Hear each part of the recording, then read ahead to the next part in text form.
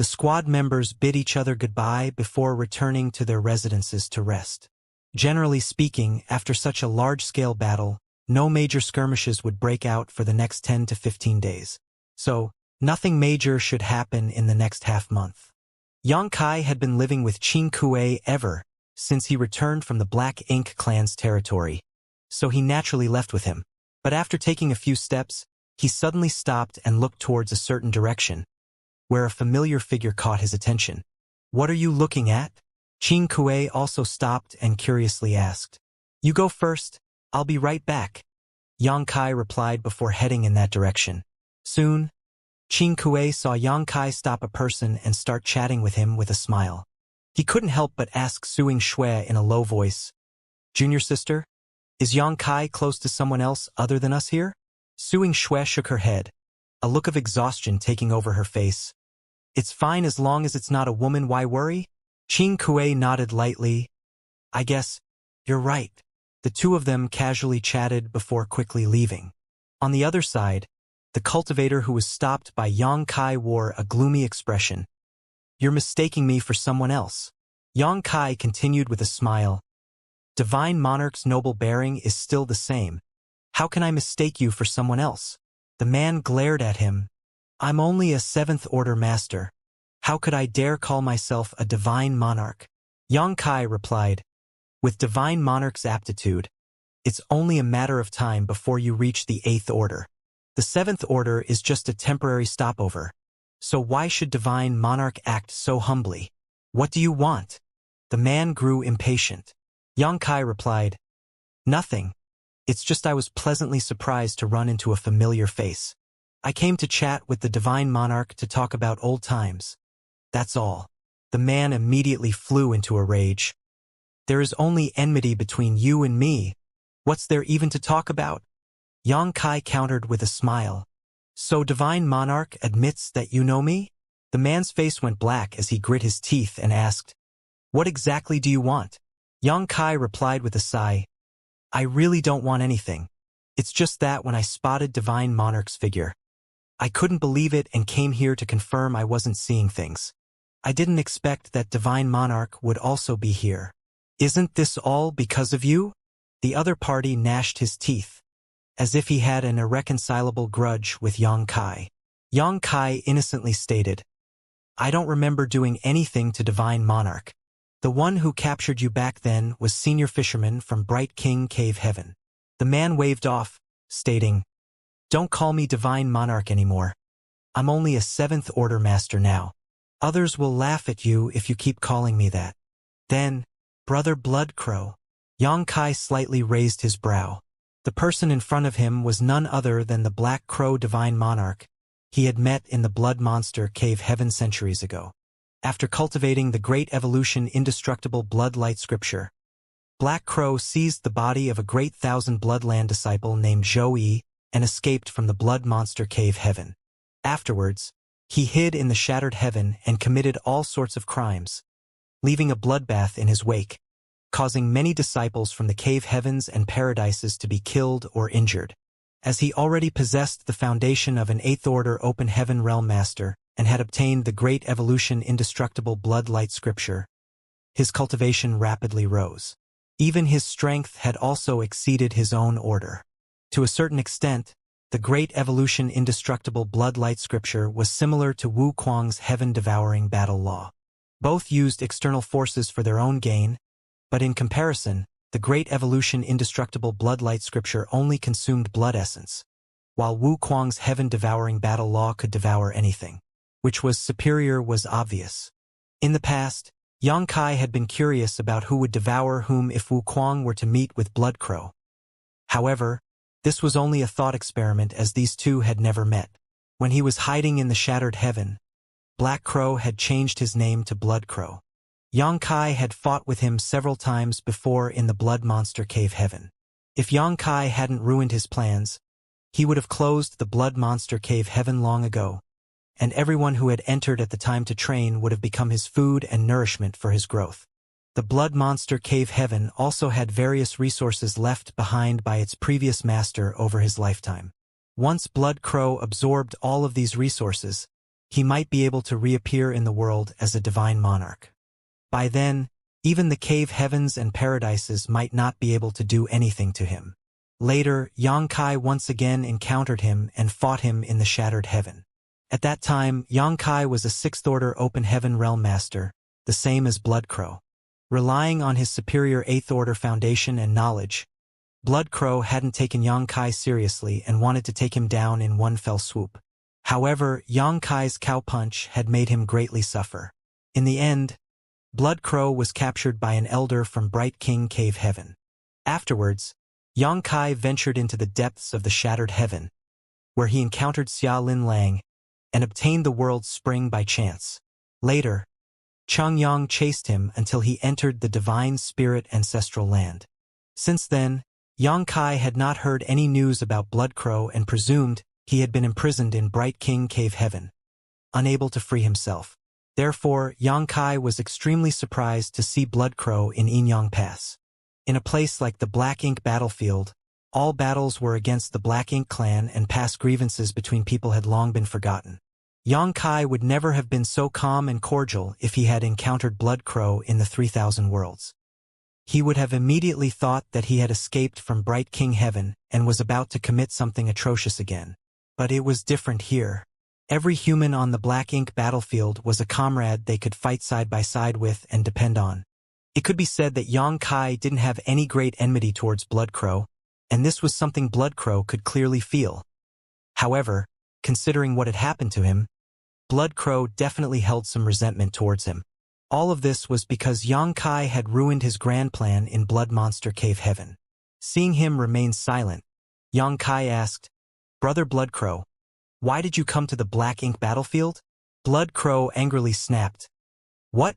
Can't I come here?" Xianxia patted him on the shoulder. "Calm down. Let's talk things out. The Black Ink battlefield is a dangerous place after all."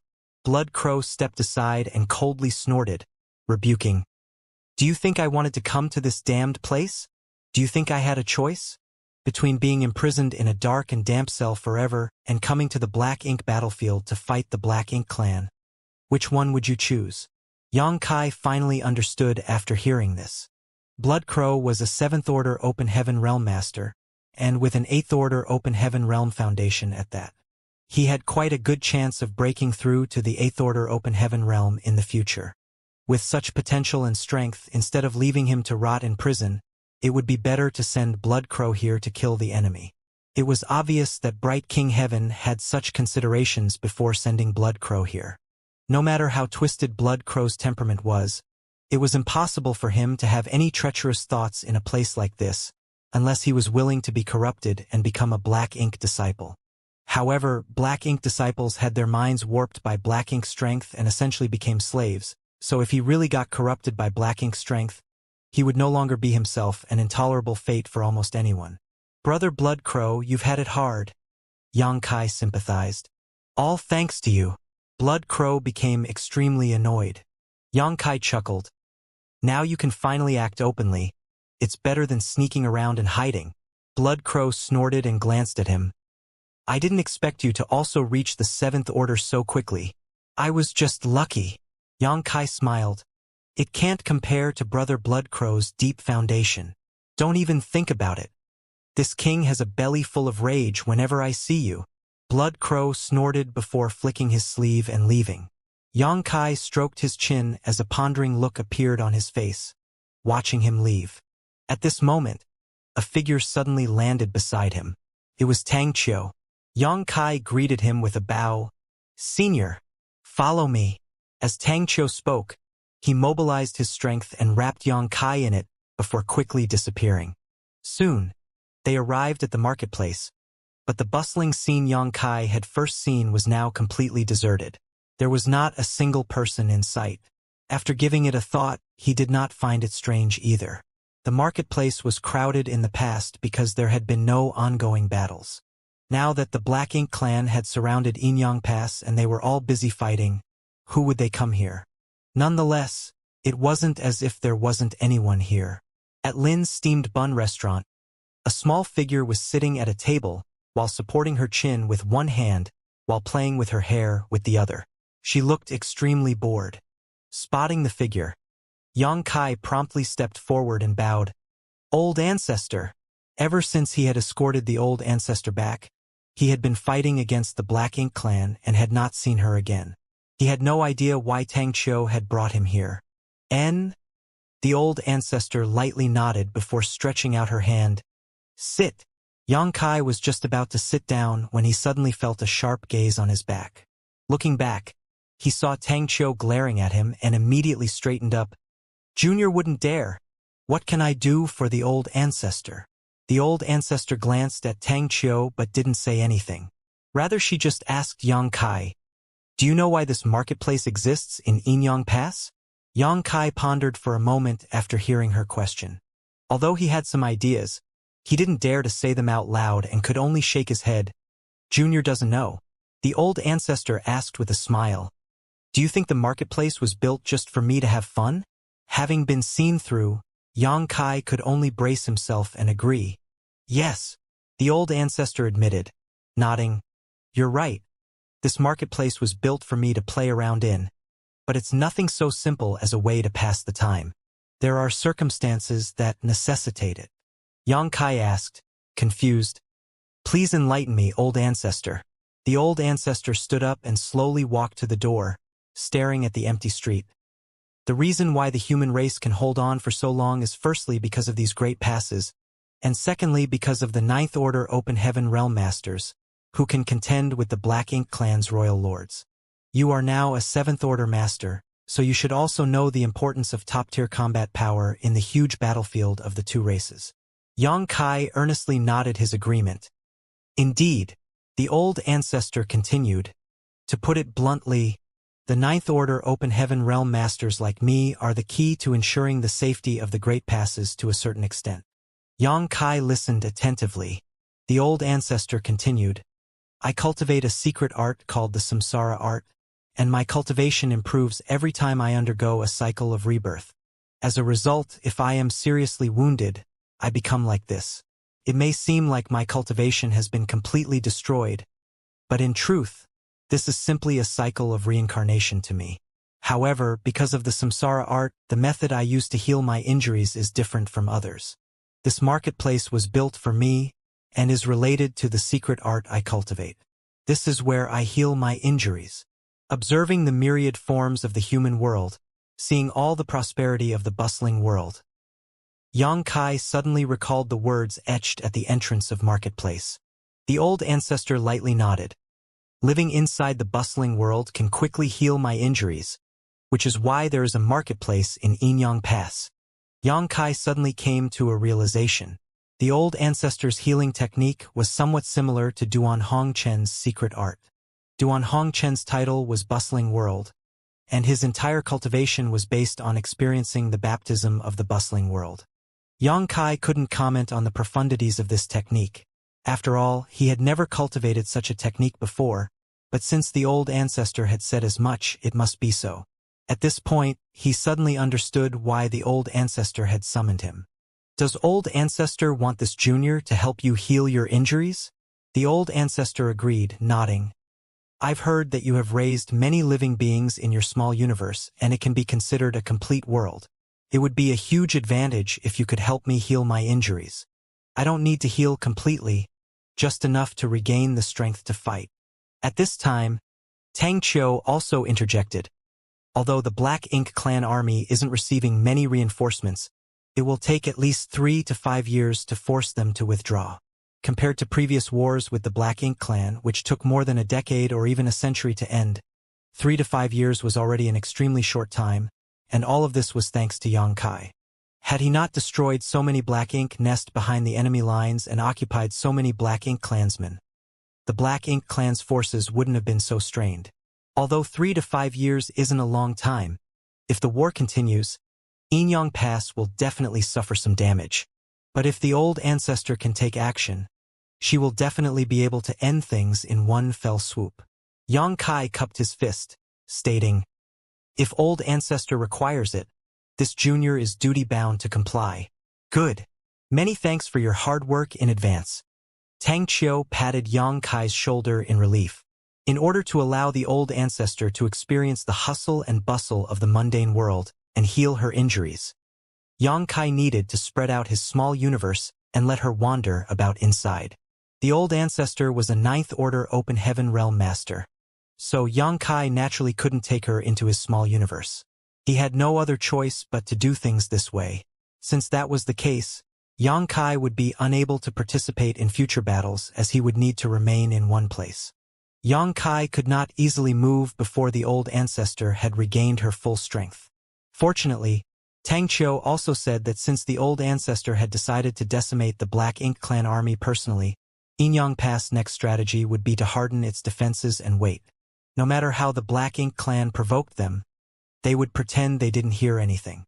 The humans would only rely on the spirit arrays and artifacts around Inyang Pass to kill the Black Ink clansmen who got too close. They would not be sending troops out onto the battlefield. Soon, Xianxia spread his small universe in the marketplace and let the old ancestor enter. Not only that, but he also chose the most prosperous city for her to arrive at. While the old ancestor was roaming around the mundane world in his small universe, Xianxia did not remain idle. Although he could no longer freely move due to having spread his small universe, cultivating was not an issue for him. As such, he took out a set of seventh-order materials and quietly began refining them. Inside Void World, Miao Fei Ping of Seven Stars Sect had long since matured from an innocent brat to an Emperor Realm Master and was now an Elder of Seven Stars Sect. His aptitude was quite good, and not too long ago he even helped the ancestor kill a powerful enemy, earning him much praise. After that incident, the ancestor also bestowed the Seven Stars Sect with many resources and passed down the method to condense one's Dao Seal. Many of Seven Stars Sect's Emperor Realm Masters had already begun doing just that. Rumor had it that they would advance the Open Heaven realm in the future as long as they worked hard. Miao Fei Ping was naturally no exception. Which cultivator didn't yearn for a higher martial Dao? Among all the Emperor Realm Masters who had begun refining powers into their Dao Seal, Miao Fei Ping's progress was the fastest. He originally thought that he would at most be able to condense fifth-order powers with his aptitude. This was also the advice given by the ancestor when he originally bestowed them with the necessary materials. Of course, he wouldn't dare disregard the ancestor's advice. However, when he really began condensing powers into his Dao Seal, he decided to be a little more courageous and try refining sixth-order materials. Much to his surprise, he actually succeeded. He didn't feel any discomfort or burden either. In other words, he could condense sixth-order element powers and attempt to break through to the sixth-order open heaven realm. He was extremely excited with this result, but at the same time he couldn't help but feel puzzled. It was because the ancestor had said that although his aptitude was excellent, he would only be able to reach the fifth order in the future. The ancestor could not have made a mistake, so how could I successfully condense sixth-order powers? He really wanted to consult with the ancestor and ask for an explanation, but he was unable to contact him, so he had no choice but to give up. Miao Fei Ping was still in the process of condensing powers, and he was refining a sixth-order material. He wanted to obtain higher achievements and a higher starting point. Because he knew that his two companions who had entered the sect with him had received personal guidance from the ancestor himself, they would surely soar higher in the future. Miao Fei Ping didn't want to be left far behind by these two, so he could only redouble his efforts. Thinking back to when he first entered Seven Stars Sect, all the past events vividly flashed in his mind. So many years have gone by in the blink of an eye. Where is that cold and aloof little girl with heaven-defying aptitude and that young boy with such poor aptitude that he could barely cultivate? Even Sui, who had suddenly appeared in Seven Stars Sect, just disappeared one day. Those three were the ancestor's personal disciples, so they might be cultivating with the ancestor. One day, while Miao Fei Ping was meditating, a voice suddenly spoke to him. Miao Fei Ping was both surprised and delighted. He quickly opened his eyes and bowed respectfully. Ancestor. He failed to spot the ancestor's figure, yet his voice sounded straight into his mind. It was not the first time he had seen the ancestor's divine might, so he did not find it strange. The ancestor's message was actually a secret order, which Miao Fei Ping immediately accepted. Having done so, Miao Fei Ping quickly requested, "Ancestor, this junior has a question he would like to ask." "What is it?" The ancestor's voice sounded again. Miao Fei Ping took a deep breath and mustered up his courage before explaining. "Ancestor, you gave me some pointers before and said that I should condense fifth-order powers. However, this junior got greedy and tried to refine a sixth-order material. Surprisingly, I didn't encounter any problems. But this disciple no longer dares to recklessly advance without understanding why I am all right. Ancestor, please grant me some guidance. Should I continue refining sixth-order materials, or switch back to the fifth-order materials?" As soon as he finished speaking, Miao Fei Ping immediately felt a majestic will sweep over him. In the face of this will, he couldn't help but feel as insignificant as an ant. "This is the will of the ancestor." Miao Fei Ping couldn't help but slightly tremble.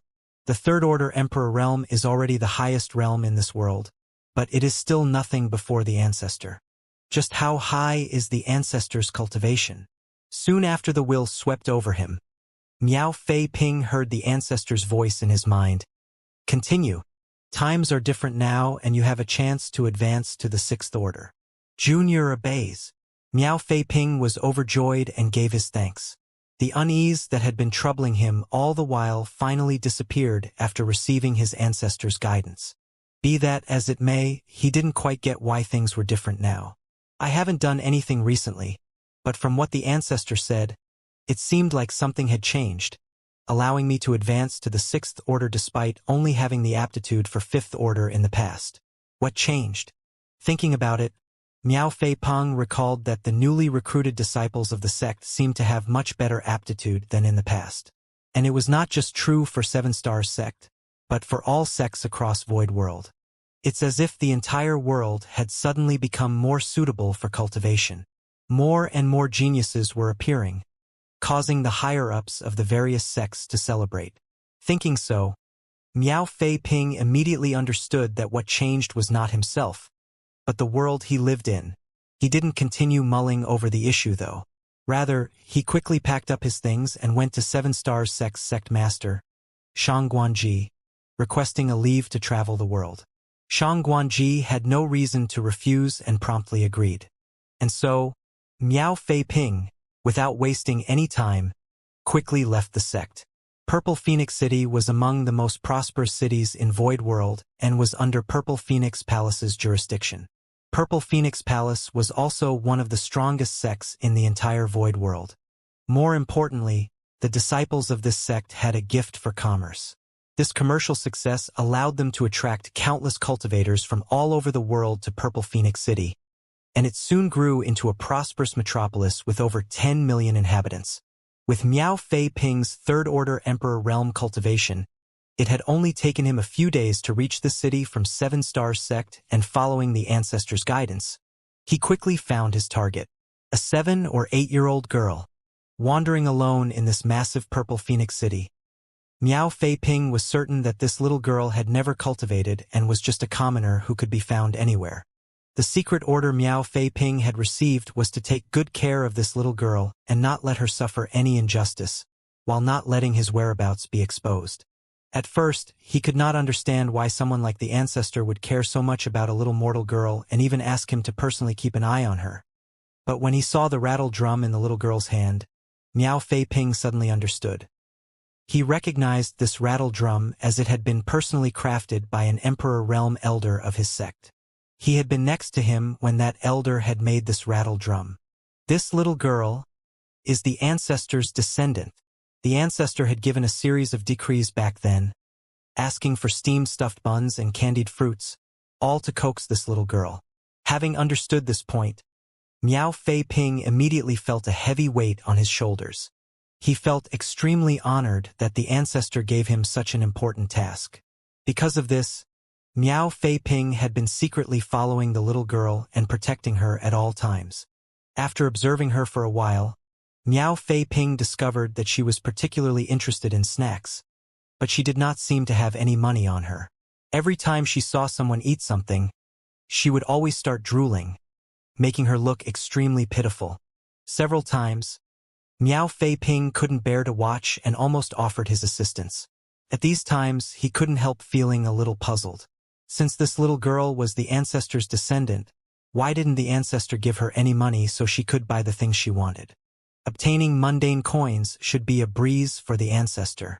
But since the ancestor had not done so, he must have had his reasons. So, Miao Fei Ping couldn't rashly intervene either.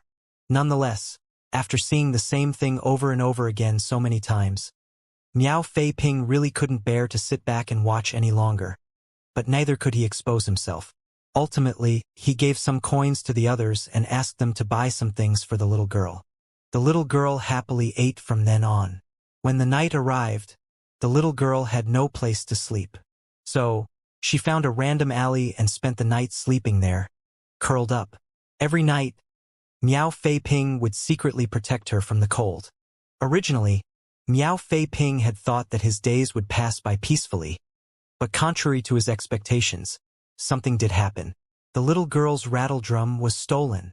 If it was just an ordinary toy, no one would have paid any attention to it. But the material used to make this rattle drum was not ordinary. It was a rare piece of blue water wood.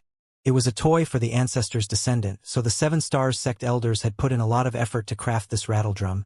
And it just so happened that the one who ultimately refined it had a suitable piece of blue water wood on hand at the time. Blue water wood was extremely precious as it could be used to refine emperor artifacts. It was particularly rare in this world and could be said to be priceless. A few weak cultivators noticed that the rattle drum in the little girl's hand was extraordinary. So, they threw some coins at the little girl and snatched the rattle drum from her in a half-buying and half-threatening manner. These cultivators weren't very strong, and as such they failed to recognize the blue water wood, but they could still tell that the material of this rattle drum was expensive at a glance. The little girl looked extremely sad after losing the rattle drum and tears welled up in her eyes. She tried to snatch her toy back, but how could a 7-year-old little girl catch up to even the weakest of cultivators? The thieves disappeared in the blink of an eye. The little girl fell to the ground, wailing in grief as dirt smeared her cute face. Enraged, Miao Fei Ping stopped those cultivators in an alley, beat them up, and took back the rattle drum. After that, he found the little girl who was silently crying in a deserted place and quietly returned the rattle drum. Seeing the little girl smiling once more, Miao Fei Ping let out a sigh of relief. Originally, he had thought that this matter would end there, but no one had expected that it was just the beginning. Among the few cultivators he had beaten up, one of them was actually the son of Purple Phoenix Palace's Vice Palace Master. The son of the Vice Palace Master was beaten up in Purple Phoenix City. How could Purple Phoenix Palace let the matter rest just like that? Purple Phoenix Palace cultivators started searching the city for the perpetrator, and soon found Miao Fei Ping. A conflict naturally broke out between the two sides, but Miao Fei Ping was a third-order Emperor Realm Master, so how could these weaklings do anything to him? Naturally, he taught them a lesson and sent them packing. When Purple Phoenix Palace's higher-ups received the news, they were enraged and deployed some of their masters. In the blink of an eye, the entire Purple Phoenix City was engulfed in a secret battle. After suffering several losses, Purple Phoenix Palace finally figured out the identity of the perpetrator. To their astonishment, it was actually 7 Stars Sect's Miao Fei Ping. This shocked Purple Phoenix Palace greatly. It had to be known that the 7 Stars Sect was the most powerful sect in Void World. Not only did they have the largest number of Emperor Realm Masters, but they also had an ancestor who was shrouded in a veil of mystery.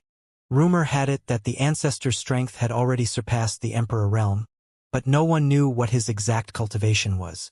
Although Purple Phoenix Palace and 7 Stars Sect had some business with each other, there wasn't much friendship between them because of the huge distance between the two. What puzzled Purple Phoenix Palace's higher-ups was why Miao Fei Ping, the third-order Emperor Realm Elder of 7 Stars Sect, suddenly came to Purple Phoenix City and attacked their disciples. The Vice Palace Master of Purple Phoenix Palace personally went to Miao Fei Ping and asked him for the entire story. Only then did he learn that his son had taken advantage of a little mortal girl, forcing Miao Fei Ping to act. The Vice Palace Master was naturally vexed. He might have failed to discipline his son, but the fact was that many of Purple Phoenix Palace disciples had been injured because of this matter. No matter what, Miao Fei Ping had to give an explanation. Otherwise, Purple Phoenix Palace would lose all face. But why would Miao Fei Ping give them any kind of explanation? He had already shown mercy by not killing them even when they had bullied the ancestor's descendant, so why would he need any justification? The two sides failed to come to an agreement, and as both were pretty angry, a fight broke out. In the end, Purple Phoenix Palace Vice Palace Master was completely defeated. He was injured and even fled Purple Phoenix City in a sorry state. If injuring the disciples was just a trivial matter, the fact that the Vice Palace Master was injured drastically escalated the matter. How could Purple Phoenix Palace tolerate such an insult? They immediately dispatched several Emperor Realm Masters to subdue Miao Fei Ping. Very soon, even Seven Stars sect got the news. When they learned that Miao Fei Ping had encountered some trouble in Purple Phoenix City, Shang Guanji personally led several Emperor Realm Elders to Purple Phoenix City to assist Miao Fei Ping without any delay. By the time Shang Guanji and the others arrived, Miao Fei Ping had already fought several bouts with Purple Phoenix Palace's Emperor Realm Masters. At first, Purple Phoenix Palace thought that since Miao Fei Ping was all alone, it would be hard for a single Third Order Emperor to fight them off. However, after a few skirmishes, they noticed that Miao Fei Ping was different from the Third Order Emperor Realm Masters they knew. His strength had already surpassed the limits of the Emperor Realm, and as such, even if he were to fight many masters alone, he would not be at a disadvantage. Purple Phoenix Palace was still unable to do anything to him even after several confrontations. When Shang Guanji and the others arrived, Purple Phoenix Palace was too afraid to act rashly. The Purple Phoenix Palace Master couldn't sit still after hearing that Shang Guanji had arrived. No matter what, Purple Phoenix Palace could not ignore the reputation of the #1 sect of the Void World. The Purple Phoenix Palace Master stepped out to personally receive Shang Guanji. Both sides calmly discussed the entire matter, without any animosity. Purple Phoenix Palace didn't have any other requests. They only wanted Miao Fei Ping to apologize and this matter would be settled. After witnessing Miao Fei Ping's strength, Purple Phoenix Palace also realized that Seven Stars sect Emperor Realm Masters couldn't be judged by common sense. Just Miao Fei Ping alone was enough to give them so much trouble. Now, with the addition of Shang Guanji and several others, Purple Phoenix Palace would likely suffer a catastrophic loss if they really fought. Not to mention, the Seven Stars sect still had their hidden dragon ancestor who only showed his tail but never his face. But since so many disciples were injured, Purple Phoenix Palace needed an apology to save face. In their opinion, they were already completely conceding by asking for just an apology. Shang Guanji didn't immediately agree. All he said was that he would like to ask Miao Fei Ping about the whole story. Purple Phoenix Palace naturally agreed.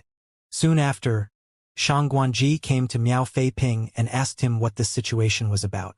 Since things had reached this point, Miao Fei Ping had no choice but to reveal that he had received the ancestor's secret order. Shang Guanji was extremely surprised after learning that everything was actually because of the ancestor's descendant. However, when he personally saw the little girl and the rattle drum in her hand, Shang Guanji finally got the confirmation that she was indeed the ancestor's descendant. He was immediately enraged. Purple Phoenix Palace disciples had actually bullied the ancestor's descendant? How could he let this go? If it really was just some ordinary conflict, it wouldn't have been a big deal to have Miao Fei Ping apologize. After all, no matter what the cause was, the fact was that Miao Fei Ping had indeed injured many of Purple Phoenix Palace's disciples. To put it bluntly, as a Third Order Emperor Realm Master, what Miao Fei Ping was doing was just bullying the weak.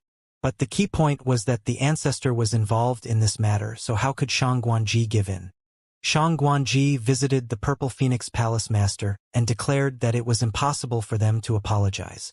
If Purple Phoenix Palace continued pestering them over this, Seven Stars sect would do everything in their power to maintain the dignity of their sect. Purple Phoenix Palace was dumbfounded as they had never expected to receive such a reply. Many of Purple Phoenix Palace elders were unable to calm their fury and started clamoring to teach Seven Stars sect a lesson. The Purple Phoenix Palace Master, on the other hand, was hesitating. A few days later, a huge number of 7 Stars sect cultivators rushed to Purple Phoenix City. Judging by the scale, it could be said that the 7 Stars sect had mobilized all its forces. Everyone had rushed over, from Emperor Realm elders to disciples who had just entered the sect. Not a single person was left. If someone were to attack 7 Stars sect right now, they would easily be able to take over their headquarters. Purple Phoenix Palace had never thought that 7 Stars sect's attitude would be so unyielding that they would mobilize their entire force. It felt as if a battle would break out between two great sects at any moment. Nothing of this sort had happened ever since the Great Migration to Void World. The unusual actions of the 7 Stars sect also attracted the attention of all the sects in this world, and it was only at this moment that they truly witnessed the terrifying foundation of the 7 Stars sect. Much to everyone's surprise, they had several dozen Emperor Realm Masters. Although the other sects had seen an increase in the number of Emperor Realm Masters they possessed in recent years, it wasn't too many. Even the strongest of them had perhaps a dozen or so in total. On the other hand, the 7 Star sect actually had several dozen emperors. In the past, it had been rumored that the 7 Star sect was the strongest sect in Void World. But now they finally had a deeper understanding of its strength. No one could understand why so many Emperor Realm Masters had appeared in the 7 Stars sect. If the two sects were to fight, Purple Phoenix Palace would definitely not be their opponent. After the full mobilization of the 7 Stars sect, the Purple Phoenix Palace elders who had been eager to fight it out with the 7 Stars sect suddenly became mute. Fortunately, 7 Stars sect's forces didn't do anything drastic after entering Purple Phoenix City. All of them just entered local inns and dispersed themselves around the city. The Purple Phoenix Palace Master once again visited Xianxia. His tone was no longer as forceful as before. Instead, he wore a forced smile on his face, expressing his goodwill. Even the Vice Palace Master came and personally apologized. Xianxia stated that so long as Purple Phoenix Palace did not deliberately cause any trouble, 7 Stars sect would not cause trouble in Purple Phoenix City. The Purple Phoenix Palace Master let out a long sigh of relief after getting this guarantee. Be that as it may, it was highly inappropriate for so many 7 Stars sect disciples to be loitering in Purple Phoenix City. He wanted to ask Xianxia what exactly they were doing here, and when would 7 Stars sect be withdrawing. After pondering for a moment, Xianxia finally gave an answer. I can't say for sure when we will withdraw. As for what we are doing, you don't need to ask. You can just think of it as the disciples of the 7 Stars sect coming here to gain life experience. They will leave when the time is right. The Purple Phoenix Palace Master was speechless. Unable to obtain an accurate answer from Xianxia, the Purple Phoenix Palace Master returned and relayed this conversation to the other elders. Immediately, one of the elders angrily rebuked, "Isn't Xianxia 7 Stars sect's sect master? Who in 7 Stars sect dares to disobey him? Yet he said that he didn't know when they would be withdrawing. Clearly, he is just trying to make things difficult for our Purple Phoenix Palace." Other elders also flew into a rage. However, one of the elders thoughtfully interjected. According to the Palace Master's words, this Xianxia may have some difficulties. The Purple Phoenix Palace Master looked at the elder after hearing his speculation. What difficulties could he possibly have? The elder asked. Palace Master, doesn't 7 Stars sect also have an ancestor? What if he gave the order? The Purple Phoenix Palace Master's expression changed. You mean? The elder shook his head, stating, It's just a guess. I can't say for sure. In Purple Phoenix City, 7 Stars sect disciples could be seen everywhere. Fortunately, these people really did not cause any trouble in Purple Phoenix City, just as Xianxia had said. Purple Phoenix Palace's higher-ups were both happy and puzzled. Could it be that 7 Stars sect really only sent their entire sect here to gain life experience? But what they could not understand was why they chose Purple Phoenix City. Nonetheless, Purple Phoenix Palace finally reached one conclusion after numerous investigations, and that was that the Emperor Realm Masters of 7 Stars sect were attaching a lot of importance to a certain little girl who was wandering around Purple Phoenix City. At any given moment, at least 2 to 3 emperors would be secretly watching over her. However, they only monitored her from a distance and never exposed their whereabouts nor interfered with her life. They simply let her wander the city as she pleased. Purple Phoenix Palace finally realized that this little girl was the cause of the entire incident. Purple Phoenix Palace failed to understand why Seven Stars sect placed so much importance on this little girl. They tried to investigate her background, but even after a thorough investigation, they came to a shocking conclusion.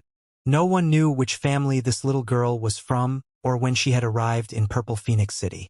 There was no record of her entering the city through the city gates. It was as if she had appeared in Purple Phoenix City out of thin air. They might have not understood the origins of this little girl, but they finally understood Seven Stars Sect's intentions, allowing Purple Phoenix Palace to breathe a sigh of relief. Since this little girl was so important, Purple Phoenix Palace didn't dare to be negligent either. The higher-ups immediately ordered everyone in the city to open their doors wide for this little girl, catering to her every need. Since then, the little girl's life in Purple Phoenix City had become much more comfortable. She did not need to pay for anything she ate, and when night fell, the owner of a nearby inn would always invite her inside to sleep in a warm bed. All this while, Xianxia was sitting cross-legged inside the marketplace, silently refining cultivation materials. He had his small universe spread out, allowing the old ancestor to recuperate, but this did not affect his cultivation in any way. The people of Purple Phoenix Palace and Seven Stars Sect all thought that the old ancestor was just an ordinary mortal who had never cultivated before, but as the master of the small universe, Xianxia could clearly feel some intangible force constantly pouring into the old ancestor's body. This mysterious energy seemed to be the essence of the mundane world. The baptism of this mysterious energy was the basis of the old ancestor's healing technique, but even Xianxia was unable to understand its properties. Inyang Pass went into a full defensive stance while the old ancestor was recuperating. They did nothing even when the Black Ink Clan army taunted and provoked them. Only when the Black Ink Clan approached too close to Inyang Pass did they use the various spirit arrays and artifacts to repel the enemy. Just like that, half a year passed in the blink of an eye. Just like every other day, Xianxia was focused on refining cultivation materials when he suddenly sensed something. He promptly focused his divine sense towards a certain place in Purple Phoenix City. Miao Fei Ping was diligently carrying out the ancestor's secret order in Purple Phoenix City, keeping an eye on the ancestor's descendant at almost every moment.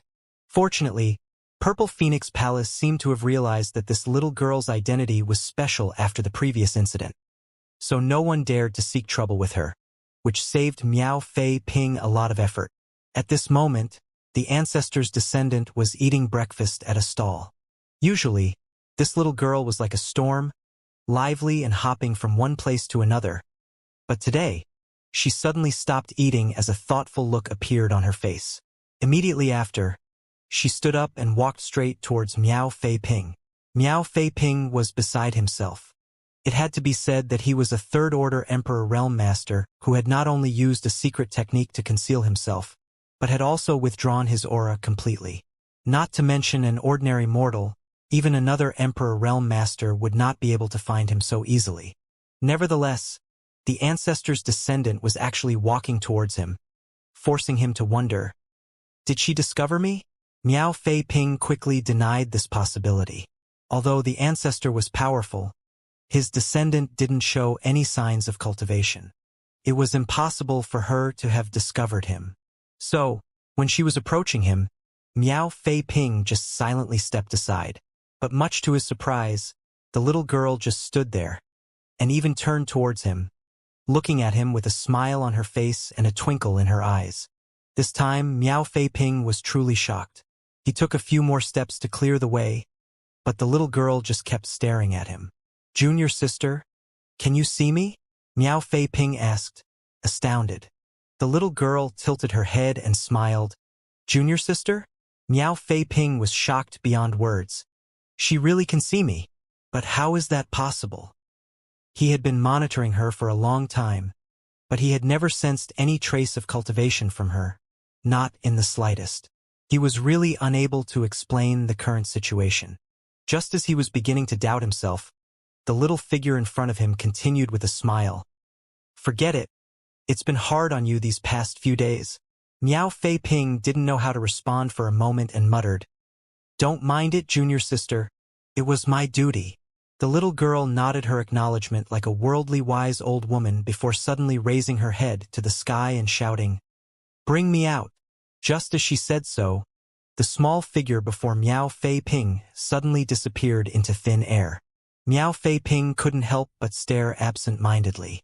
This sudden abnormality quickly attracted the nearby 7 Stars Sect Emperor Realm Master's attention, and they instantly rushed over to check up on it. Shang Guanji also received word and rushed over, but the little girl was already gone. Fortunately, Miao Fei Ping soon received the ancestor's decree, stating that his mission was over. Everyone from the 7 Stars Sect immediately breathed a long breath. At the same time, a small figure suddenly appeared in the marketplace of Inyang Pass. Seeing the small figure, Tang Qiu, who had been waiting here all the while, respectfully bowed. The old ancestor lightly nodded before looking at Yang Kai thoughtfully, voicing her doubts. Is the flow of time in your small universe different from the outside world? Yang Kai replied, "This junior cultivates the Tao of time, so the flow of time in my small universe is 4 times faster than the outside world. During a bout of enlightenment into the Tao of time many years ago, the flow of time inside Yang Kai's small universe accelerated to twice that of the outside world. Later, when his 3rd disciple Su Yi was cultivating the Great Nothingness scripture in the 7 Stars Sect, his small universe benefited from it for some unknown reason and the flow of time became 4 times faster. Therefore, although Yang Kai had only cultivated in the marketplace for half a year, the old ancestor had already spent more than 2 years in his small universe. Tang Qiu was stunned for a moment after this revelation, causing him to exclaim, "4 times the speed of the outside world?" Yang Kai nodded seriously. Tang Qiu looked at him as if he was looking at a monster. "You have living creatures in your small universe who are constantly increasing your strength. With a 4-fold time flow rate, isn't it just like adding wings to a tiger?" He suddenly realized something and exclaimed, "No wonder you broke through to the 7th Order Open Heaven realm so quickly. So this is the reason." He had been curious about this all along. Yang Kai had only advanced to the Open Heaven realm a few centuries ago, and although the world was filled with many opportunities, the speed of his advancement was still too great. But if the flow of time in his small universe was different from the outside world, everything made sense. "What a pity!" Tang Qiu suddenly sighed again. Unfortunately, Yang Kai's advancement to the Open Heaven realm started from the 5th Order. Although he had consumed a mid-rank world fruit which had allowed his strength to increase by 1 order, his limit was still the 8th Order. If he had broken through directly to the 7th Order back then, he would have had a chance to become an old ancestor one day. With such a heaven-defying opportunity available to him, he could have saved a lot of time compared to other people who had a chance of reaching the 9th Order. No need to feel sorry, the future is yet unknown. The old ancestor obviously understood what Tang Qiu was sighing about. It's not like Yang Kai doesn't have any hope of breaking through to the 9th Order, but he still needs to work hard in the future. It would be better to focus on the present first. Tang Qiu's expression immediately became solemn as he requested, cupping his fist, "The 4 armies of Inyang Pass are already prepared. Please give the order." The old ancestor looked out of the great pass and indifferently ordered, "Engage the enemy." A sonorous bugle horn resounded throughout the entire Inyang Pass. The soldiers of Inyang Pass, who had been cultivating for over half a year, quickly arranged themselves at the eastern gate. The entire periphery of Inyang Pass was surrounded by the Black Ink Clan army, so the eastern gate was no exception. At this moment, the Black Ink Clan was shouting provocations at this particular gate. Over the last half a year, this kind of scene had been occurring almost every day. The closing of Inyang Pass had made the Black Ink Clan become increasingly arrogant. Therefore, when Inyang Pass's barriers opened and a tide of humans rushed out from the eastern gate, the Black Ink Clan army, who had been provoking and cursing them, couldn't react in time. Everywhere the human warships passed, the dumbstruck Black Ink Clan army was torn to pieces. In the distance, the territory lords were extremely excited, noticing the humans' movement. They loudly ordered their armies to meet the enemy.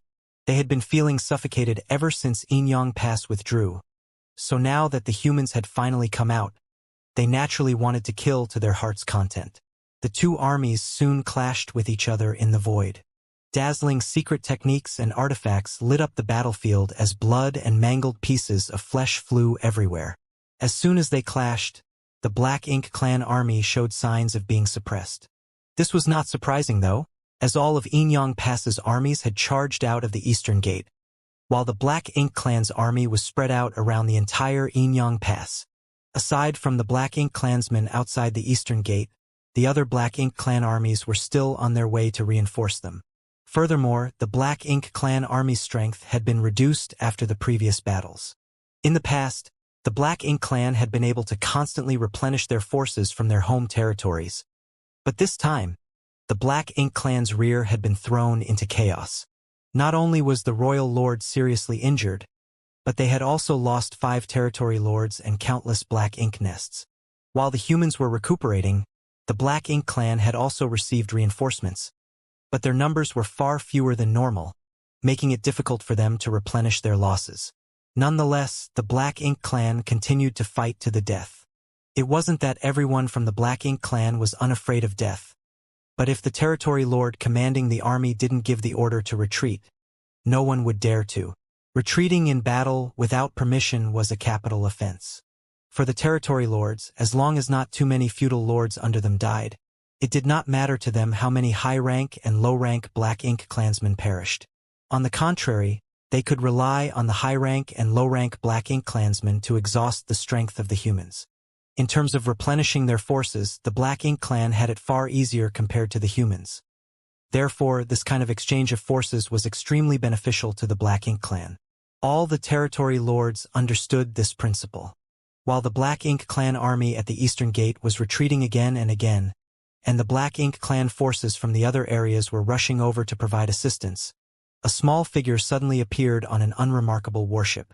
The Black Ink Clan never imagined that the human old ancestor would actually be hiding in the midst of the army to launch a sneak attack.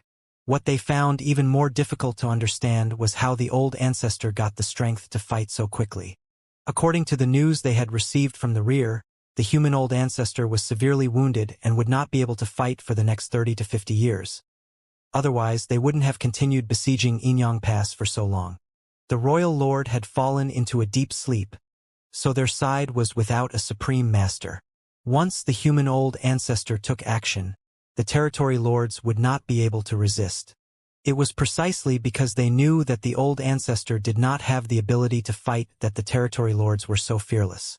As strong as those 8th Order humans were, it was not easy for them to kill a territory lord on the battlefield. Therefore, when the figure of the old ancestor suddenly appeared on the battlefield and killed one of the territory lords in the blink of an eye, the Black Ink Clan was beside themselves in shock. The old ancestor didn't stop there. She wielded her long sword again and quickly killed another territory lord with the cooperation of Xianxia and the other 8th Order masters. 2 territory lords had fallen in succession in less than a dozen breaths, so how could the surviving territory lords dare to remain? All of them quickly fled, and without them to hold the line, the Black Ink Clan army instantly routed. In a flash, the Black Ink Clan suffered heavy losses, whereas the morale of the humans shot through the sky. All the territory lords immediately focused all their energy on escaping, while the old ancestor didn't waste any time chasing after them. Instead, she turned around and charged towards the south. On the southern side, the Black Ink Clan army still didn't know what was happening on the eastern front, so the territory lords were still leading their army to provide reinforcements. Before they could arrive, though, they were directly intercepted by 8th Order division commanders led by their old ancestor. In the initial clash, another territory lord was swiftly killed off by the old ancestor, and the aura of the 9th Order Open Heaven Realm Master began to spread through the surroundings, oppressing the entire battlefield. 3 territory lords had died, the eastern front had collapsed, and the southern front had been thrown into chaos with the sudden appearance of the old ancestor. By now, the territory lords in the north and west of Inyang Pass had sensed the old ancestor's aura. They knew that things were not looking good, so they decisively threw a bunch of cannon fodder to divert the attention of the humans while they led their elites to escape from the battlefield, running towards the Black Ink Clan territory without even looking back, fearing that the old ancestor would pursue them. Since the battle had reached this point, The Black Ink clan could no longer turn the tide. Only a cup of tea had passed since the appearance of the old ancestor, and yet 3 territory lords had died by her hand, while many weaker the Black Ink clansmen were annihilated from the fallout of her attacks. The Black Ink clan was utterly defeated. Without the suppression of a royal lord on the battlefield, the old ancestor was simply too intimidating to the Black Ink clan. The Black Ink clan army was fleeing everywhere like stray dogs, so naturally, the human race would not miss such a good opportunity. The 4 armies pursued the enemy under the leadership of their respective army commanders, leaving a bloody trail behind them. Xianxia didn't participate in the battle, for as extraordinary as his strength might be, one more person on such a battlefield in the 7th Order was not going to make a significant difference. His task was to escort the old ancestor back to the Great Pass. After recuperating for 2 years in his small universe, the old ancestor had only managed to recover enough strength to kill 3 territory lords. The old ancestor was no longer able to continue after killing the 3rd territory lord. Even if the Black Ink clan didn't retreat, it would have been impossible for the old ancestor to attack again. Be that as it may, the Black Ink clan territory lords were completely terrified by the appearance of the old ancestor. So how could they dare to remain after sensing her presence? This gave the humans an opportunity to pursue and slaughter. In the battle between 2 races, this was the best opportunity to increase one's military merits. Many 8th Order Division commanders deeply understood this principle, so how could they let this chance pass? Nonetheless, the humans didn't dare to pursue the enemy too far and began to withdraw their forces and return to the pass after 10 days. The Black Ink clan army had suffered heavy losses in this battle, and it would take them at least 100 years to replenish their forces. If the territory lords' casualties and the consequences of the Black Ink nest's destruction were factored in on top of that, it would probably take several hundred to 1,000 years for the Black Ink clan in Inyang Theater to recover. This battle could be considered a great victory. The morale of Inyang Pass soldiers was still pretty high after the battle. The battle between the 2 races had resulted in casualties on the human race's side too, but their casualties were within acceptable limits compared to the losses suffered by the Black Ink clan. After calculating the military merits, Xianxia naturally received the highest reward. Leaving aside the fact that he infiltrated the Black Ink clan's domain, ruined their grand plan, and rescued 300 artifact refiners, just the destruction of the 10 mid-rank Black Ink nest was something no one could compare to. Not only did he discover many secrets about the Black Ink clan, he had also brought the old ancestor back to the Great Pass. Each of these feats was of great merit. Xianxia might have belonged to Blue Sky Pass, but his contributions this time were not small. Furthermore, Inyang Pass had also made an exception to record his military merits. Xianxia could exchange them for anything he wanted from Inyang Pass War Materials Palace with his military merits. However, he had looted a huge number of resources from the Black Ink clan already, so he didn't need to worry about his own cultivation and naturally didn't need to exchange for anything at the moment. After the battle ended, Xianxia did not immediately return to Blue Sky Pass. Instead, he opened the portals to the Universe Paradises and Universe Cave Heavens in the periphery of the pass at the behest of Tang Qiu and the other army commanders. There were multitudes of hidden Universe Paradises and Universe Cave Heavens around each great pass, which were all left behind by high-rank Open Heaven Realm Masters who had died in battle. It was true for Blue Sky Pass, and so was it for Inyang Pass. Xianxia had already opened the portals to the Universe Paradises and Universe Cave Heavens around Blue Sky Pass, and the Array Masters back there had set up multitudes of restrictions and traps inside of them to deal with the Black Ink clan army in the future. Inyang Pass had heard about this matter, so it was only natural for them to follow suit. Unfortunately, these hidden gates were difficult to find, unless one was proficient in the Tao of space like Xianxia. Over the next few months, Xianxia had been searching around the periphery of Inyang Pass to open these hidden portals, and as long as one was opened, Array Masters would get to work. After finishing these tasks, Xianxia began searching for the entrance to the sealed world portals further afield. It took him almost 2 years to finish everything. After returning to Inyang Pass, the purifying light in the 4 purifying Black Ink battleships still needed to be replenished, so he had to act again. Taking into consideration the fact that the Southern Army commander Wuxia had one of the 4 universe pillars, Xianxia gave him a number of small stone race members to let him raise them inside his small universe.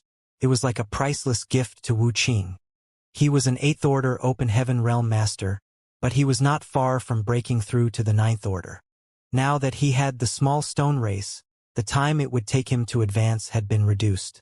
Everything was ready.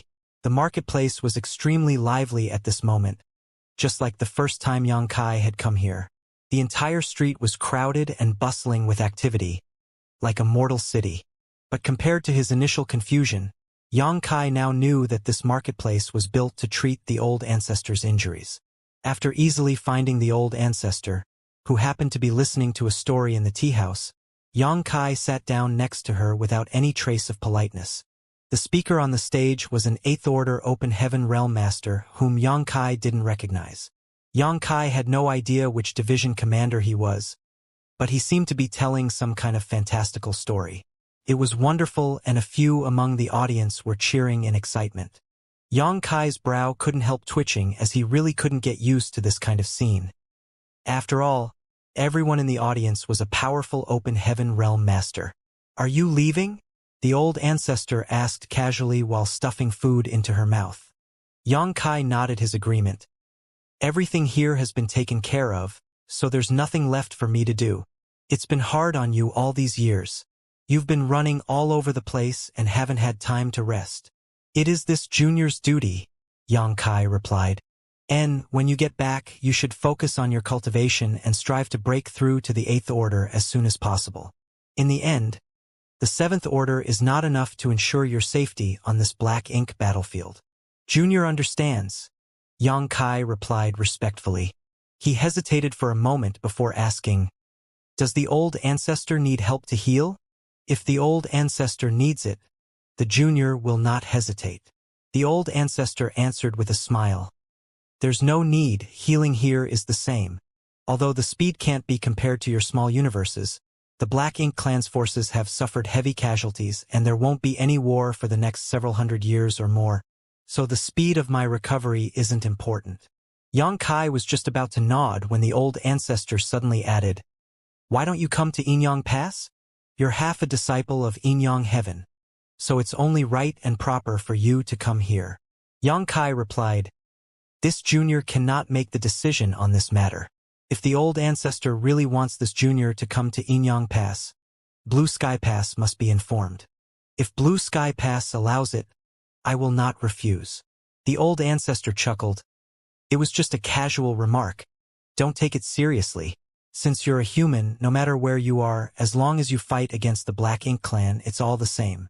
It does not matter which great pass you belong to." "Yes."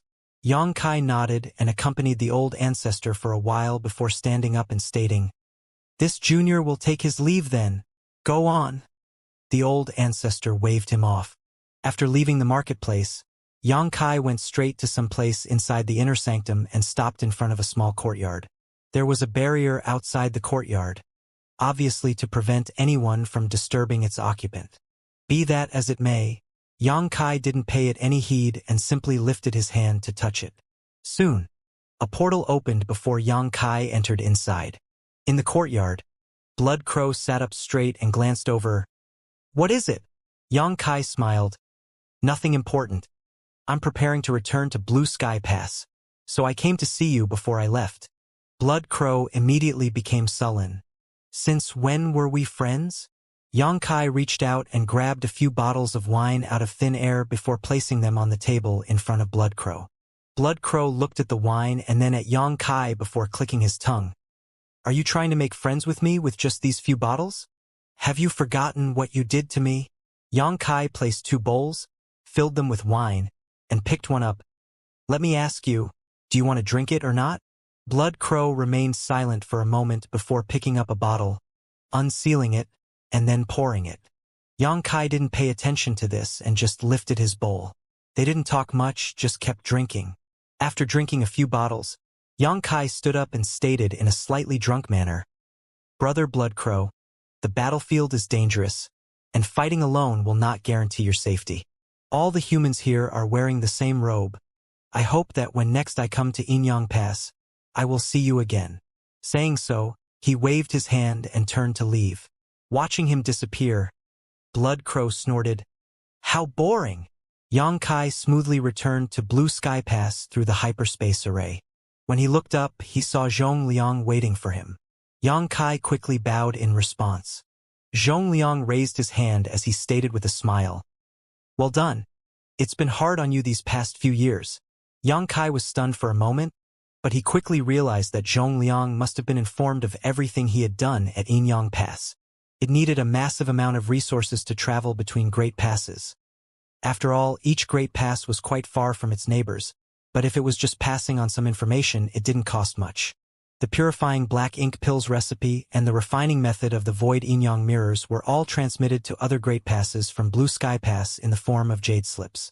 Yang Kai was considered a member of Blue Sky Pass, but because of the purification light, too many things were involved.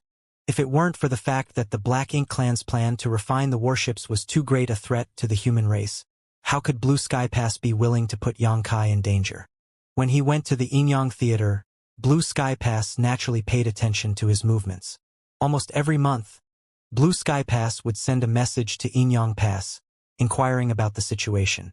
Naturally, if there was anything to report, it was reported to them without concealment.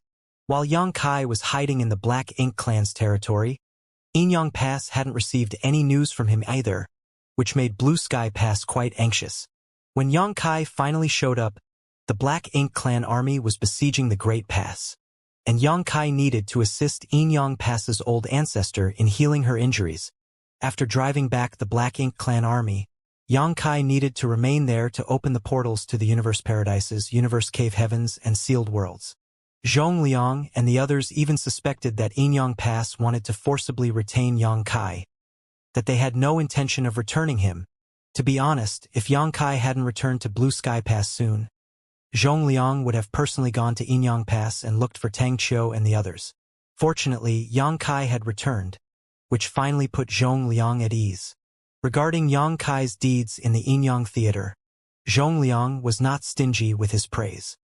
He immediately told him that since he had returned, he should rest well and work hard to improve his cultivation. Yang Kai naturally agreed. Zhong Liang left happily while Yang Kai returned to his residence alone.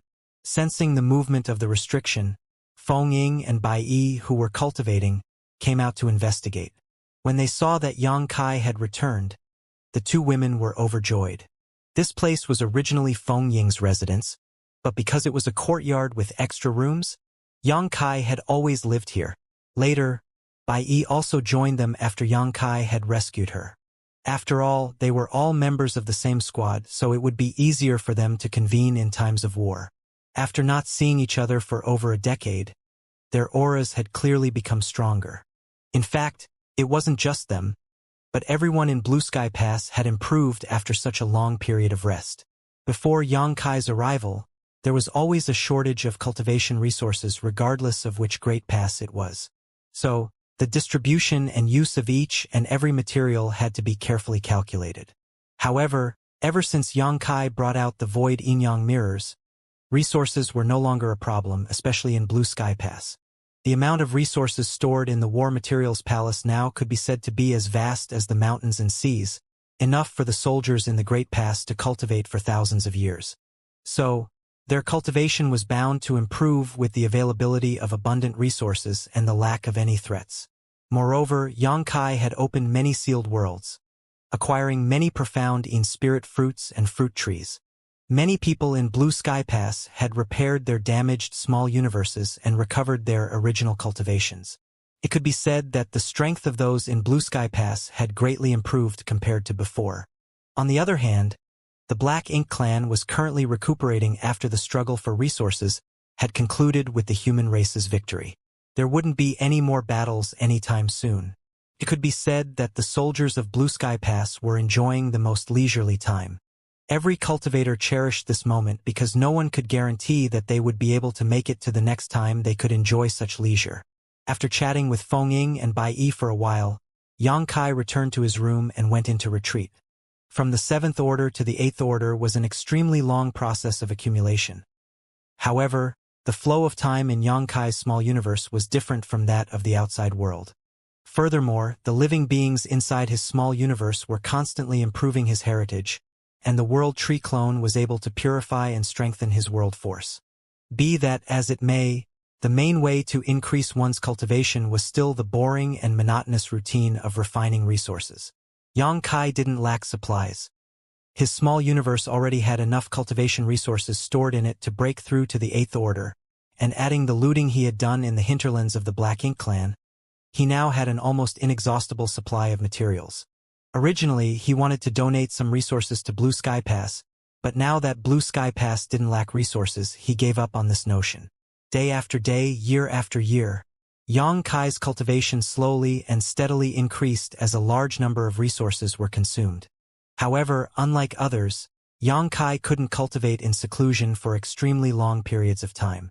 It wasn't that he was restless or anything, but some Eighth Order Open Heaven Realm masters from other great passes would visit him from time to time, bringing purifying black ink battleships and requesting him to replenish their stock of purification light.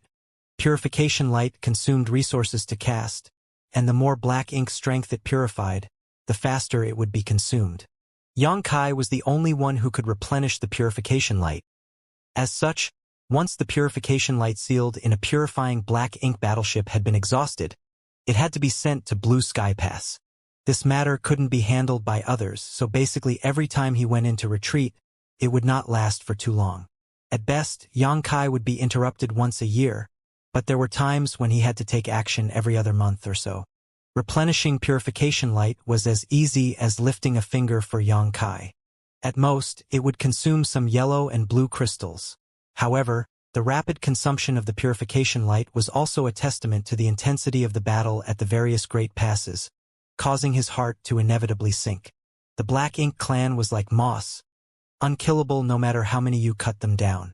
Even if they were defeated and driven back, it wouldn't be long before they returned. Fortunately, with the large-scale refining and promotion of purifying black ink pills, the frequency at which Xianxia had to replenish purification light became much lower.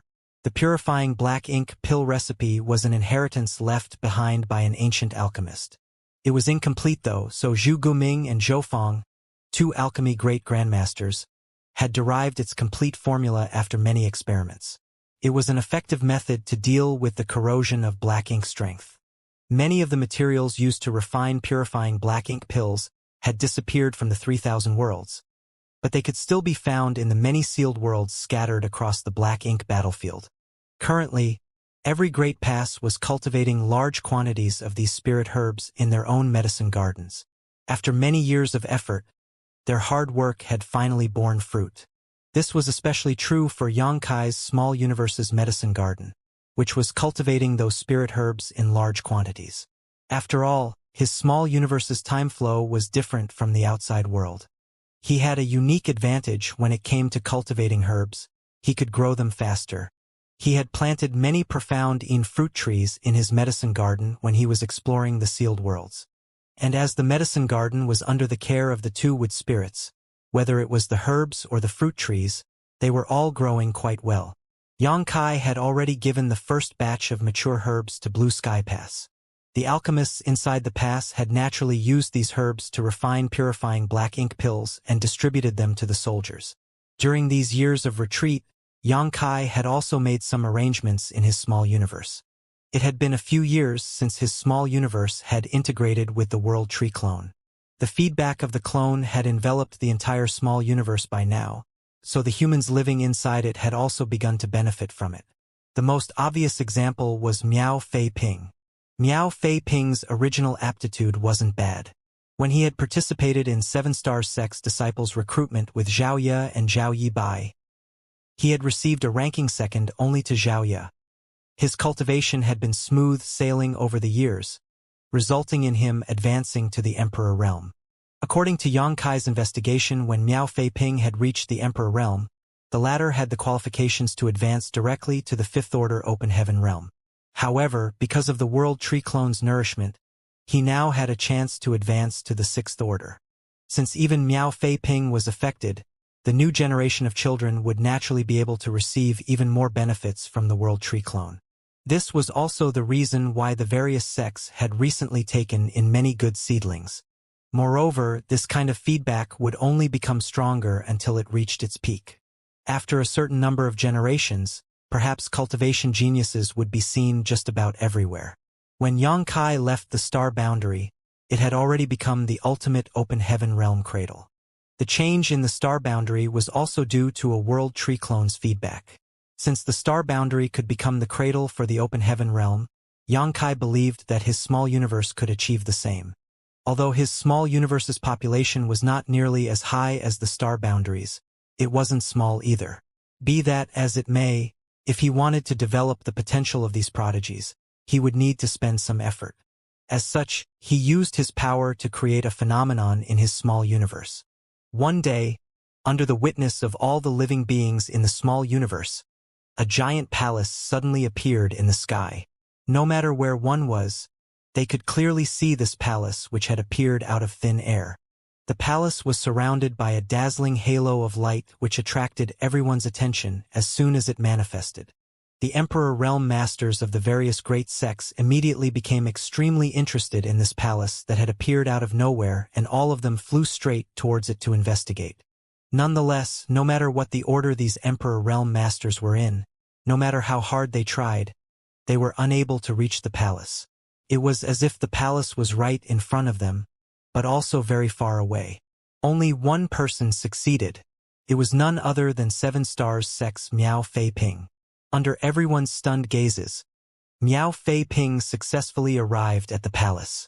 All of the Emperor Realm Masters were greatly shocked at the sight of this. They were unable to understand why they couldn't approach this palace, but Miao Fei Ping could. Many of the higher-ups of the various sects gathered around Shangguanji to ask about this matter. But Shangguanji was just as confused as they were. After the time it takes for half an incense stick to burn, Miao Fei Ping flew down from the palace. The Emperor Realm Masters quickly surrounded him to inquire about the situation after seeing him return. Miao Fei Ping's expression became solemn as he pondered for a moment before quenching their curiosity. This place is called the Void Dao Temple, and it is bestowed by the world itself, not created by man. Void Dao Temple. The crowd of Emperor Realm Masters were all extremely skeptical, wondering if this was all a ploy by the Seven Stars sect. Otherwise, how could they explain that Miao Fei Ping was the only one who could reach the palace? Seven Stars sect was the strongest sect in this world, and it also had an elusive and mysterious ancestor supporting it. Perhaps this Void Dao Temple was just a gimmick for them to dominate the whole Void world? What is inside this Dao Temple? Someone asked. Miao Fei Ping replied, "The Void Dao Temple contains the essence of the 3,000 Grand Das, the ultimate truth of the martial Dao, and the mysteries above the Emperor Realm." The Emperor Realm Masters gasped a breath of cold air in shock. Many even had their eyes brightly lit up. 3,000 Grand Das, the ultimate truth of the martial Dao, and the mysteries above the Emperor Realm, this was far too attractive for the residents of Void World. There was no cultivator who didn't yearn for a higher martial Dao, especially the Emperor Realm Masters. They had been stuck in this realm for many years. Had this been the end of the martial Dao, then it would not have mattered, but the crux of the issue was that they could feel that the Emperor Realm was not the peak of the martial Dao.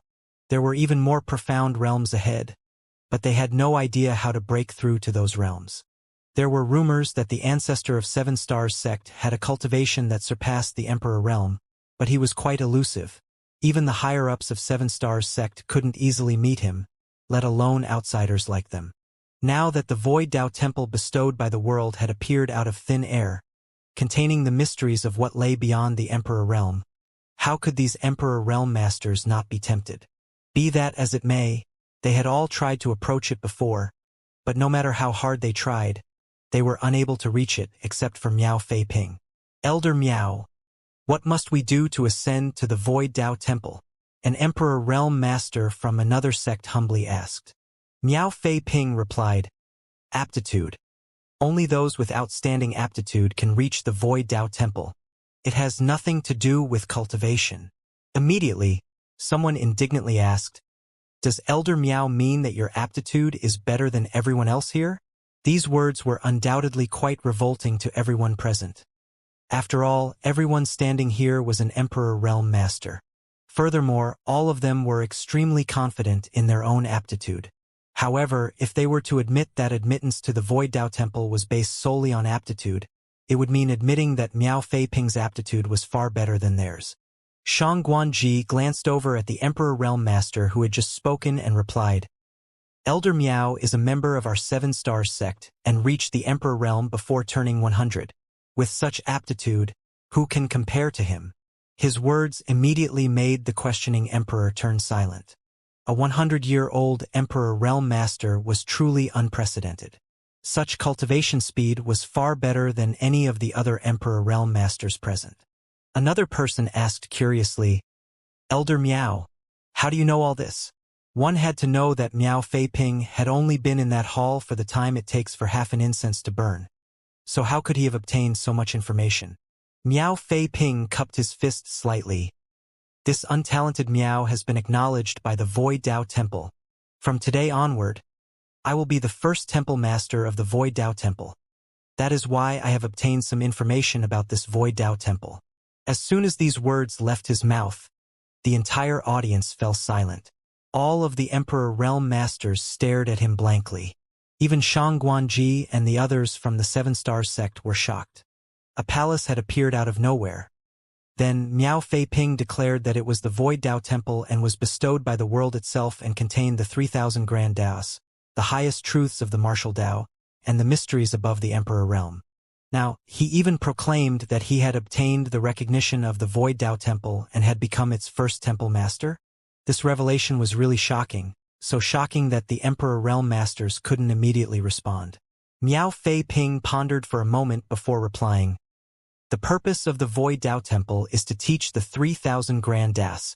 As the temple master, I am responsible for guiding the Dao Temple's disciples' cultivation. As long as one's aptitude is sufficiently high, anyone can enter the Dao Temple to cultivate, regardless of their cultivation. Even a child who has never cultivated before may gain entrance if their aptitude is sufficient. While speaking, Miao Feiping cupped his fist. Sect masters, elders, if you have any disciples with outstanding aptitude in mind, please send them to the Dao Temple. If they can pass the test of the Dao Temple, they may enter and comprehend the mysteries of the Grand Dao. The Emperor Realm sect masters and elders all looked at each other in dismay upon hearing this. Finally, one of the sect masters sneered. In that case, this humble one understands. Void Dao Temple. Ha! I'll take my leave now. Saying so, he turned and left, followed by the Emperor Realm elders under him. With someone taking the lead, the others quickly left as well. Some even sneered before leaving. Brother Shang Guan, if 7-Stars sect wants to take in all the geniuses in the world, there's no need to use such a clumsy method. This void world is not that small, and a single 7-Stars sect cannot swallow it all. Brother Shang Guan, please take care of yourself.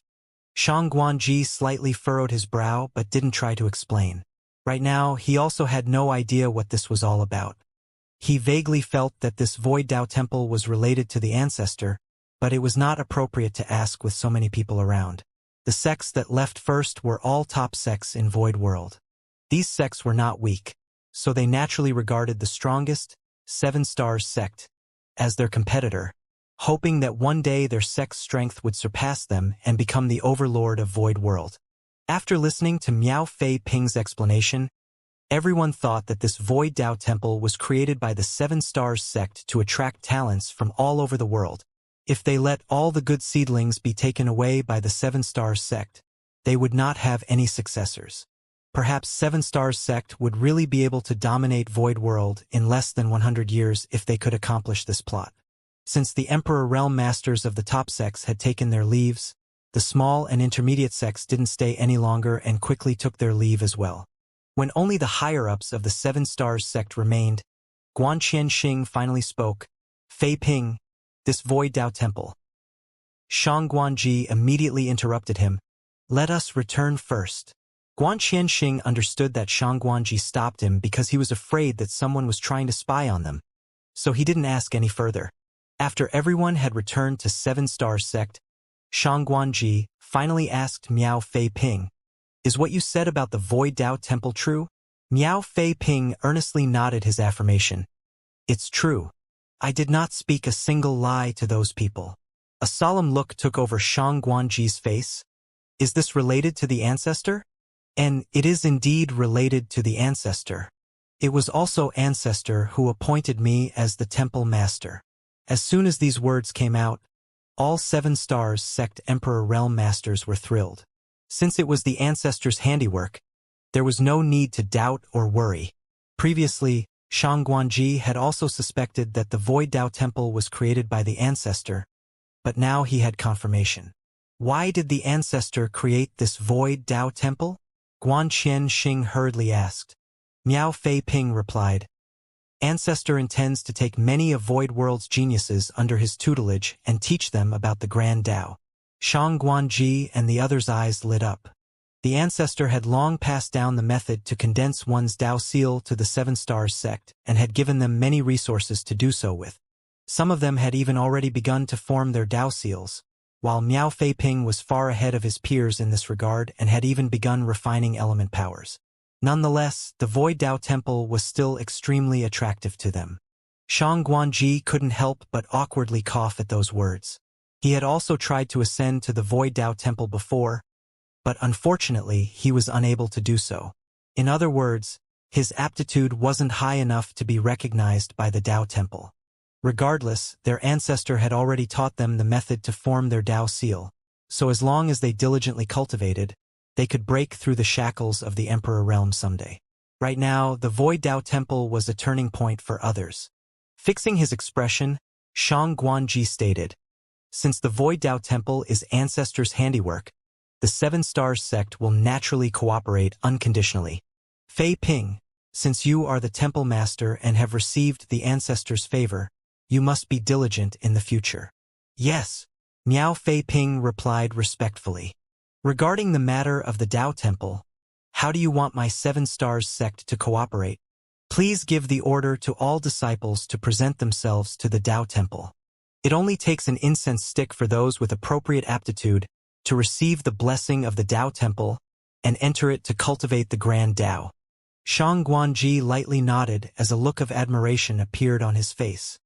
As expected of ancestors' work. If that's the case, I will arrange for it immediately.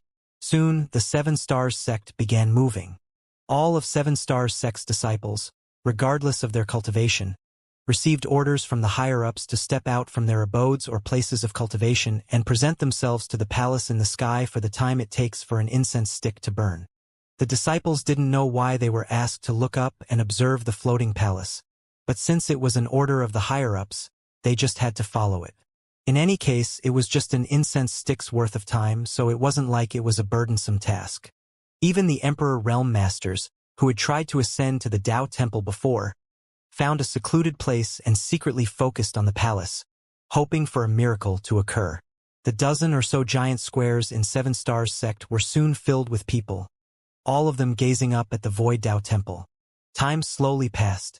After the time it took for an incense stick to burn, a 5-colored beam suddenly descended from the palace that had been quietly floating in the sky and landed on one of the disciples. The next moment, something shocking happened.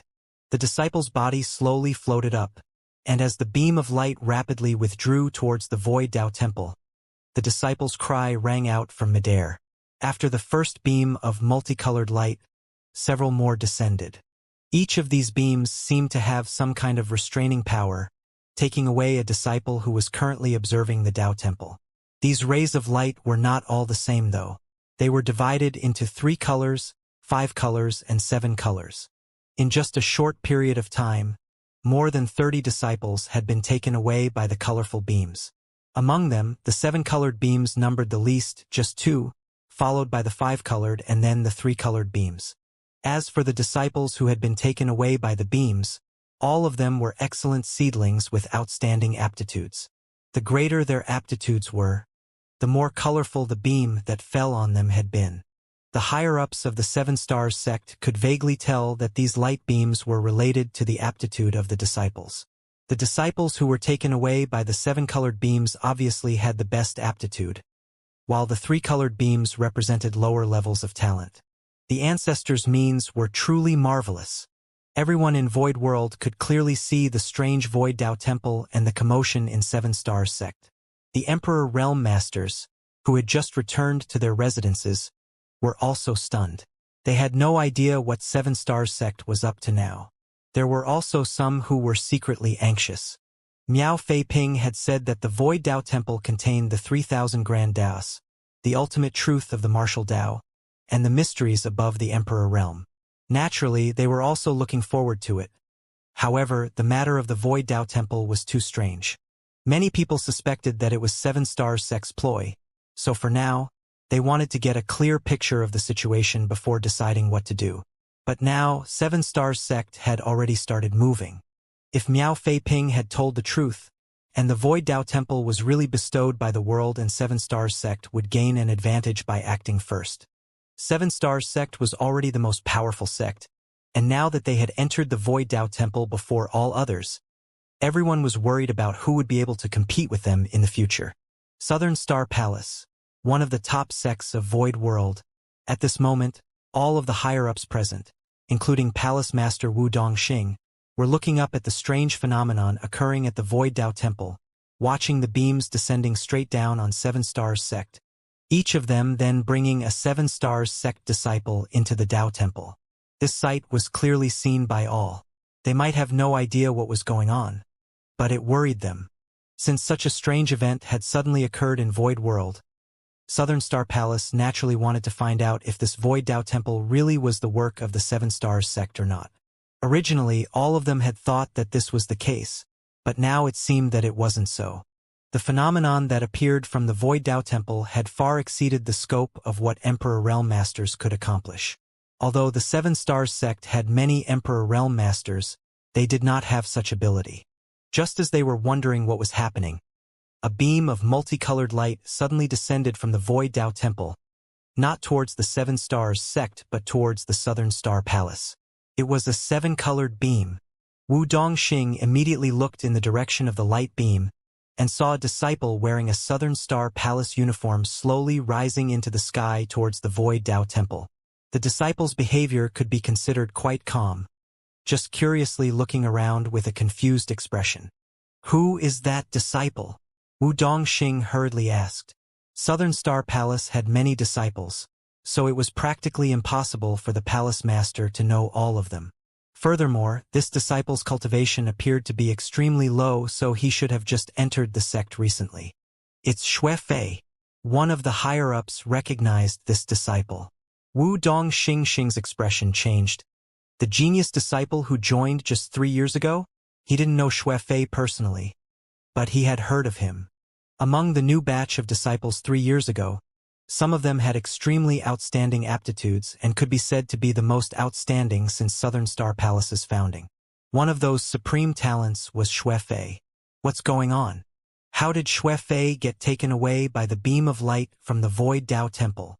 Wu Dongxing shouted without giving it another thought. Stop him! Naturally, the genius disciples of their own sect should remain with them. How could they let them be taken away by the Void Dao Temple? As soon as he issued the order, the Emperor Realm Masters rose into the air, trying to pull Xue Fei out of the beam. Be that as it may, they were unable to break through the light barrier no matter how hard they tried. All they could do was watch Xue Fei fly further away until he disappeared into the Void Dao Temple. This was not just happening to Southern Star Palace. Similar things were happening to many disciples of various sects across all of Void World. Even some children who had never entered a sect or cultivated before had been taken in by the Void Dao Temple. After this, various sects couldn't sit still. Although the cultivation environment of Void World had been improving over the past few years and good seedlings had been popping up every now and then, they still couldn't stand them being taken away by the Void Dao Temple. They still didn't understand what was going on, but they were certain that the Seven Stars sect must have some idea about it. After all, Miao Feiping had publicly admitted that he was the first temple master of the Void Dao Temple, and the beams had first started descending on the Seven Stars sect. Very soon, the higher-ups of the various sects rushed to the Seven Stars sect to gather intelligence. In the end, when they learned the truth that all the geniuses in the world had actually been taken by the Void Dao Temple, they were all filled with resentment. While the higher-ups of various sects gathered at Seven Stars sect, the Void Dao Temple's recruitment never stopped. From time to time, multicolored beams of light would descend and pick up a talented person from somewhere. In less than a dozen days, all the top young talents in the entire Void world had been taken away by the beams descending from the Void Dao Temple. All the disciples who had been taken away had one common attribute, and that was that their cultivation wasn't high while their aptitudes were all extraordinary. At the same time, some Emperor Realm Masters of the top sects had also suddenly obtained a connection with the Void Dao Temple and were chosen to serve as deacons. At the same time, they were allowed to enter the Dao Temple to cultivate and guide the disciples who had been taken away by the beams. The Emperor Realm deacons who had been chosen were all a bit skeptical at first. After all, it was all too bizarre and difficult to understand. No one had told them about it in person. They just somehow felt the mysterious connection to the Void Dao Temple all of a sudden, as if there was an additional mark on their bodies, allowing them to become deacons. These Emperor Realm deacons were all skeptical, but when they tried to enter the Dao Temple, they were surprised to discover that they could actually fly straight to it. The mark that had appeared on their bodies seemed to be a kind of authorization to enter the Dao Temple. There was not a massive number of deacons, but there were still quite a few of them. Almost every top sect had one. When these deacons entered the Dao Temple, they would either remain inside for a few hours or a few days before rushing back to their respective sects and explaining what they had seen and heard. The entire Void world shook from their revelations. This was because according to these selected Dao Temple deacons, the disciples who had been taken away were living quite well in the Dao Temple. Not only that, but the Dao Temple itself was like a completely different world. It was rich in world energy and had perfect world principles to cultivate in. It would undoubtedly be many times faster to cultivate in such an environment than normal. There was also a massive secret art pavilion inside the Dao Temple, which had countless secret arts and secret techniques. All of these secret arts were extremely precious and could be read by anyone without any restrictions. The Dao Temple didn't even restrict them from teaching them to outsiders. In other words, they could freely pass on any secret art and secret technique inside the Dao Temple to their own sect. There were also visions in the Dao Temple, demonstrating the mysteries above the Emperor Realm.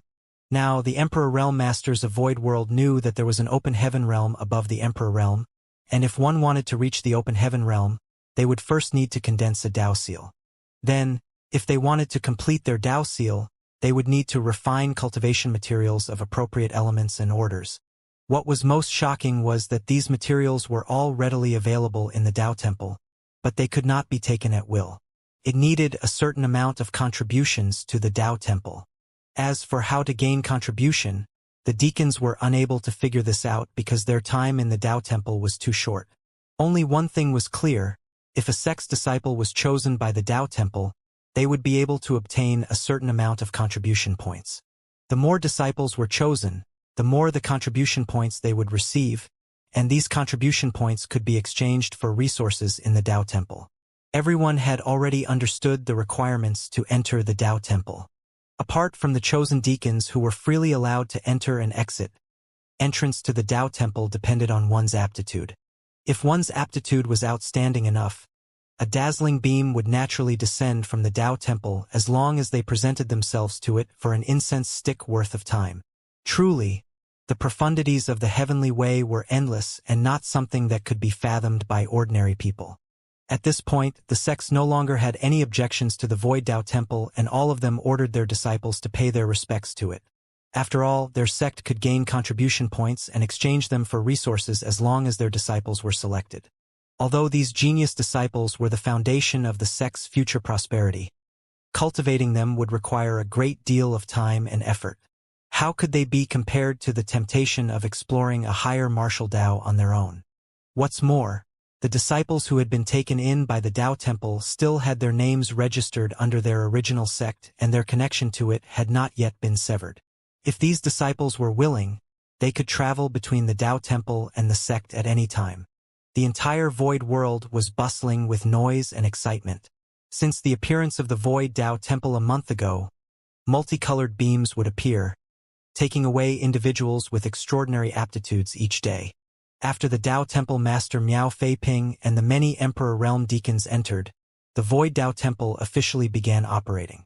In just a short month, the Dao Temple had taken in over 500 disciples, each of them a genius who would be carefully cultivated by any sect. Now that Miao Feiping and the other deacons were taking care of them, though, Yang Kai didn't need to intervene until they had advanced to the Emperor realm. The Tao Temple disciples would definitely increase over time, and when these disciples had broken through to the open heaven realm in the future, they would become a force that would help the human race resist the Black Ink clan. The power of the World Tree clone was beginning to show. Furthermore, in order to perfect the Tao Temple's secret art pavilion, Yang Kai took the time to pay a visit to Blue Sky Pass War Materials Hall and spent a large amount of military merits to exchange for secret arts and secret techniques from the various cave heavens and paradises. These secret arts and techniques would be considered priceless treasures and not easily released to others if this was the 3000 worlds, but they were quite common and accessible on the Black Ink battlefield. After all, even the Demon Eye of Annihilation and Black Purgatory Eye, core secret techniques of myriad demons' heaven that would never be passed down to outsiders, could be exchanged for with military merits, so what of other secret arts and techniques? It did not take much time or effort to build the Void Tao Temple, as everything in Yang Kai's small universe could be decided by him with a flash of his thoughts. After the Void Tao Temple was on the right track, Yang Kai didn't pay much attention to it.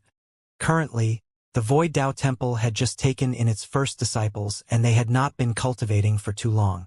It would still take some time for them to mature. In addition to refining cultivation materials, most of Yang Kai's time was spent on comprehending secret techniques. As time passed, his strength slowly and steadily increased, until one day, something pulled his heartstrings. He immediately focused his attention on his small universe. When he laid his eyes on the figure sitting cross-legged in the Void Tao Temple, he finally muttered, "Is it time already? Since that's the case, I shall let you decide for yourself." Inside the Void Tao Temple, Miao Feiping happened to be refining the last element power to complete his Tao seal. According to the ancestor, once he succeeded, he would be able to split heaven and earth apart within his body and break through the shackles of the Emperor realm, thereby advancing to the open heaven realm. However, no matter how hard he tried, he was unable to take that final step. There seemed to be a thin membrane that could be broken with a flick of his finger standing in his way, but he couldn't seem to touch it regardless of how he tried. Miao Feiping's temperament was undoubtedly firm and steady. He did not falter even in this situation, until he suddenly heard the ancestor's voice. Logically speaking, if one were to be disturbed at such a critical moment, their mind would definitely be shaken. In the best-case scenario, they would suffer from cultivation dissonance, and in the worst-case scenario, they might even die on the spot. Nonetheless, this did not happen to Miao Feiping, because at the same time the ancestor's voice was transmitted to him, a gentle force stabilized his state of mind, allowing him to avoid this calamity. Even the berserk Emperor Qi in his body calmed down. When he opened his eyes, Miao Feiping saw a smiling man standing in front of him. It was none other than the ancestor. Miao Feiping hurriedly stood up and respectfully bowed. "Disciple greets ancestor." Yang Kai lightly nodded. At this moment, he was nothing more than a soul avatar, just like when he traveled across his small universe all those years ago. Nonetheless, the soul avatar in Miao Feiping's eyes was equivalent to the arrival of the ancestor's true body. He didn't dare to show any disrespect. "It's been hard on you all these years." Only 20 years had passed in the outside world since the establishment of the Void Tao Temple, so 80 years had passed in the small universe. Over the past 80 years, the number of disciples the Void Tao Temple had accepted had reached over 2,000, each and every one of them a dragon among men. With Miao Feiping acting as the temple master, the deacons chosen by the Tao Temple all diligently guided these disciples. He had truly worked hard over these years. After all, the cultivation of these chosen disciples wasn't high. Many of them were children who had never cultivated before. Taking care of them was indeed a daunting task. There were many benefits to managing various affairs of the Tao Temple, the most direct of which was that one could obtain a fixed amount of contribution points every month, and these contribution points could be exchanged for cultivation resources in the Tao Temple. But the downside was that it delayed one's cultivation. If not for this, Miao Feiping would not have taken a century to finally reach this point with his aptitude. Disciple is honored by ancestors' concern, but it was not difficult at all, Miao Feiping replied respectfully. Yang Kai nodded his acknowledgement. Right now, You're just a step away from the open heaven realm. But if you want to reach it, you must make a choice. A choice? Miao Fei Ping was puzzled. Ancestor, please explain. Yang Kai continued. With your aptitude and current foundation, it may be a bit risky to break through to the sixth order, but the risks aren't that great. Do you know why you still haven't been able to break through even after being in a retreat for so long? Miao Fei Ping shook his head. Perhaps this disciple is slow-witted. Perhaps I will not be able to comprehend the fleeting opportunity to break through even if I put in all my effort. But Ancestor can rest assured, this disciple will definitely redouble his efforts in cultivating so as not to disappoint you. Yang Kai chuckled. If you can be considered slow-witted, then there aren't many smart people in Void World. The reason you can't break through is not because your comprehension or aptitude is lacking, but because of the environment. As long as you remain in Void World, you will never be able to break through the shackles of the Emperor Realm and advance to the Open Heaven Realm. Yang Kai replied, looking at him with a smile. Because Void World is my small universe. Miao Fei Ping was rooted to the spot, stunned. Yang Kai continued, when Emperor Realm cultivators condense their Dao seals and gather the powers of Yin, Yang, and 5 elements, they will be able to form a small universe world inside their body, thus advancing to the Open Heaven Realm. The Open Heaven Realm is divided into 9 orders. First to third order is the low rank, fourth to sixth order is the mid-rank, seventh order and above is high rank. Low rank and mid-rank Open Heaven Realm Masters' small universes are immaterial and illusory, while high-rank Open Heaven Realm Masters' small universes are solid and tangible, just like this Void World. Every Open Heaven Realm cultivator has their own small universe, and the world force of that small universe is the foundation of the Open Heaven Realm's strength. Even if 2 people cultivate the same secret art and comprehend the same grand Tao, after they reach the Open Heaven Realm, the world force in their small universes will naturally be different. This kind of difference is unique to every Open Heaven Realm Master. Other Open Heaven Realm Masters might be able to refine it for their own use to increase their strength, but if the difference is too great, it will instead become impurities that destroy their foundation. If you broke through to the Open Heaven Realm inside my small universe, the world force you unconsciously release at the moment of ascension will contaminate my foundation and affect my cultivation, so I cannot allow you to break through in Void World. This can be considered a restriction of the entire Void World. Do you understand? It was not that hard for Miao Fei Ping to understand, but after learning that the world he had been living in was actually the Ancestor's small universe, he was still shocked and couldn't recover for a long time. If you want to enter the Open Heaven Realm, the only option is to leave my small universe and enter the vast outer universe. Yang Kai's eyes became solemn. However, the environment I am in right now is not safe. If you leave Void World, your life will constantly be at risk, and you will have to fight against powerful enemies. Even with my strength, I may not be able to protect you. Miao Fei Ping muttered. Is this the choice Ancestor spoke of? Yang Kai nodded his affirmation. That's right, whether to remain in Void World as an Emperor Realm Master, or take the risk and leave Void World to achieve the Open Heaven Realm is up to you. In the face of such a sudden choice, even an Emperor Realm Master like Miao Fei Ping was a little hesitant. Yang Kai observed his expression and lightly nodded. You can take your time and inform me after you have made a decision. Saying so, his figure gradually started to fade as he prepared to leave. Before he could go though, Miao Fei Ping suddenly raised his head and asked, Ancestor, are junior sister Xiaoye and senior brother Xiaoyi by still in Void World? Yang Kai's figure solidified again as he shook his head. They left long ago. Miao Fei Ping let out a long sigh. Although he had suspected it, it was only now that he got the confirmation. He lightly nodded his acknowledgement before asking, Since junior sister Xiaoye and senior brother Xiaoyi have long since left Void World, I assume they will advance to the Open Heaven Realm in the future? Yang Kai pondered for a moment before replying. Naturally, but their situation is different from yours. They are currently in another great world, where they don't have to be worried about external threats. So, there is no need to worry. May I ask what order those 2 will reach when they break through? If everything goes according to plan, they should reach the 7th order. Seventh order. Miao Fei Ping chuckled. As expected of those two. But the difference between the sixth and seventh order is only one order, the difference isn't too great. Saying so, Miao Fei Ping cupped his fist and declared his choice. This disciple wishes to advance to the open heaven realm. I ask Ancestor to help. Yang Kai looked at him, slightly narrowing his eyes. Have you thought your decision through? Don't try to compete with others. Only follow your heart. Yang Kai happily nodded. Your heart is righteous indeed. Since that is the case, I shall grant your wish. Miao Fei Ping once again cupped his fist in gratitude. Many thanks, Ancestor. But after this disciple leaves, who will manage Void Dao Temple? Please make a decision. Yang Kai asked, who do you recommend? Miao Fei Ping pondered for a moment. Deacon Tang 1 is steady and virtuous. He is also fair in his conduct. He is a third-order Emperor Realm Master, so his cultivation is enough to convince the others. After this disciple leaves, I believe he will be the appropriate choice to assume the position of Temple Master. Tang 1. Yang Kai meaningfully looked at him. He's not from Seven Stars Sect. He seems to be from Stalwart Pavilion, right?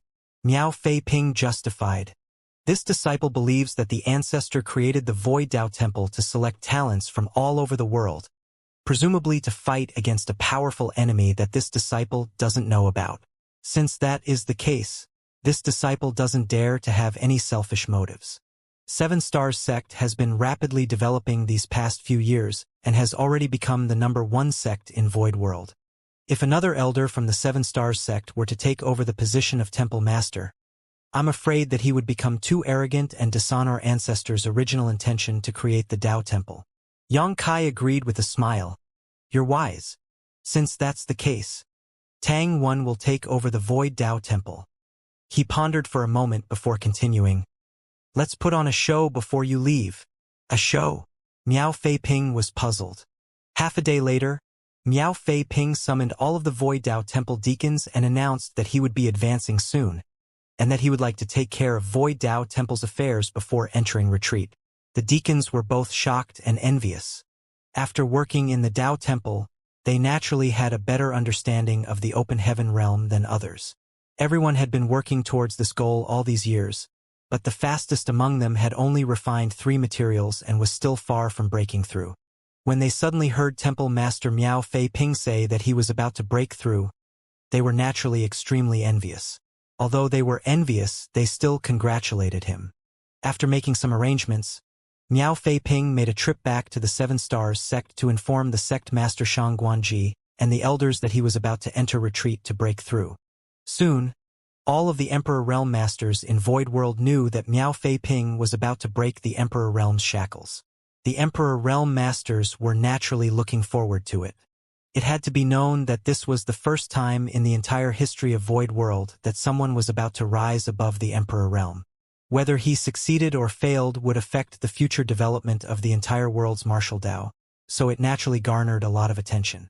Furthermore, personally witnessing this breakthrough would be greatly beneficial to them in the future. Miao Fei Ping soon went into the retreat. All the top sects were constantly trying to find out whether Miao Fei Ping had succeeded or failed in his retreat. But none of the deacons knew, because after Miao Fei Ping went into seclusion, they had received no word from him. No one even knew if he was alive or dead.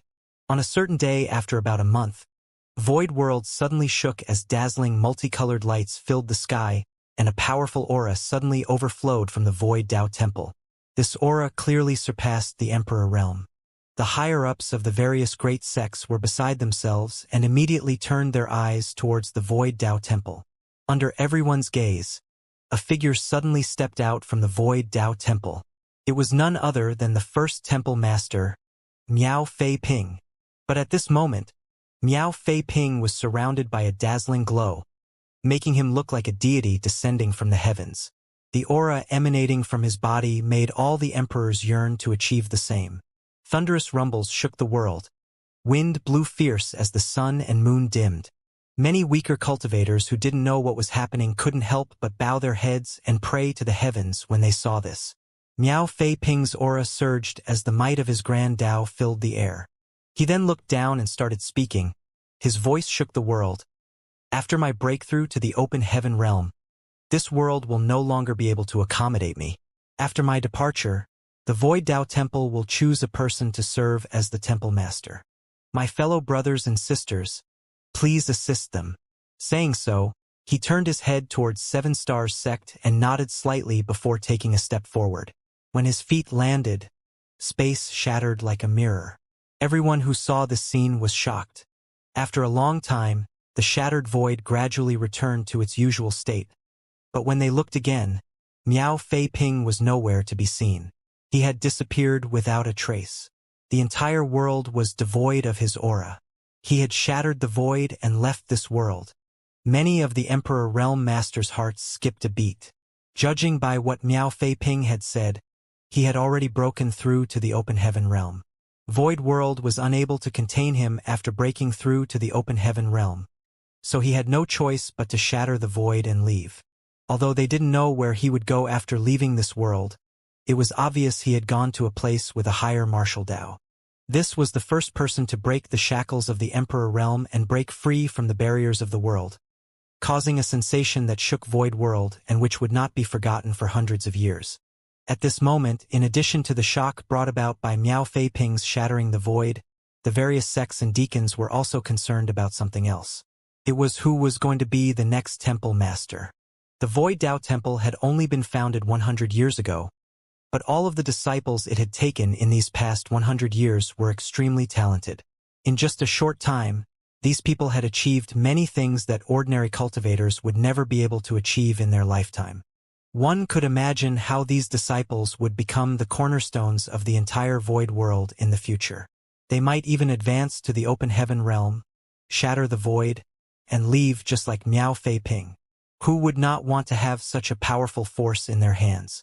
Be that as it may, Miao Fei Ping, the first temple master, was chosen by the Dao Temple. And before he left, he said that the next temple master would be chosen by the Dao Temple. Who would be appointed as the next temple master? Many sect masters were already thinking about how to contribute so that their elders or deacons could become the next temple master. Nonetheless, their various plans and schemes were destined to be futile. As soon as Miao Fei Ping left, a beam of light descended from the Dao Temple towards one of the deacons. At the same time, all the deacons received a message. The second temple master is Tang Wen. Tang Wen himself hadn't expected that the position of the temple master would fall upon his head, so he couldn't help but be stunned for a moment. It wasn't until the various deacons all paid their respects to him that he reacted. Just as Miao Fei Ping had stated, Tang Wen was steady and virtuous, so even though he had obtained the position of temple master, his conduct was still the same as before. He quickly raised his hand and addressed everyone. Fellow deacons, please don't think that things will change after this. Treat me like before. There is no need to be so polite. I hope everyone can help me in the future. This Tang will manage the Void Dao Temple together with all of you and will not let down the world, nor Temple Master Miao. Much to Seven Stars Sect's disappointment, the second Temple Master position had actually fallen on Tang Wen. Nonetheless, they felt much more at ease after thinking about the various cultivation resources that the ancestor had bestowed upon them over the years. They believed that the ancestor must have had his own reasons for doing something like this. There would be no Seven Stars Sect today without the ancestor after all. So, although they were disappointed, they didn't complain and instead worked even harder to cooperate with the Void Dao Temple. The matter of the Void Dao Temple had come to an end. Miao Fei Ping's breakthrough to the open heaven realm and his act of shattering the void had been a sensation throughout the world, causing the Emperor Realm Masters to cultivate even more diligently. Everyone yearned to break through to the open heaven realm as soon as possible. At the same time, on a universe fragment outside Blue Sky Pass, Miao Fei Ping was advancing to the open heaven realm. When the Emperor Realm Masters of Void World witnessed him shatter the void and leave, they all thought he had broken through to the open heaven realm, but in reality he was just following Yang Kai's script. He didn't know why the ancestor was doing this, but since it was a request from the ancestor, he naturally would follow it to the dot. After leaving Void World, Miao Fei Ping began his true breakthrough to the open heaven realm. His aptitude was originally only enough for him to advance to the Fifth Order, but because of the World Tree Clone's feedback, he could now advance to the Sixth Order, though he had to take some risks. No one could help him break through to the open heaven realm, not even Yang Kai. The only help he could provide was some experience in breaking through to the next realm for reference. On the universe fragment, not only was Yang Kai here, but also Feng Ying and Bai Yi. They were naturally not here to watch a spectacle, but to stand guard. After all, this place was on the outskirts of Blue Sky Pass, and the Black Ink clan had been a little reckless these days. If some ignorant Black Ink clansmen came here and disturbed Miao Fei Ping's breakthrough, it would be a disaster for the latter. Fortunately, everything went quite smoothly with no Black Ink clan interference and no dangerous moments during the breakthrough. By the time the dust settled, Miao Fei Ping had advanced to the Sixth Order Open Heaven realm. Yang Kai, looking at his excited face, couldn't help but feel a little emotional. He recalled how he met Miao Fei Ping for the first time when he was just a boy. He was quite a mischievous kid who bullied Zhao Yibai and Xiaoya from time to time, relying on his age.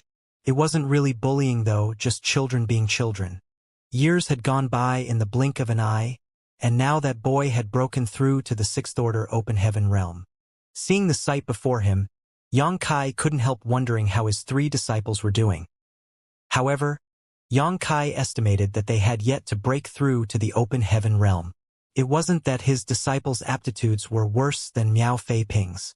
Zhao Yibai was indeed lacking in terms of talent, but Xiaoya's aptitude was incomparable, and his third disciple, Suyi's aptitude wasn't bad either. Furthermore, since all three of his disciples had obtained one of his Grand Dao's true inheritances, their future prospects were limitless. The reason Miao Fei Ping had advanced so quickly was mainly because he had been living in Yang Kai's small universe and had spent a different amount of time cultivating compared to his three disciples. Recalling how this brat came from his own small universe, Yang Kai suddenly felt like was watching his own child grow up. Ancestor! Miao Fei Ping excitedly walked over to Yang Kai, obviously unable to contain his joy at the success of his breakthrough. Disciple has not disappointed ancestor's expectations and successfully advanced to the Open Heaven realm. Yang Kai lightly nodded his acknowledgement. Advancing to the Open Heaven realm is just the beginning. You are now a Sixth Order Master, so you have a high chance of advancing to the Eighth Order in the future. However, the cultivation of the Open Heaven realm focuses on accumulating strength over a long period of time. You must not become arrogant or impatient. Never try to rashly push yourself to advance. Miao Fei Ping respectfully replied, "Disciple will remember." Afterwards, he turned to Feng Ying and Bai Yi and bowed, thanking, "Many thanks, martial ants, for protecting me." Feng Ying waved her hand and stated, "It was nothing, don't mind it." Bai Yi, on the other hand, had a reserved personality and simply nodded without saying anything. Feng Ying continued, "But brat, you call him ancestor, yet you call us martial ants. The seniority is a mess. You've actually lowered our status by several generations." Miao Fei Ping didn't know how to respond. Yang Kai suggested as a smile appeared on his lips, "You're right. How about this? Don't call me ancestor from now on. Just call me martial uncle." How can I do that?" Miao Fei Ping looked distraught. Yang Kai stated, "On this Black Ink battlefield, all humans only have one relationship, fellow comrades who share life and death. Whether it's ancestor or martial uncle, they're all just titles. If you find it difficult to call me martial uncle, you can just call me squad leader." Miao Fei Ping honestly replied, "Disciple will call you martial uncle. It's up to you." Yang Kai smiled, "Let's go. I'll bring you back to the Great Pass to register yourself. You've just arrived here, you still have a lot to learn." After leading Miao Fei Ping back to Blue Sky Pass, Yang Kai took him to the Western Army headquarters and went to Zhongliang, explaining Miao Fei Ping's origins. Zhongliang was already aware that Yang Kai's small universe had many humans living in it. Moreover, these army commanders were very optimistic about the future of these humans because of the existence of the World Tree Clone. Be that as it may, a cultivator needed time to grow, so no one had expected to see results so quickly. Today, there was a Sixth Order Open Heaven Realm Master. Tomorrow, there would be more Sixth Order and even Seventh Order Masters. These Masters would become the backbone of the resistance against the Black Ink clan. As such, Zhongliang readily registered Miao Fei Ping and issued him an identity token. Under Yang Kai's request, Miao Fei Ping was assigned to the Dawn Squad, becoming a member of the squad. Afterwards, Miao Fei Peng had to find a place to live. Blue Sky Pass had many places for the soldiers to live though, and many of these were unoccupied, so this was not an issue. After Miao Fei Ping asked about Yang Kai's residence, he chose a place nearby, not minding anything else. In any case, he was still a newcomer. He didn't have any military merits to speak of, and because he had just advanced, he needed time and resources to consolidate his cultivation. Without military merits, he did not have anything to exchange for cultivation resources. Fortunately, Yang Kai had a lot of resources on hand, so he gave him a few and told him to go back and cultivate. Miao Fei Ping naturally didn't dare disobey his orders. On the way back, Miao Fei Ping uneasily asked, "Martial Uncle, the show I put on before I left looked quite spectacular, but if someone else were to break through to the open heaven realm, wouldn't it be exposed?" Yang Kai explained with a smile, "In the current void world, who else do you think has a chance to break through to the open heaven realm besides you?" Miao Fei Ping answered, "There are many of them, and although they're all completing the powers in their Dao seals right now, a few will reach that realm someday or the other. There is quite a good chance of that happening. Yes, there are many of them, but they are different from you. You can leave Void World and come to Blue Sky Pass, but others cannot." "Why?" Yang Kai pointed around and asked, "Look carefully. What's common about everyone here?" Miao Fei Ping observed them for a moment before replying, "All of them are fifth-order masters and above. Even fifth-order masters are rare. Basically all of them are sixth-order and above." "That's right. Basically everyone here is a sixth-order master or higher because this is the Black Ink battlefield where we are fighting against the Black Ink clan. If their order is too low, they won't be of much help here. In fact, even the fifth-order masters you're seeing are only in that realm because their cultivations regressed from the sixth order." Miao Fei Ping pondered for a moment before asking, "Does Martial Uncle mean that those who cannot break through directly to the sixth-order open heaven realm are not qualified to come here?" "Precisely." Disciple understands. Understanding suddenly dawned upon Miao Fei Ping. Yang Kai had opened Void World and brought him to the Black Ink battlefield as Miao Fei Ping's aptitude was enough to advance to the sixth-order open heaven realm directly. Although there were many Emperor Realm Masters in Void World, according to what he knew, there was not a single one who could refine sixth-order material except him. There were a few who could refine fifth-order materials, but they had obviously not met Yang Kai's requirements. As such, they would probably never be able to leave Void World. Only the disciples chosen by the Void Dao Temple would be able to leave Void World in the future and advance to the Open Heaven Realm because all of them had outstanding aptitudes. The order of the Open Heaven Realm they could reach would definitely be higher, so most of them should be able to meet Yang Kai's requirements. Miao Fei Ping's strength had greatly increased after entering the Open Heaven Realm. Also, he had suddenly arrived at an unfamiliar and dangerous place like the Black Ink battlefield. He had many things he needed to learn, but the most important thing right now was to stabilize his cultivation. After parting ways with Yang Kai, he returned to his new residence and began refining resources. Recently, the Black Ink clan was a little restless. It had been almost a century since the last war between the two races concluded in the Blue Sky Theater. The Black Ink clan had recovered its strength after so many years, so they were obviously looking to start another war. The Black Ink clan was not afraid of their loss in strength, but the lives of every human were extremely precious. So, the Black Ink clan had been employing the strategy of sending an army to besiege the Great Passes as long as they had the strength to fight for countless years. Nonetheless, they failed to conquer it after so many attempts. The human race might not have many soldiers, but each and every one of them was an elite. They were able to rout the Black Ink clan every single time, relying on their warships and the unique advantages of the Great Pass. After countless cycles of offense and defense, countless millennia had gone by. Now that the war was about to begin again, Blue Sky Pass was preparing. Blue Sky Pass was bustling with the activities of the Open Heaven Realm Masters. All those who were in retreat all year round were undoubtedly preparing for war. Blue Sky Pass had no clue where and when the Black Ink clan army would strike, and it had always been like this. Mostly, the initiative of the war was in the hands of the Black Ink clan while the human race could only passively defend. Of course, there were times when the humans also attacked. For instance, the soldiers of Blue Sky Pass attacked the Black Ink clan's territory last time under the leadership of their old ancestor, which resulted in the Black Ink clan's retaliation and a war breaking out. If it weren't for that war, Xianxia wouldn't have been able to escape the Black Ink clan so easily and arrive at Blue Sky Pass. Another example was the recent battle at Inyang Pass, where the humans were the first to attack, but that was mainly to coordinate with Xianxia's actions. Most of the time, the human race's situation was quite passive.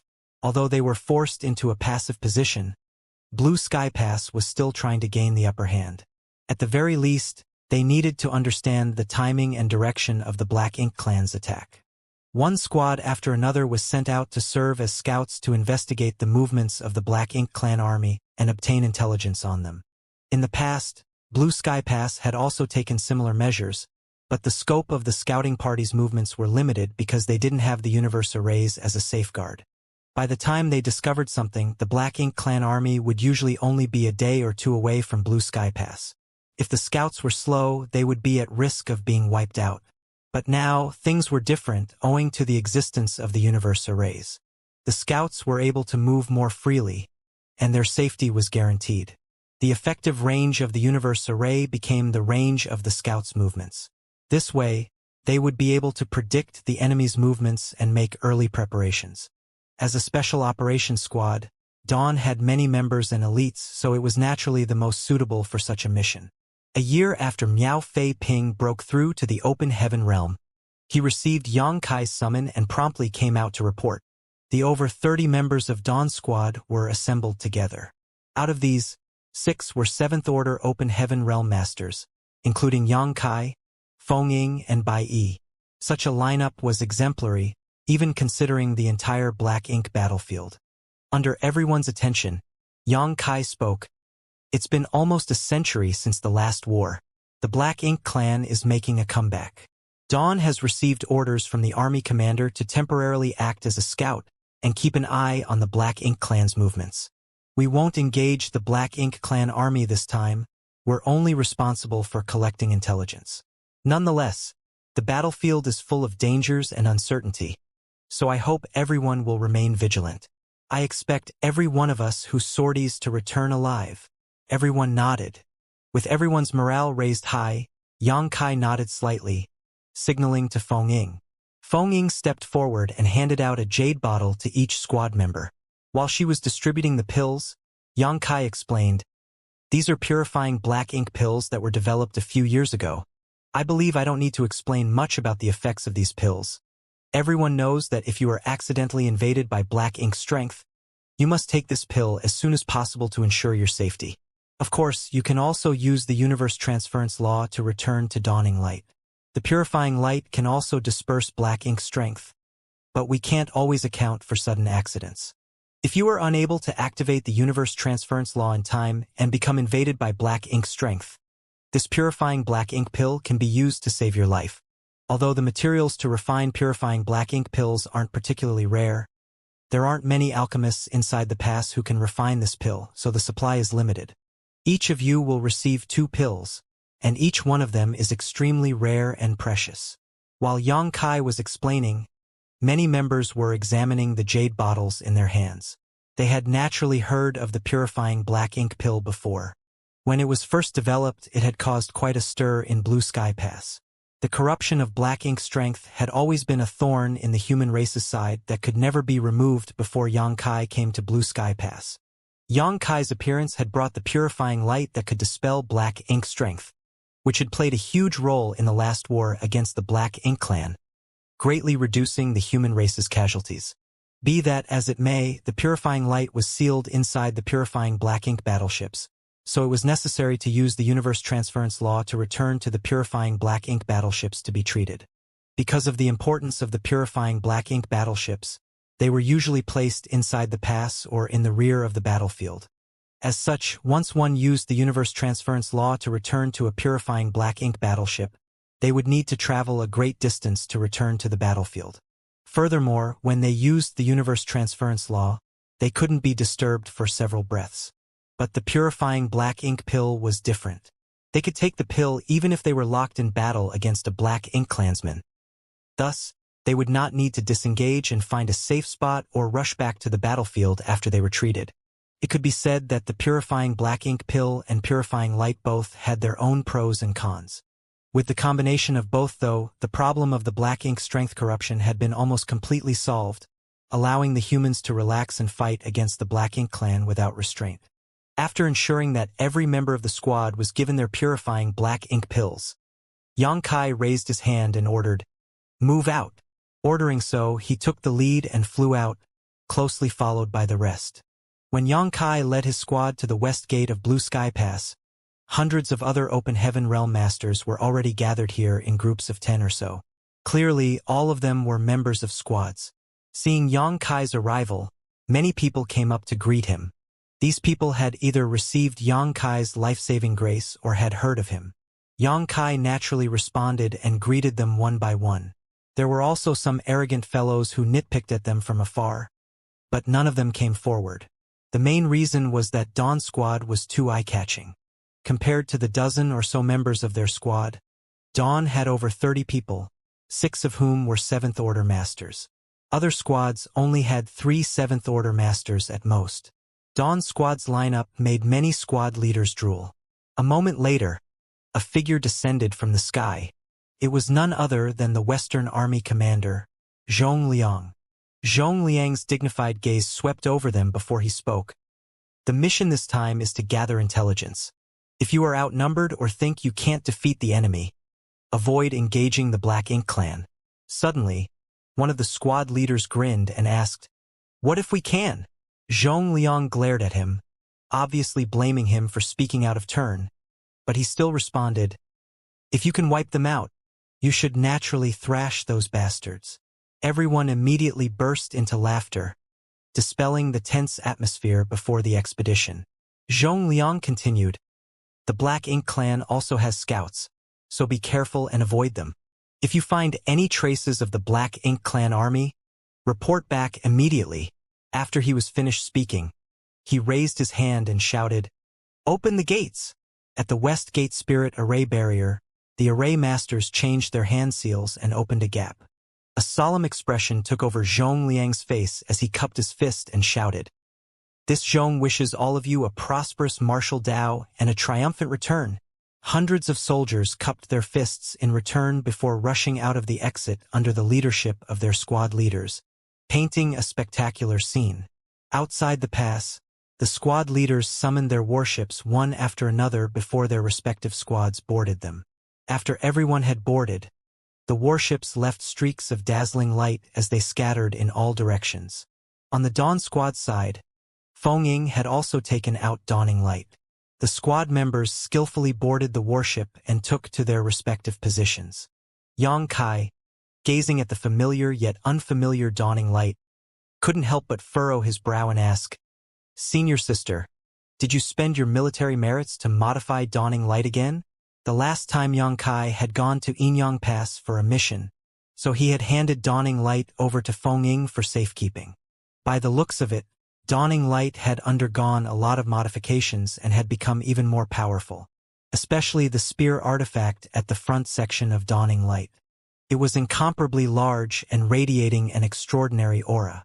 At a glance, it was quite obvious that it was the work of some artifact refining great grandmaster. If this thing was activated with the power of the array, its might would definitely be quite fearsome.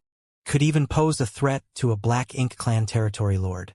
If it was powered by the 7th Order Masters of Dawn, they might even be able to put up a fight against a territory lord. Feng agreed with a nod. That's right.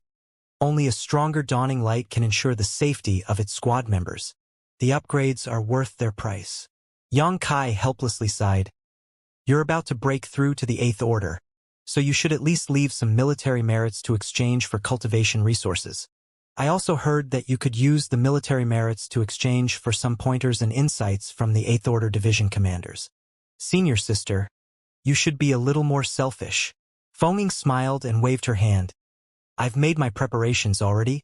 You don't need to worry about me breaking through to the 8th Order. Besides, the military merits spent on modifying Dawning Light were yours. In any case, you have a lot of military merits. Yang Kai rolled his eyes at her as he laughed. Fine, fine. After the two boarded the ship, the Open Heaven Realm Masters responsible for controlling Dawning Light poured their energy into the spirit array. The next moment, the warship shot out into the void, leaving behind a dazzling streak of light. Dawning Light eventually stopped in their designated area. This place was already quite far from Blue Sky Pass, and even a 7th Order Master like Yang Kai would take about 10 days to return if he flew alone.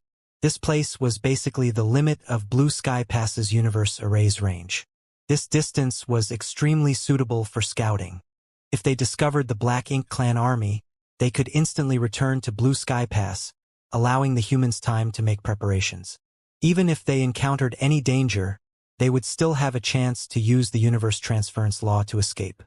It could be said that they could safely fight or retreat from this location.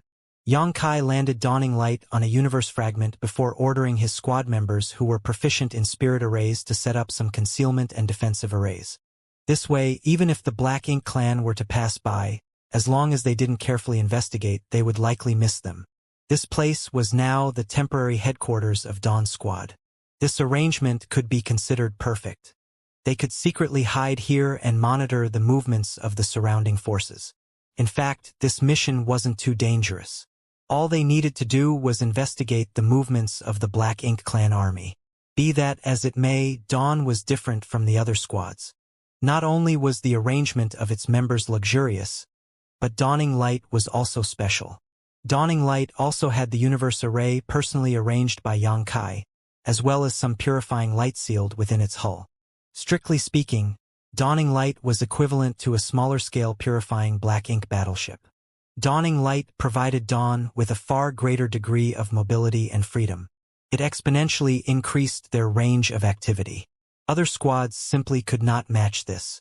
After completing some basic arrangements, Yang Kai handed down a series of orders, having the 7th Order Masters in the squad lead 2 or 3 6th Order members further in different directions. This way, if the Black Ink Clan army were to mobilize in this region, they would be able to discover them sooner.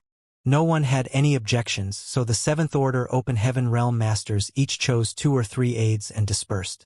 Dawning Light side still needed someone to stand guard, someone powerful, so Bai Yi was left in charge. With someone as strong as Bai Yi assuming command, along with the other Dawn Squad members and Dawning Light itself, so long as they did not encounter a large number of powerful Black Ink Clansmen, dealing with them would not be a problem. Yang Kai himself then led Miao Fei Ping and ventured in a certain direction.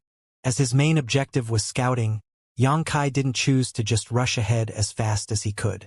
If he did that, he would just be painting a target on his back. Only by flying at a moderate pace could he conceal his presence. There were only 2 inconspicuous figures in this vast void, so if one didn't carefully search for them, they wouldn't be noticed. Are you nervous? Yang Kai looked at Miao Fei Ping, who had a mix of anxiety and excitement on his face ever since they left Blue Sky Pass. It had been over 10 days since then, but he still wore the same expression. It wasn't clear what Miao Fei Ping was thinking, but when he suddenly heard Yang Kai's question, he quickly replied, "No, I'm not nervous, but I'm curious about one thing.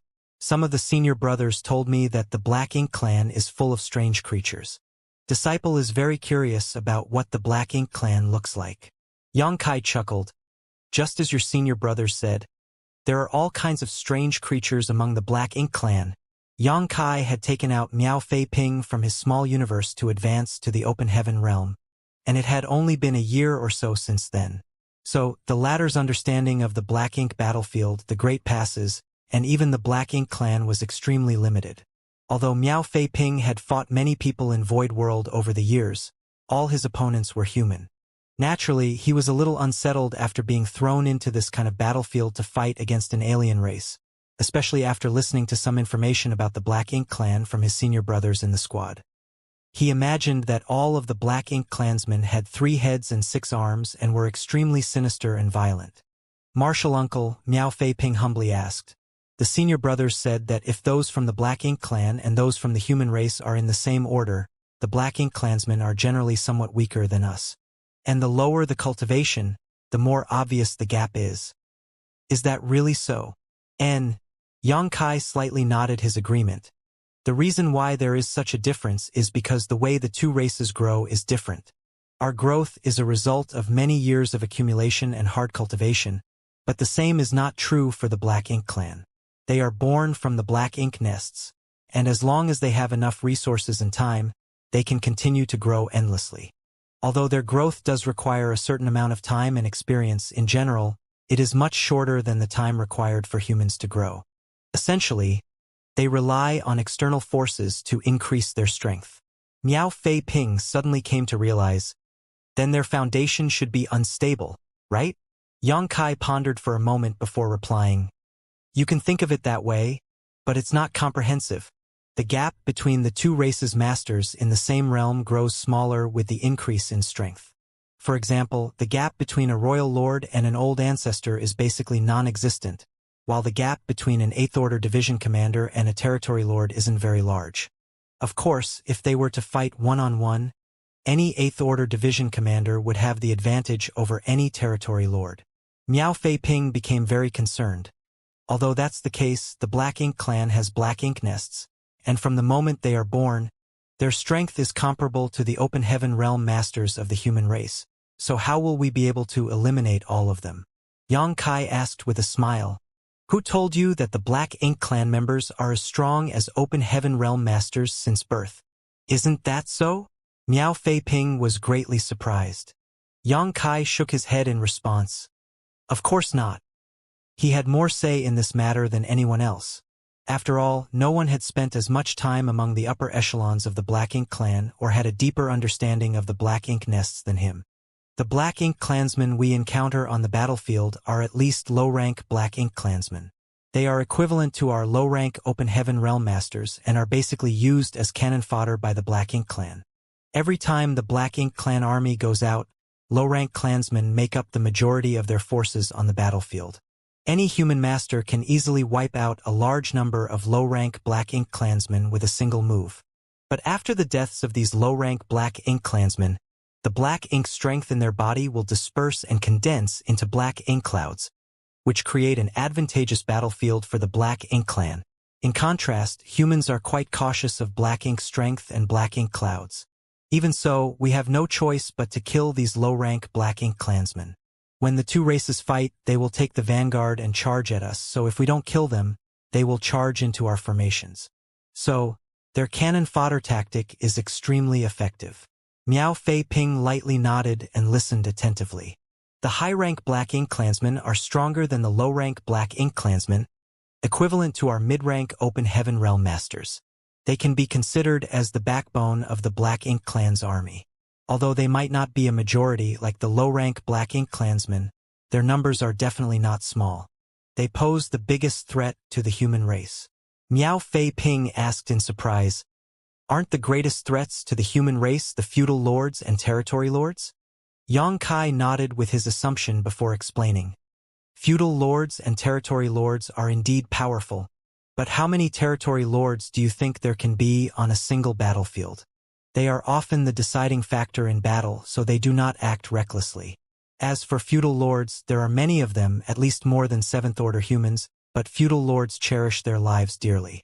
It's not easy for them to become feudal lords, so none of them want to die. They may be brave and fierce in battle, but only if the wind is blowing in their favor.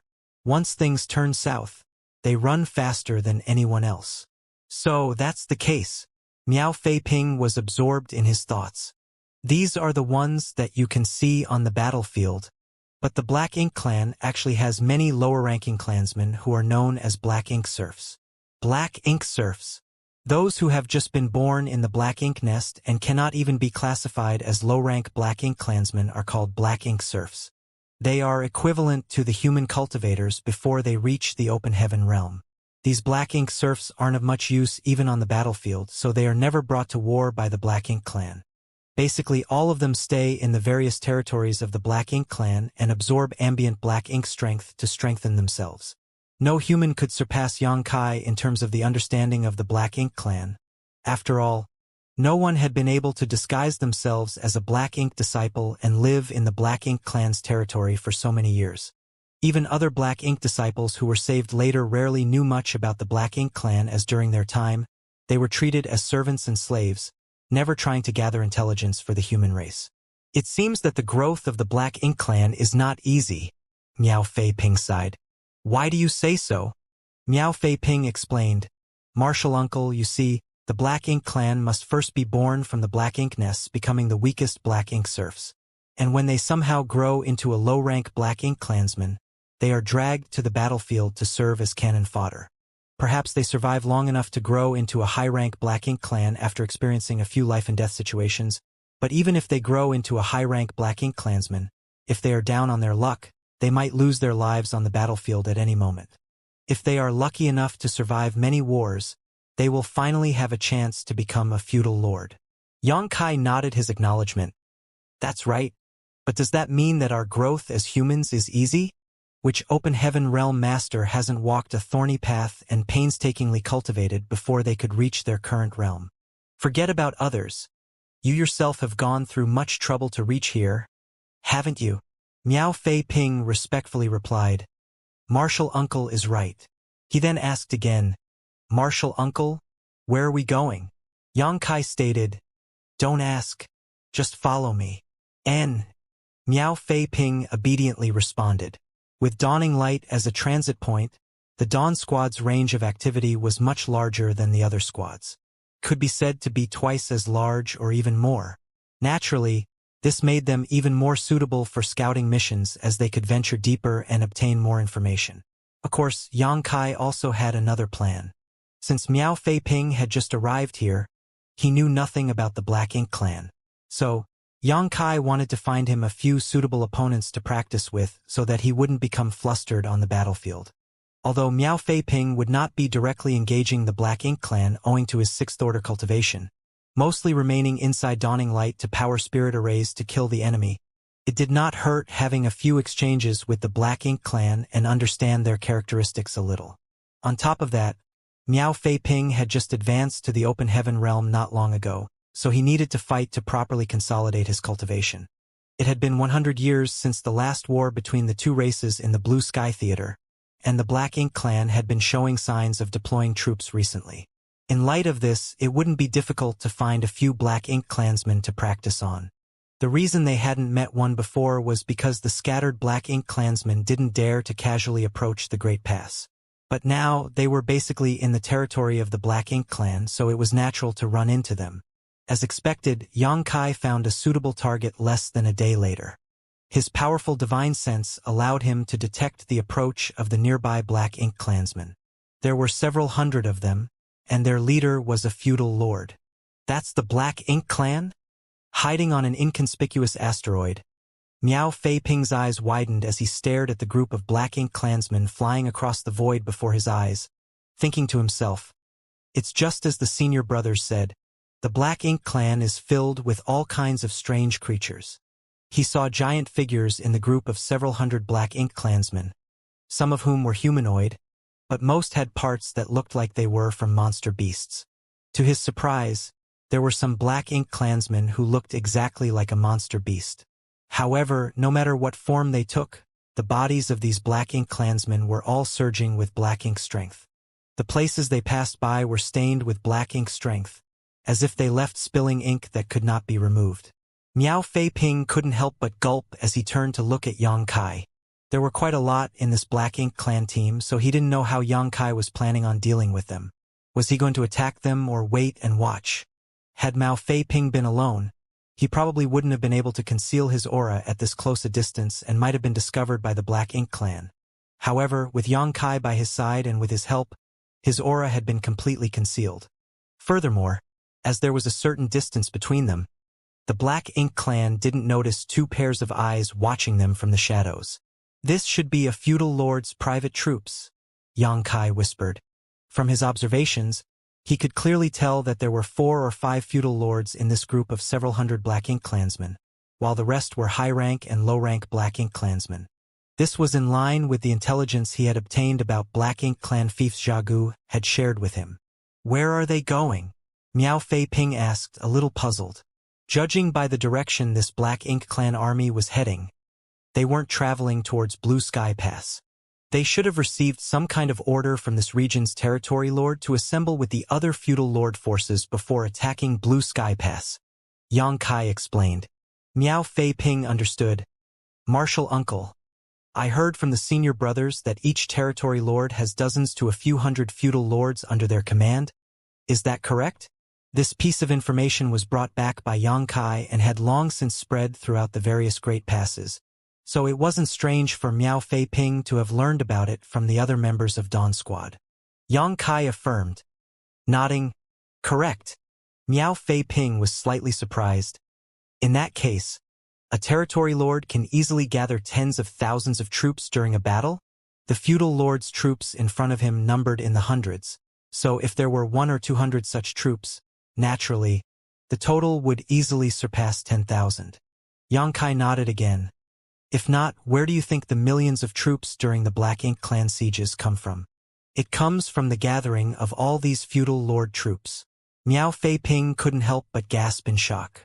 How many soldiers were there in each of the great passes? Forget about the other great passes, just Blue Sky Pass only had some 30,000 cultivators in total. It was probably the same for other great passes too, but the Black Ink clan had an army of at least 1 million strong in every theater. Although he knew that most of the Black Ink clan army was composed of cannon fodder made up of low-rank clansmen, the difference in numbers was still too great. For a time, Miao Fei Ping found it difficult to imagine just how the human race had managed to resist the Black Ink clan for so many years. If Yang Kai wanted to, he could have charged forward and killed this army of Black Ink clansmen. But as he had Miao Fei Ping accompanying him, it wasn't convenient for him to act. After all, he couldn't protect Miao Fei Ping in such an environment. As such, after watching the feudal lord's troops leave and noting their direction, Yang Kai gently patted Miao Fei Ping's shoulder. Let's go. Miao Fei Ping quickly followed after him. Soon, he discovered that Yang Kai was moving in the opposite direction of the feudal lord's troops. He was quite sharp and guessed where they were going. Martial uncle, are we going to that feudal lord's fief? Yang Kai looked at him in surprise. Why do you think so? Miao Fei Ping replied. The feudal lord's troops came from this direction, so his territory must be in this direction. Since martial uncle hasn't changed directions, do you want to take advantage of his absence to storm the enemy's den? Yang Kai stated meaningfully. Not me, you. Me. Miao Fei Ping was beside himself in shock. Yang Kai suddenly raised his head and grinned, looking towards a direction. Just our luck. There are 2 Black Ink clansmen alone. Go practice with them first. Saying so, he reached out and grabbed Miao Fei Ping's collar before tossing him forward while he was unprepared. Miao Fei Ping let out a strange cry as he was instantly thrown far away. By the time he managed to stabilize himself, the 2 Black Ink clansmen in front of him were staring at him with shock and ferocity. Human. 6th Order. Corrupt him. After a brief exchange, the 2 Black Ink clansmen attacked Miao Fei Ping from both sides. Miao Fei Ping's face went pale in fright and he quickly summoned his long sword as he mobilized his strength, creating a sword curtain to ward off the attackers. As soon as they clashed, Miao Fei Ping fell into a disadvantageous position. He discovered that these 2 were high-rank Black Ink clansmen, and each of them was comparable to a 6th Order human master. Miao Fei Ping believed that he could easily take care of either of them in a one-on-one fight, but with both of them attacking him together, it would be difficult for him to handle. After all, he had just advanced to the 6th Order and had only been in Emperor Realm a year ago. As such, he wasn't very proficient in utilizing his Open Heaven Realm strength yet. The 2 Black Ink clan masters didn't employ any tactics. They just kept bombarding him with secret techniques using their Black Ink strength, aiming to overwhelm him. What caused Miao Fei Ping even more pressure was that the Black Ink strength was actually invading his small universe, forcing him to divert some of his attention and strength to resist its corrosion. No matter what others had told Miao Fei Ping about the Black Ink clan, facing them firsthand was far more informative than any evaluations he had heard before.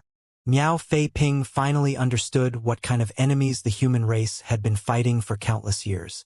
He couldn't sense his martial uncle's aura, nor could he find his figure, but he knew that his martial uncle was definitely hiding somewhere close by, so he knew that his life was not in danger. Thinking so, Miao Fei-ping became more daring. Taking advantage of one of the Black Ink clansman's mistakes in coordination, the sword in Miao Fei-ping's hands flashed as he rushed forward, his figure wrapped in sword light. His momentum was unstoppable, as if he wanted to perish together with this Black Ink clansman. The targeted Black Ink clansman was shocked. He had never imagined Miao Fei-ping would suddenly become so fierce, as if he had turned into a completely different person. Unable to react in time, he was stabbed in the head by the sword and died on the spot. However, the other Black Ink clansman's attack was already upon Miao Fei-ping, who was now completely powerless to defend himself. The sudden death of his companion had enraged this Black Ink clansman, so he didn't show any mercy. A Black Ink disciple might be precious, but he still needed to be alive to enjoy having him. Basically, he was not completely sure that he would be able to corrupt Miao Fei-ping without his companion's help. Since he was not 100% certain, he could only send Miao Fei-ping to his grave. However, the space around him suddenly solidified, causing his massive body to freeze on the spot. Although it was only a brief moment, he had missed the opportunity to kill his opponent. Miao Fei-ping had already steadied himself, and the sword in his hand glowed with an exquisite aura as his figure moved, flying up and down around the Black Ink clansman, drawing blood with every strike. He knew that his martial uncle must have secretly taken action just now. Otherwise, it would have been impossible for him to block the attack of the second Black Ink clansman. Be that as it may, his martial uncle clearly had no intention of interfering further, and this was exactly what he wanted. Flowers grown in a greenhouse could not withstand the harsh winds and rain of the outside world and were destined to not live long. Only after experiencing real storms would they be able to thrive. Although he was only a newly promoted 6th Order Open Heaven Realm Master, Miao Fei-ping's confidence had greatly increased after his first kill. Moreover, he was quickly adapting to his strength during this life-and-death struggle.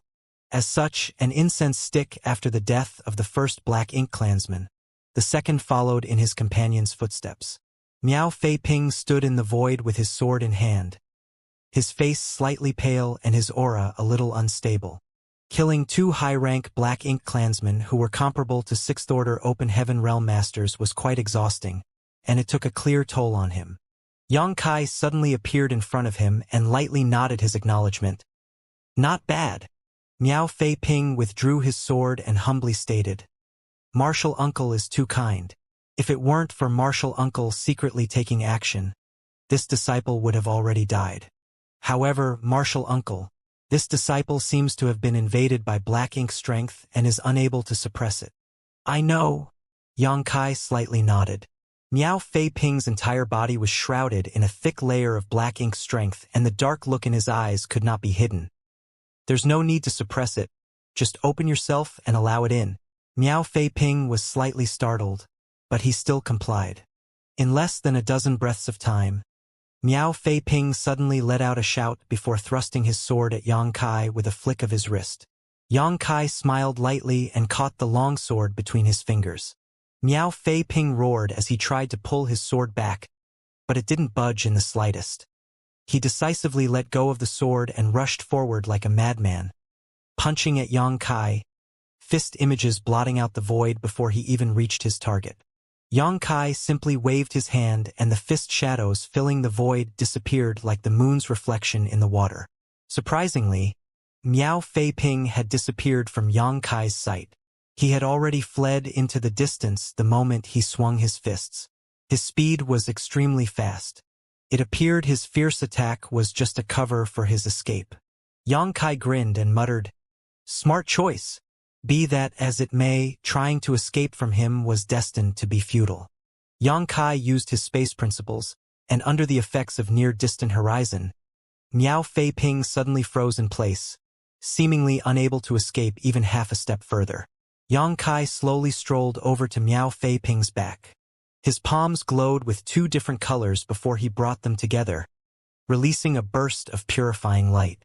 Under the purifying light, the Black Ink strength started dispersing with sizzling sounds as Miao Fei-ping's expression changed from pain to calm. When the Black Ink strength was finally dispersed completely and Miao Fei-ping regained his sanity, he found that his clothes were drenched in sweat. "How do you feel?" Yang Kai asked. Miao Fei Ping had a look of lingering fear on his face. "Like I've awoken from a bad dream." Yang Kai nodded. "Every black ink disciple says so when they wake up. Remember this feeling. This is what it's like to be corrupted by black ink strength. In the black ink disciples' hearts, the black ink clan is supreme, and the human race is nothing to them." Miao Fei Ping broke into a cold sweat. "Disciple will remember this lesson well. In the future, I will definitely not let myself be corrupted into a black ink disciple and become a slave to the black ink clan." Pausing for a moment, he apologized. "Disciple was disrespectful to martial uncle just now. Please forgive me." Yang Kai waved off in response. "It would have been stranger if you hadn't attacked me." The two of them continued on their way. The feudal lord's fief wasn't far away. A dark and gloomy universe world appeared in Yang Kai's field of vision a day later. This universe world wasn't big, but the entire world was shrouded in a thick layer of black ink strength, which happened to be particularly dense in one spot. Through the obstruction, one could vaguely see a black ink nest standing in that direction. There were many black ink clansmen near the black ink nest. Yang Kai led Miao Fei Ping straight towards the black ink nest. Before reaching the black ink nest, Miao Fei Ping took out a purifying black ink pill and stuffed it into his mouth, holding it under his tongue so that he could crunch it at any moment, after receiving Yang Kai's signal. Although Yang Kai could cure him with purifying light, Yang Kai had his own plans. He couldn't take care of Miao Fei Ping all the time, so preparing a purifying black ink pill in advance was the better choice. Yang Kai didn't try to hide himself. He broke straight through the thick black ink clouds and crashed into the ground near the black ink nest as if he had fallen from the sky. His powerful landing sent the ground quaking. The impact caused the surrounding black ink clansmen to be blown away, while the weaker black ink serfs even suffered heavy casualties. The two feudal lords who had been guarding this fief noticed this and immediately flew out from their respective residences. These two feudal lords were not necessarily the masters of this place. The Black Ink clan might have many feudal lords, but not all of them actually had their own fiefs. At most a few dozen feudal lords had the qualifications to own their own fiefs under each territory lord. The feudal lords who owned these fiefs were undoubtedly rich and powerful. Those without fiefs would either find a place to live in the territory of some territory lord or seek refuge with those with fiefs. This way, they could become stronger using the black ink strength spilling from the black ink nest. Such a situation was common in the Black Ink clan, so a mature feudal lord's fief did not just have one feudal lord. Of course, the master of a black ink nest would always be the one who hatched it. When the two feudal lords guarding the black ink nest rushed out and spotted Yang Kai and Miao Fei Ping, they were stunned. Humans? Humans are actually here? What's going on? Although it wasn't as if the humans had never attacked the Black Ink clan's territory before, every time the humans did so they had sent a massive army, never just two of them. Therefore, when they saw Yang Kai and Miao Fei Ping, these two feudal lords worried that the human army had arrived. However, after carefully examining their surroundings, they failed to find any traces of other humans. There were just these two. The feudal lord on the left immediately shouted, "You arrogant humans! How dare you disdain us?" The one on the right was relatively quiet, but his movements were as swift as the wind. As his companion shouted, he rushed towards Yang Kai and black ink strength surrounded his giant palm as he ruthlessly slapped down. Miao Fei Ping hurriedly dodged. Although he had killed two high-rank Black Ink clansmen, he knew that this kind of battle was not something he could interfere with. After fleeing 1,000 meters, when Miao Fei Ping looked back, what he saw next shook him to the core. He saw his martial uncle holding a spear in one hand, while its other end was stabbed into the feudal lord's head. The imposing feudal lord happened to be completely stiff, and a look of disbelief had blanketed his face. With a flick of his spear, the feudal lord's head exploded into mist as his massive body fell to the ground, blood gushing out from his severed neck like a fountain. An instant kill. Miao Fei Ping couldn't believe his eyes. A feudal lord had been instantly slain by his martial uncle. He didn't even notice his martial uncle using some mighty secret technique, as if just a casual spear thrust had deprived the Black Ink clansman of his life. The feudal lord, who he thought was strong and imposing, was as weak as a chicken in front of his martial uncle. On the way here, the members of Dawn Squad had told him that their squad leader's strength was far superior to an ordinary 7th Order Open Heaven Realm Master, and he had even cooperated with others to kill territory lords. But hearing it was one thing and seeing it with his own eyes was completely different. Miao Fei Ping finally understood the gravity of this evaluation. His marital uncle wasn't just stronger than normal. His strength was simply unparalleled. In terms of order, a feudal lord was equivalent to a 7th Order human.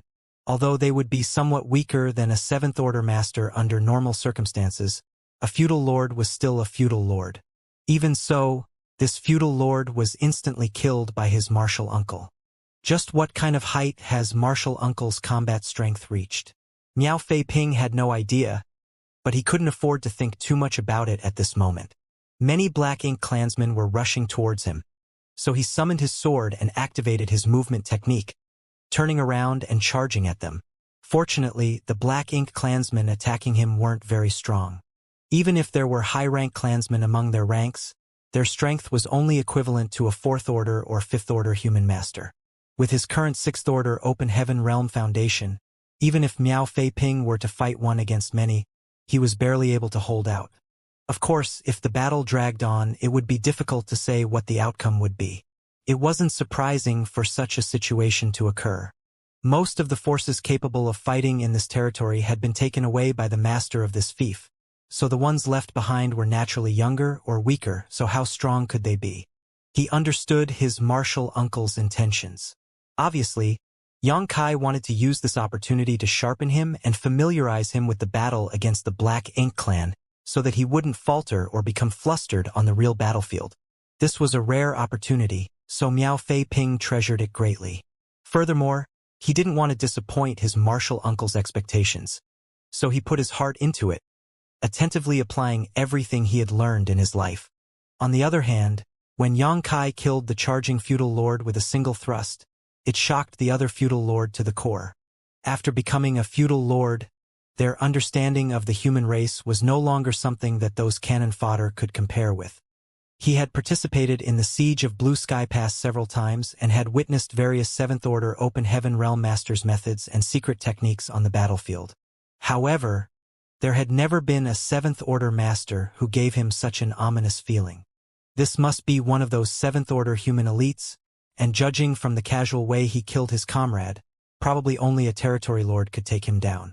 Therefore, after seeing his companion die, this feudal lord decisively released a burst of black ink strength before transforming into 7 or 8 identical figures that rushed out in all directions.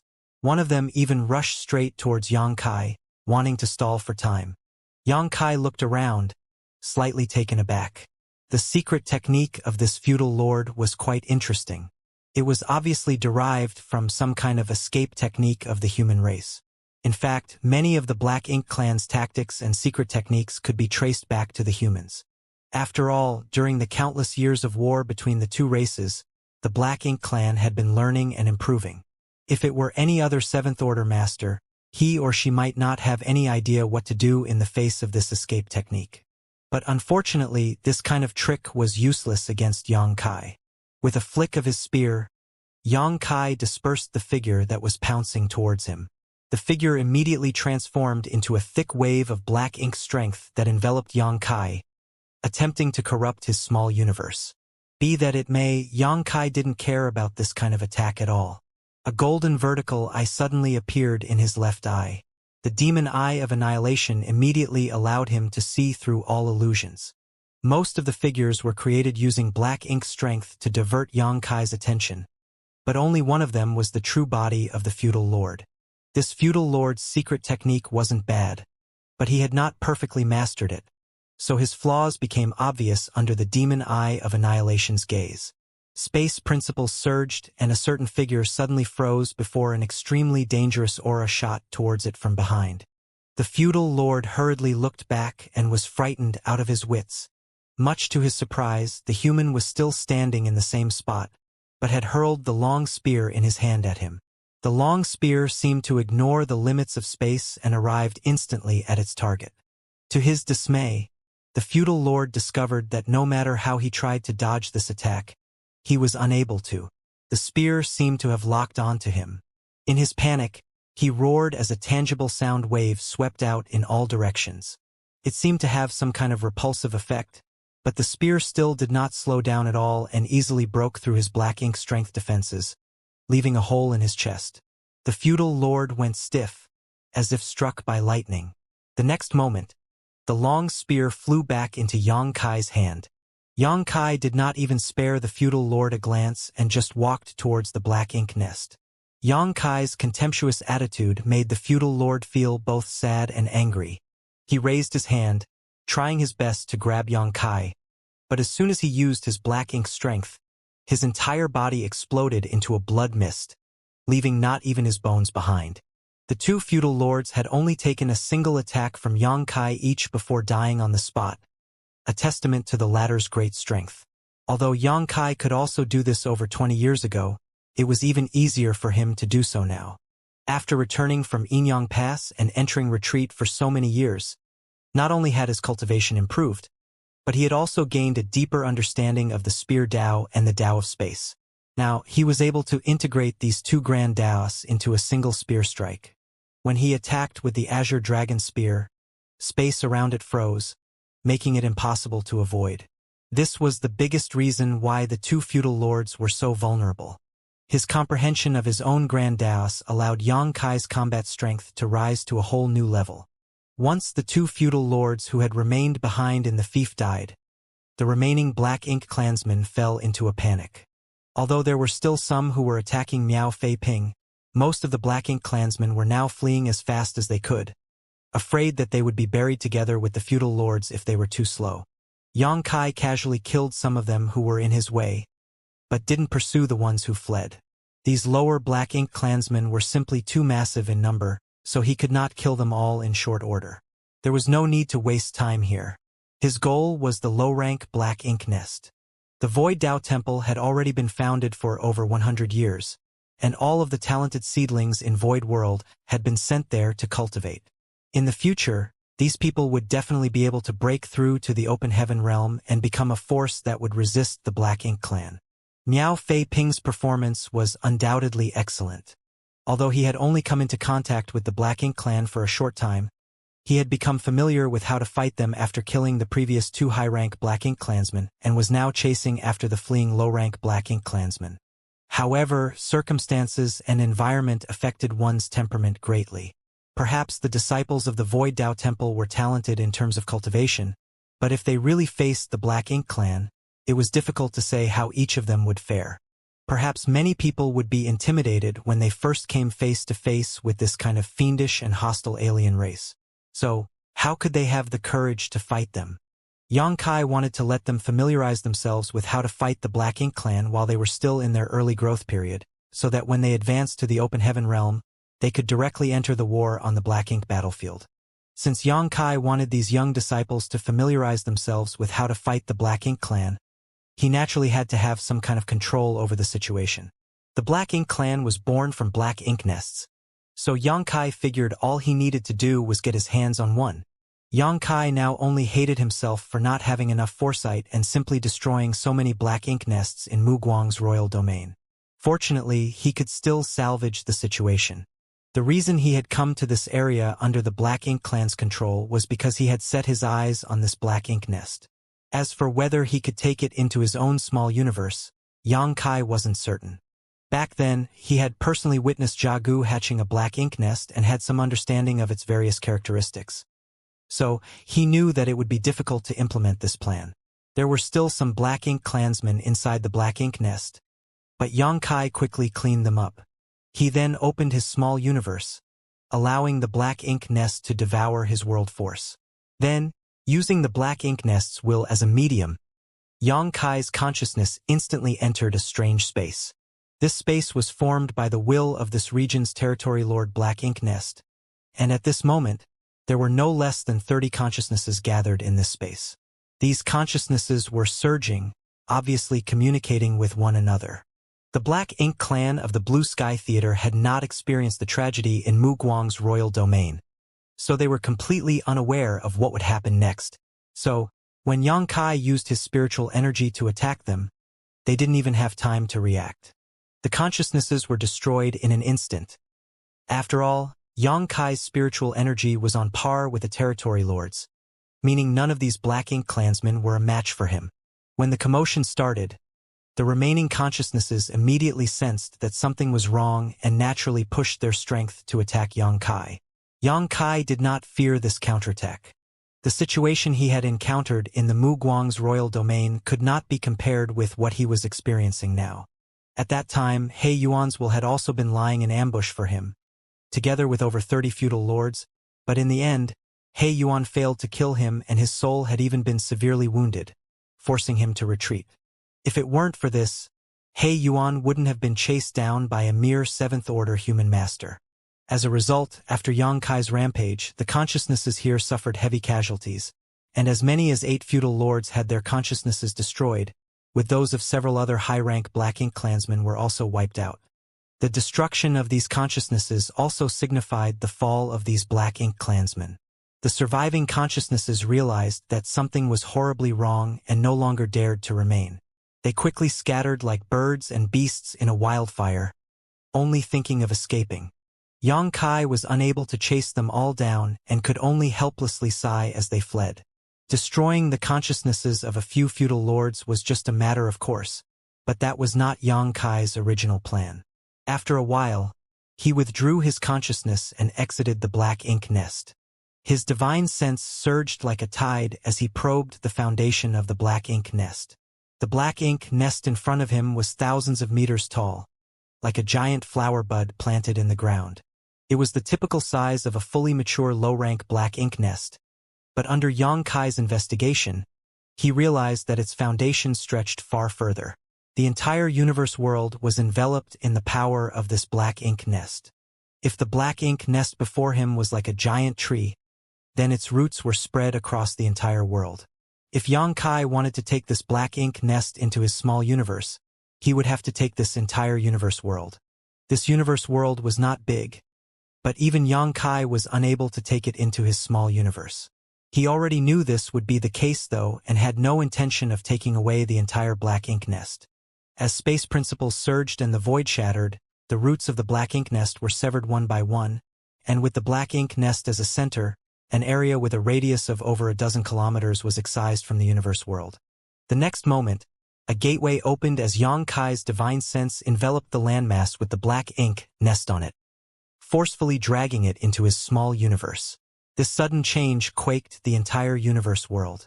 Yang Kai immersed his consciousness into his small universe, but almost immediately, a disappointed look appeared on his face. He had indeed moved the entire Black Ink nest into his small universe, but perhaps because its roots had been cut off, or perhaps because of some other reason, the Black Ink nest began to show signs of withering. Even when Yang Kai poured his world force into it, the Black Ink nest showed no signs of devouring it. This was unusual, as Black Ink nests devoured world force almost instinctively. The world force was a powerful tonic for the Black Ink nest, but since it was not even devouring a bit of world force, it undoubtedly meant that it had ceased functioning and was doomed to die. In fact, after the entire Black Ink nest was pulled into his small universe by Yang Kai, it started collapsing at a speed visible to the naked eye. In less than the time one takes to drink half a cup of tea, it completely withered. This situation caused Yang Kai to frown. It seemed that taking a Black Ink nest wasn't going to be an easy task. But if he could obtain an unhatched Black Ink nest, he might be able to hatch it in his small universe. There wouldn't be any problems then. Be that as it may, unhatched Black Ink nests were extremely precious even to the Black Ink clan, so how could Yang Kai obtain one? Unless he could find a mid-rank Black Ink nest and provide it with a massive quantity of materials, it was impossible to get an unhatched nest. However, this place was not Mu Guang's royal domain, so searching for and entering a mid-rank Black Ink nest would be extremely risky. The reason Yang Kai had been able to stir up so much chaos in Mu Guang's royal domain last time was firstly because the bulk of the Black Ink clan army was engaged in battle with the human army, and secondly, the Enyang Pass Old Ancestor had made a move and forced all the remaining territory lords who had stayed behind to rush to the royal lord's aid, leaving just He Yuan to deal with Yang Kai. Once Yang Kai heavily damaged He Yuan's soul, he basically had free reign. The right time, right place, and right conditions made it possible for Yang Kai to act recklessly in Mu Guang's royal domain without anyone to stop him. If even one point was different, he would not have been able to act so brazenly. Even so, in the end, he was unable to destroy more than 10 mid-rank Black Ink Nest. In the Blue Sky Theater, the Black Ink clan army was currently gathering, so there were definitely territory lords guarding this place.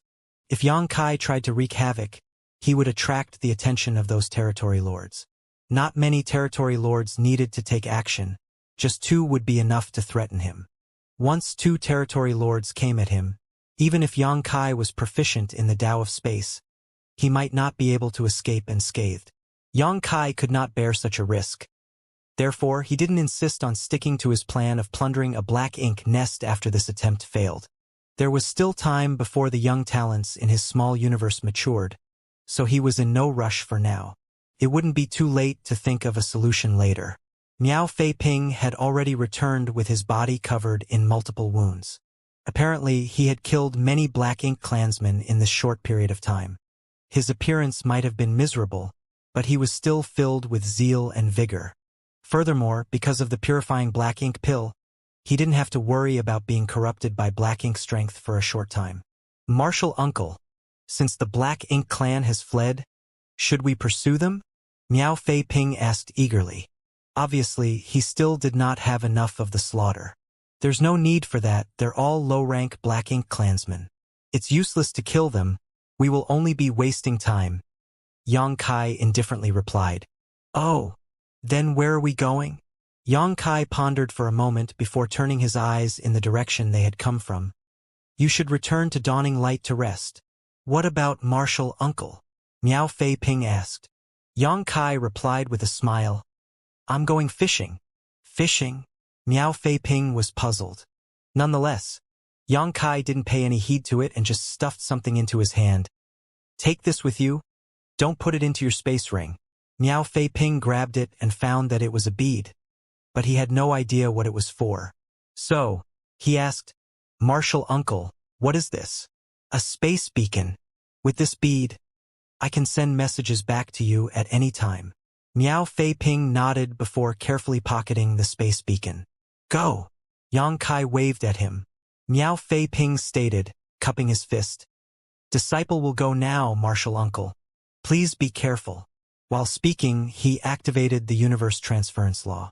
The next moment, a giant spirit array glowed beneath his feet before his figure disappeared with a blinding flash. By the time he reappeared, Miao Fei Ping had already returned to Dawning Light. Walking out of the universe array, Bai Yi, who had already sensed the movements, immediately came forward to meet him. However, after seeing Miao Fei Ping alone, she couldn't help but ask curiously, Where's squad leader? Miao Fei Ping scratched his head. Martial Uncle said he was going fishing. Fishing? Bai Yi was puzzled. Fishing for what? Miao Fei Ping shook his head. I don't know either. Martial Uncle didn't explain in detail and only told me to return here. Bai Yi slightly furrowed her brow. She faintly felt that Yang Kai was going to cause trouble again. However, since Yang Kai didn't say anything, he probably had his own considerations. Seeing Miao Fei Ping's miserable appearance, she couldn't help but ask, Did you run into the Black Ink clan? Miao Fei Ping immediately replied in an excited tone. Martial Uncle brought me to take a low-rank Black Ink Nest. Speaking of this, he was quite enthused. This was the first time he had gone on a mission with his Martial Uncle, yet he had accomplished such a great feat it was not something just anyone could easily encounter. As expected, the other squad members also became interested after hearing this and began asking questions. Miao Fei Ping didn't try to hide anything and told them everything about his short trip with Yang Kai, causing all the squad members to look at him with envy. When they heard that 2 feudal lords were unable to resist the might of Yang Kai's spear and were instantly killed, all the remaining squad members felt their spirits soar. Having a powerful squad leader was extremely important on the Black Ink battlefield. Whether it was the success rate of the mission or the survival rate on the chaotic battlefield, a powerful squad leader greatly increased these chances. The squad leader was the core of the entire squad, and also the basis for human squads to work together on the Black Ink battlefield. While Dawn's squad's members were getting all excited, Xianxia's lonesome figure flickered as he sped through the void in the direction of the feudal lord troop he had discovered earlier. Being alone, Xianxia no longer had any scruples. He used space principles as his figure flickered across the void. In less than half a day, Xianxia found a large group of Black Ink clansmen gathered on a giant universe fragment. Standing and observing from afar, Xianxia found that there were more than 100,000 Black Ink clansmen gathered on this universe fragment. This place could basically be considered the periphery of the Black Ink clan's territory, not far from the human race's territory. With so many Black Ink clansmen gathered here, the situation was quite obvious. This should be one of the mustering points of the Black Ink clan army. The feudal lords had converged here with their troops under a territory lord's orders. Otherwise, it would have been impossible for such a large group to be assembled together. The Black Ink clan had indeed become restless. Nearly 100 years of rest and recuperation had given them plenty of time to recover from their losses suffered in the last war. Since they had gathered an army here, it was obvious that they were planning to stage a comeback. Over 100,000 Black Ink clansmen were gathered on a universe fragment. It was quite a magnificent sight. Not only that, but Black Ink clansmen kept coming from all directions in groups of hundreds to thousands. Obviously, each group was a feudal lord leading his troops. There was no doubt that this place was one of the rally points of the Black Ink clan army. And judging by the scale of the Black Ink clan army in front of him, it was definitely gathered under the command of several territory lords. In fact, Xianxia could faintly sense that there were at least 5 territory lords in this army even from this distance. Of course, this was not the entirety of the Black Ink clan army. Armies were definitely being gathered at other places even now. Every time the Black Ink clan attacked, it had millions of soldiers in its army. If they didn't have so many, the humans wouldn't have to fight so hard. As a scout, Xianxia naturally carried out his mission faithfully.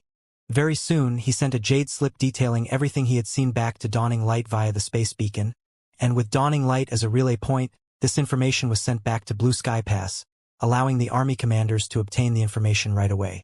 Xianxia remained completely still, paying close attention to the movements of the 100,000-strong Black Ink clan army. Since there was such a large rally point here, there wouldn't be a second one nearby. The other rally points of the Black Ink clan army would be the other scouting squad's concern. The size of the army continued to increase with time, gradually approaching 200,000. If one territory lord could gather 20 to 30,000 soldiers, the number of territory lords gathered here would be close to 10. This was also in line with the current situation. Every time the Black Ink clan launched a siege, at least 4 armies would attack from 4 different directions at the same time, forcing the human race to defend the Great Pass in all cardinal directions. Any negligence in any direction could lead to a complete loss. Gradually, fewer and fewer Black Ink clansmen arrived. Apparently, most of them had already gathered. Nonetheless, the Black Ink clan army didn't seem to have any intention of immediately setting out and instead remained stationed on the universe fragment. Xianxia presumed that they were waiting for the other armies to act together. Although there were over 200,000 of them, if they were to attack the Great Pass with just this much force, they would not be able to cause any real damage.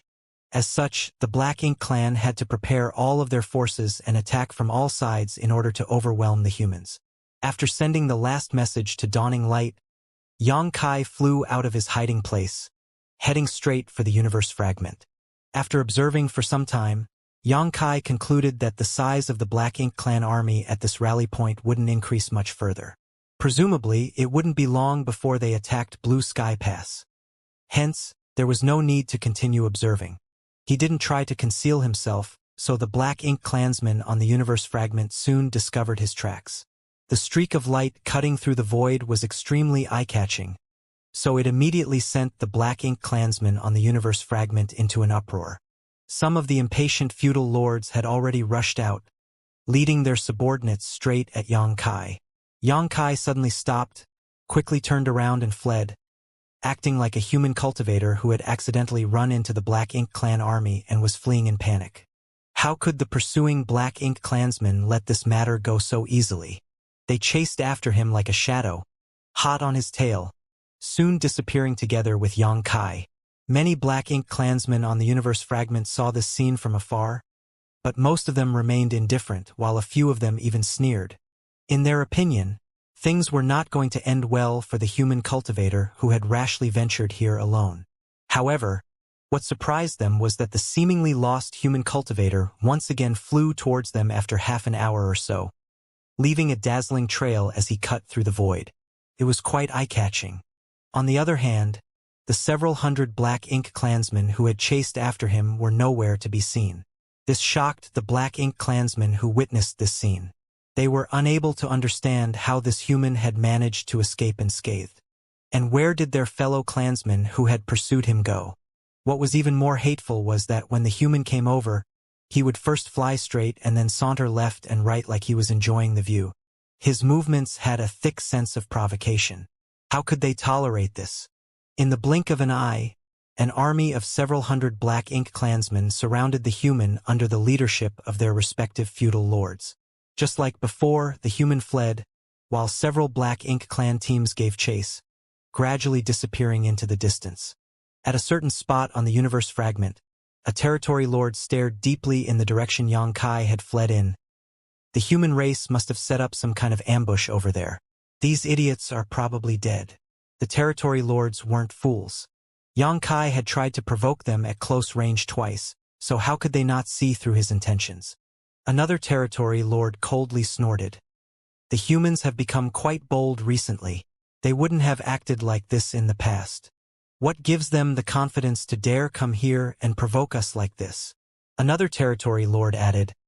Regardless of the reason, the humans seem to have undergone great changes in the last 100 years.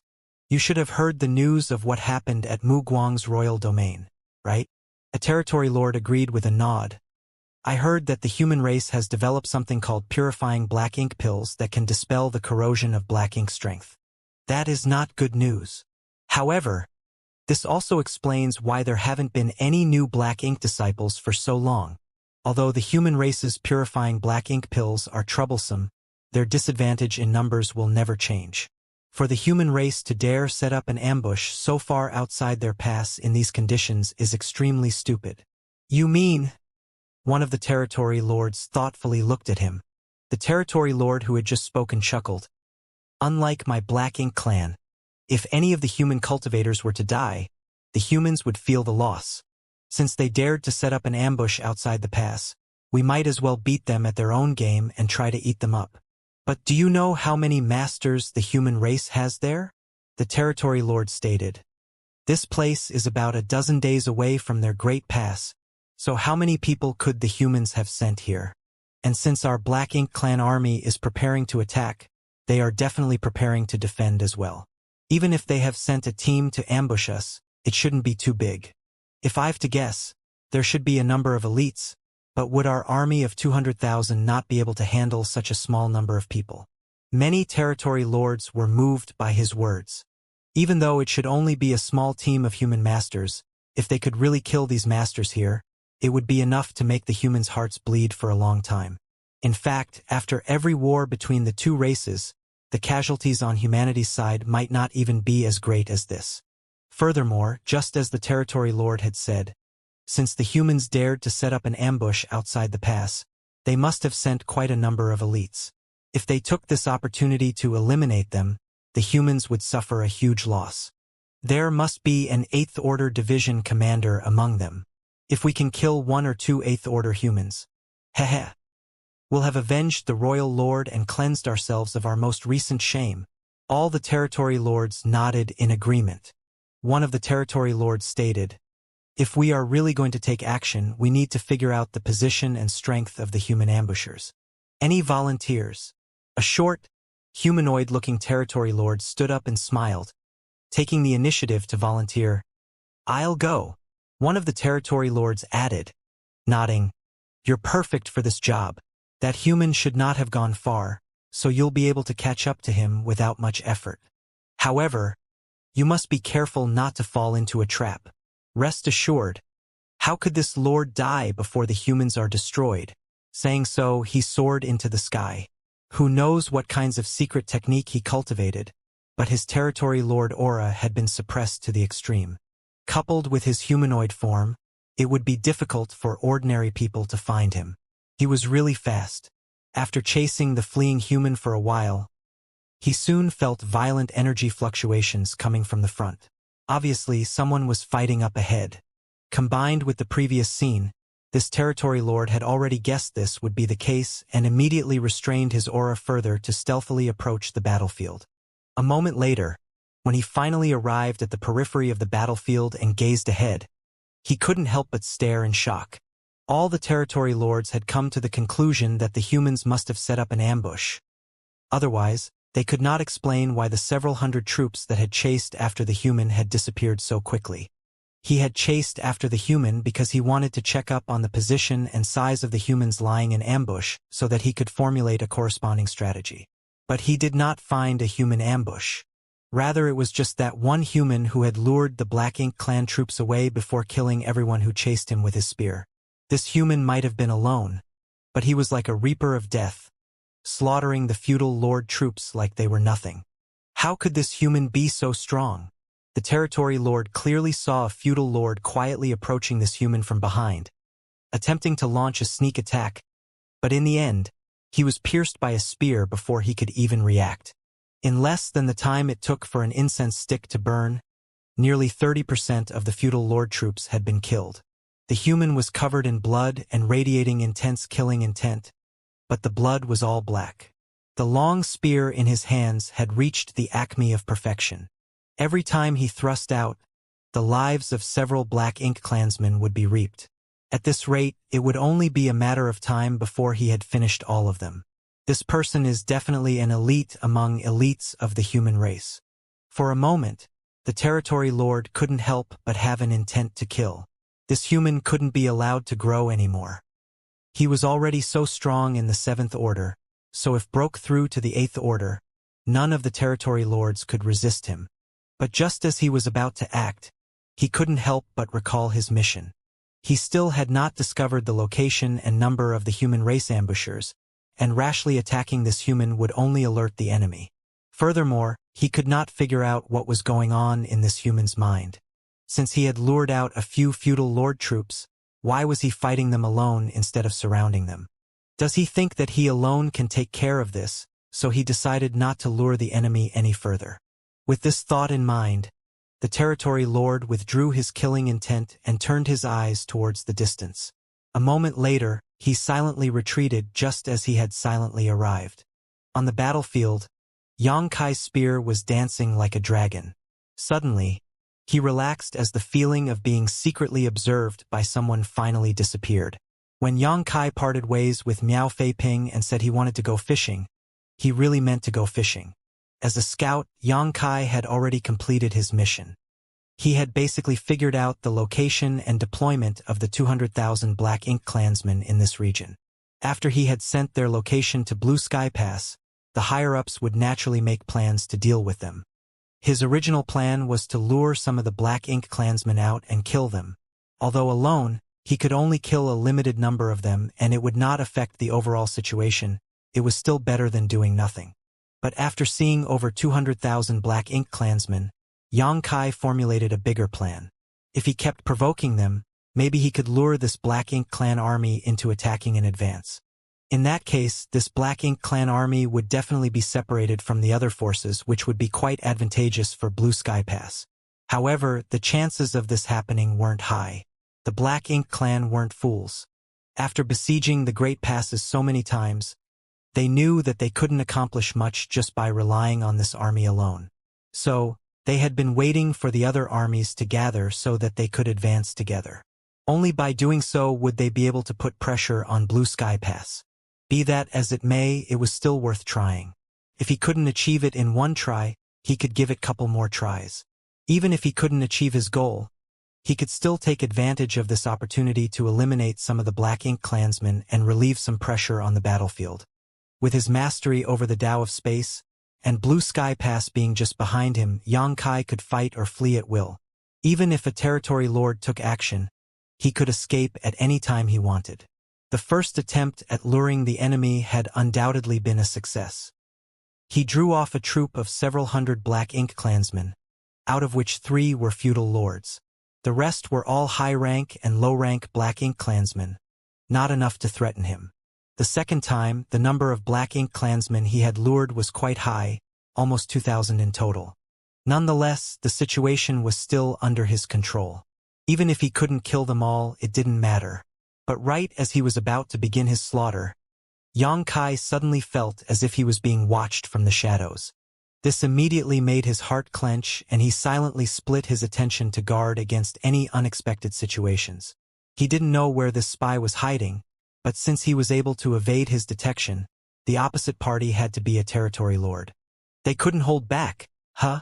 Xianxia was a little taken aback. Xianxia wasn't afraid. Since this territory lord was hiding in the shadows, perhaps he wanted to make a move on Xianxia. Nonetheless, as long as he made a move, he would definitely show some signs, which would allow Xianxia to escape in time. So, Xianxia pretended to not have noticed even though he had. He continued to slaughter more black ink clansmen while giving the impression that he was prepared to leave as soon as things turned south. To his surprise, the feeling of being watched soon disappeared. What are they planning? Since I was distracted, why did he not attack and instead left so quickly? Xianxia could not understand what the black ink clansman observing him was planning, but he could not care less about it at the moment. With the territory lord gone, he became even more unscrupulous. Many of the 2,000 black ink clansmen were slaughtered by Xianxia, while a handful managed to escape. Xianxia had also suffered some injuries. After all, it was hard on him to fend off so many all alone. However, his injuries weren't serious and he recovered after half a day of rest. While Xianxia was recuperating, a ghost-like figure slowly flew by the place where Dawning Light was hiding. This figure was none other than the territory lord who had volunteered to scout for the human ambush. Dawning Light's concealment was quite good. Owing to the advantageous terrain and powerful concealment arrays, and with the void being so vast, even if a territory lord passed nearby, he might not be able to discover anything if he didn't carefully investigate. Along the way, this territory lord had noted about 80 to 100 shattered universe fragments, but he only did a quick inspection, so how could he have discovered anything? Coincidentally, just as he was preparing to investigate further, several large ships flew over from the direction of Blue Sky Pass. The territory lord immediately stopped and carefully observed. After a short while, his expression changed as he hurriedly flew back the way he came, only stopping when he was at a safe distance. He could not judge the exact situation from afar, but he was certain that the human race was laying an ambush. How cunning! The territory lord cursed in his heart. Although he still had not found the exact deployment of the humans, he didn't dare to approach them at this moment because he could sense a familiar aura from the lead ship. The territory lords and Eighth Order humans were quite familiar with each other after having fought for so many years. So, this territory lord was able to determine the identities of the enemy even from a great distance. A big fish! The territory lord was overjoyed and couldn't wait to return to the camp to deliver this news. At the same time, Bai Yi, Fengying, and the others also noticed the movements and hurriedly flew up to check it out. They were all quite surprised when they saw several warships flying towards them. A short while later, the ships arrived at Dawning Light's location before a figure jumped down from the lead ship. Fengying stepped forward and respectfully greeted, "Martial Uncle." Zhongliang slightly nodded before he started looking left and right. "Where's Yang Boy?" Fengying replied, "Squad leader is still out scouting for information and has yet to return." Zhongliang snorted. "I knew that brat would be up to no good. What bullshit information gathering. He must be off getting into all kinds of trouble." Fengying didn't know how to respond to this, so she chose to remain silent and turned her attention towards the figures coming down from the ships. Slowly, her expression became solemn. "Martial Uncle you?" She couldn't help but be shocked, because the figures coming down from the ships were all 7th Order and above masters. Other than the army commander Zhongliang, there were also over a dozen 8th Order division commanders. Fengying originally belonged to the Western Army, so how could she not recognize the division commanders of the Western Army? Is the Western Army really going all out? In addition to the 8th Order Open Heaven Realm Master, there were nearly 1,000 7th Order Masters. Zhongliang chuckled. "We didn't have such conditions in the past. Except for the attacks launched under the old ancestors' leadership, all we could do was passively defend inside the pass. It was quite frustrating, but now that things are in our favor, we naturally have to give the Black Ink clan a big surprise and vent all our frustrations. Saying so, he suddenly took out something and threw it. The object resembled a ball of chiffon that suddenly expanded, enveloping the entire universe fragment. Feng Ying immediately felt as if a mysterious force had enveloped the entire universe fragment, isolating it from the outside world. At this moment, even if someone were to observe from the outside, they wouldn't be able to see what was happening inside this place. Afterwards, everyone scattered about, searching for an empty spot. Immediately afterwards, portals to small universes opened one after another. Even Zhongliang opened a portal to his small universe. Soon, figures emerged from these portals one after another. Feng Ying, Bai Yi, and the others were all dumbfounded. The other members of Dawn were also tongue-tied. In the blink of an eye, roughly 8,000 people had appeared on the universe fragment. Furthermore, these people immediately converged with their respective squads and started setting up spirit arrays in a skillful manner, concealing their auras.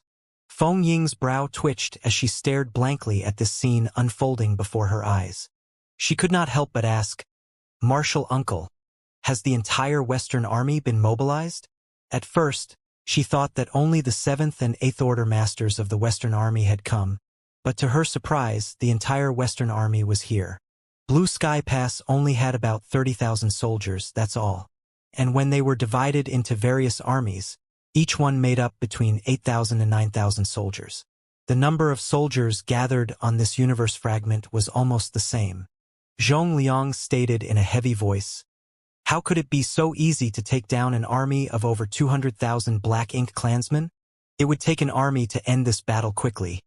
But if we win, our Western Army would have made a great contribution." Feng Ying could only sigh, "Martial Uncle, you are really amazing." Zhongliang proudly smiled. Of course. However, she didn't know that in order to grab this chance from the other 3 army commanders, Zhongliang was nearly beaten to a pulp. In the end, it was the old ancestor who stepped in and gave the final verdict, allowing this good opportunity to fall into the Western Army's hands. But if he wanted to devour this army of 200,000 enemies, there was a prerequisite. And that was that the Royal Lord should not be anywhere nearby. Even if the Western Army had the ability to defeat the Black Ink clan army of 200,000, they would still suffer heavy casualties if the Royal Lord made an appearance. Because of this, the old ancestor had personally set out to investigate the current whereabouts of the Royal Lord to implement this plan. Contact Yang Boy somehow and ask him about the situation there. If the Black Ink clan army moves, tell him to immediately report, Zhongliang ordered. Feng Ying accepted the order. Yes, Martial Uncle. Zhongliang wasn't worried about not being able to ambush the Black Ink clan army. If the Black Ink clan wanted to attack Blue Sky Pass, they would have to pass through this area. Even if there was a slight change in their route, they would not deviate too far, and so long as they passed through here, the Western Army had the confidence to devour them all. Naturally, Yang Kai was completely oblivious to Blue Sky Pass' grand plan. At this moment, he was considering whether to join up with Dawn or continue to act alone. In the last battle, he had killed over 1,000 Black Ink clansmen, while less than half had fled back. Presumably, the Black Ink clan army was already aware of his abilities, so if he were to provoke them again, he might not be able to gain anything. Also, the fact that a territory lord had secretly been spying on him made Yang Kai a little uneasy. Nonetheless, Yang Kai soon made up his mind. He decided to continue provoking them. It would be great if he could enrage the 200,000-strong army into attacking Blue Sky Pass in advance, but even if he could not, it was not a big deal. Even if the territory lords made a move, he could use the space beacon to return to dawning light in an instant. At the very least, he would have reaped something, thought Yang Kai. However, by the time he arrived at the place where the Black Ink clan army was stationed, the situation had changed far beyond his expectations. At this moment, the giant universe fragment was shrouded in thick black ink clouds, making it impossible to see what was happening inside. What the hell is the Black Ink clan doing? Yang Kai was filled with confusion. These black ink clouds were obviously created by the Black Ink clan on purpose. Had it been there before, it could be said that the territory lords were trying to conceal their troop numbers, but since he had already obtained intelligence about the Black Ink clan army, it was pointless to conceal it further. Isn't this equal to taking off pants just to fart? Is this really necessary? Xianxia couldn't guess the Black Ink clan's intentions, so all he could do was continue provoking them. That human really came again. As soon as Xianxia appeared, the low-rank Black Ink clansmen immediately reported to their higher-ups. Thus, the territory lords quickly learned of this. Follow the plan. The humans have been treating us like idiots. Let's teach them a harsh lesson this time. Xianxia had thought that his little provocation wouldn't have much of an effect. After all, his strength had been exposed, so no matter how stupid the Black Ink clan was, they wouldn't fall for it again and again. The Black Ink clan might have even laid some kind of ambush here for him. Furthermore, the territory lords might also make a move. But contrary to his expectation, his provocation actually succeeded this time as well. A few feudal lords rushed out from the universe fragment with their troops and chased after him. Just like last time, when Xianxia reached a suitable position, he turned around and began fighting with the 2,000 or so Black Ink clansmen. Nonetheless, he never lowered his guard. According to his estimate, a territory lord should be hiding nearby, waiting for an opportunity to deliver a fatal blow to him. So, he had to be on guard against possible sneak attacks from tricky directions. Just as Xianxia was luring feudal lords' troops away, the 200,000-strong Black Ink clan army, hiding in the Black Ink clouds on the universe fragment, split into three forces under various territory lords, rushing towards Dawning Light's location from different directions. The Black Ink clan was planning to launch a surprise attack on the enemy forces. The Black Ink clan had a total of 4 armies prepared to besiege Blue Sky Pass with nearly 1 million soldiers in total. This was just one of those 4 armies.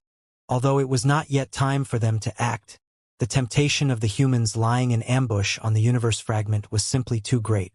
Not to mention anything else, that one person among the ambushers was sufficient for these territory lords to take some risks. Furthermore, after their recent discussion, they had come to the conclusion that there would not be that many humans lying in ambush, as this place was quite far from Blue Sky Pass. 200,000 Black Ink clansmen and over a dozen territory lords would be more than enough to squash them. So, according to them, there wasn't much risk involved. They could still move together with the 3 other armies after eliminating these humans. Wu Ying, are you sure Zhong Liang is also there? Along the way, one of the territory lords asked. The one called Wu Ying was the territory lord who had volunteered to investigate the human race's ambush. Hearing this, he immediately gnashed his teeth as he rebuked. How could I mistake Zhong Liang's aura? That old dog severely wounded me back then. I almost lost my life. I would recognize him even if he is reduced to ashes. The territory lord, who had just asked the question, nodded and continued. Good. In that case, we've caught a big fish this time. Zhong Liang is the army commander of the Western Army and holds a high position. If he dies, the morale of Blue Sky Pass will definitely plummet. Perhaps we can capture Blue Sky Pass this time. Wu Ying fiercely stated.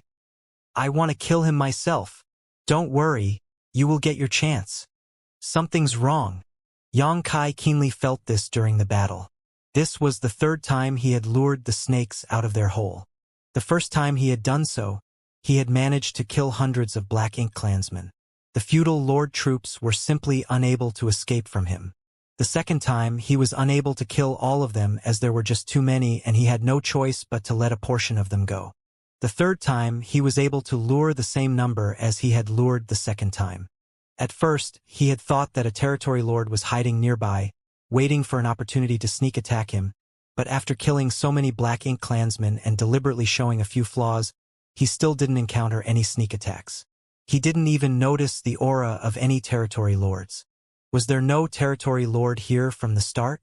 This wasn't the most puzzling thing though. What made Xianxia even more confused was that these Black Ink clansmen were actually fighting him to the death. This was very unusual. The Black Ink clansmen here were clearly in a panic after witnessing their fellow comrades being mercilessly slaughtered, and ordinarily, this would be the time for them to escape, but not a single one of them fled. After some time, Xianxia managed to kill nearly half of the 2,000 Black Ink clansmen.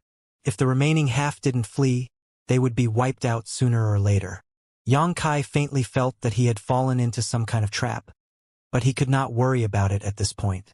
Since there was no territory lord hiding nearby, he simply started a bloodbath. After another hour or two, only 100 or so Black Ink clan soldiers remained. These Black Ink clan soldiers were extremely terrified and moved as far away from Xianxia as possible whenever he approached. Nonetheless, none of them showed any intention of escaping.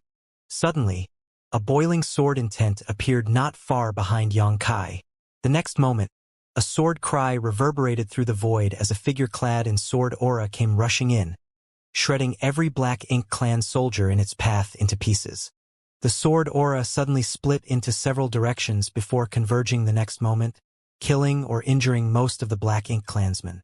When the figure wrapped in sword aura rushed towards the last feudal lord, Xianxia hurriedly shouted, "Keep him alive!" Xianxia had deliberately not killed this feudal lord, so how could he allow someone else to kill him? Fortunately, Feng Ying's reaction was extremely fast. She immediately changed directions and slaughtered the remaining small fries after Xianxia's shout.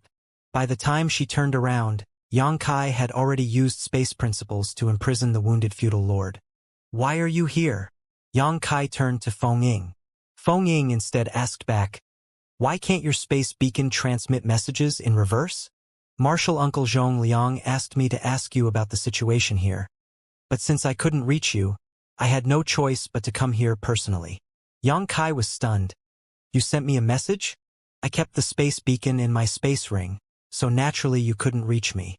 After sending the last message, he had put away the space beacon because he was afraid that someone would send him a message which would expose his whereabouts. He had never thought that Dawn Squad would really want to contact him. "Did something happen?" Xianxia asked in surprise.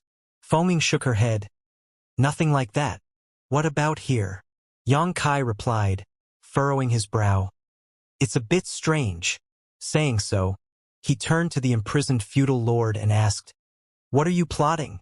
The feudal lord was imprisoned and unable to move. He had been beaten black and blue by Xianxia, and if it weren't for Xianxia intentionally keeping him alive to extract information, he would not have survived till now. Although he was captured though, he just sneered and kept his mouth shut. "If you tell me, I'll give you a quick death. Otherwise I'll make you suffer a fate worse than death," Xianxia warned. The feudal lord turned away his head. The expression on his face said that he was prepared to die. Xianxia pushed his spear into the feudal lord's chest, gently stabbing it in, avoiding his vitals. The Black Ink clansman's face twisted in pain as he roared, "Black Ink Eternal!" Xianxia frowned. It had been a long time since he had heard these words. Judging by the feudal lord's attitude, it was impossible to get anything from him.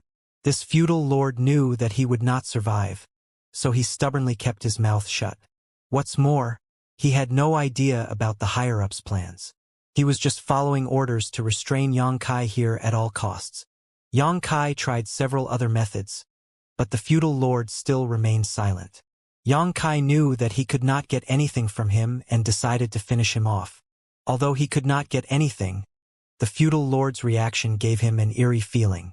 These Black Ink clansmen clearly knew that they were no match for Xianxia, but they had still chosen to fight to the death, seemingly stalling for time.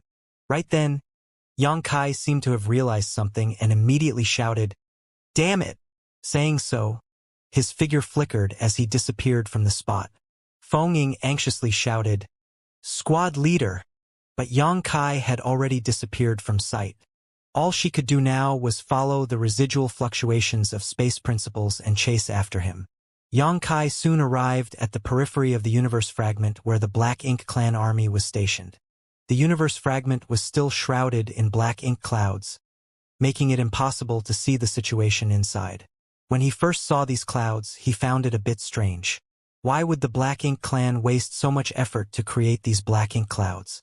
But if they were using it to conceal the movements of their army, it would make sense. If his guess was correct, then this universe fragment was probably empty. The territory lords had sent 2,000 Black Ink clansmen to occupy him, while covertly mobilizing their forces.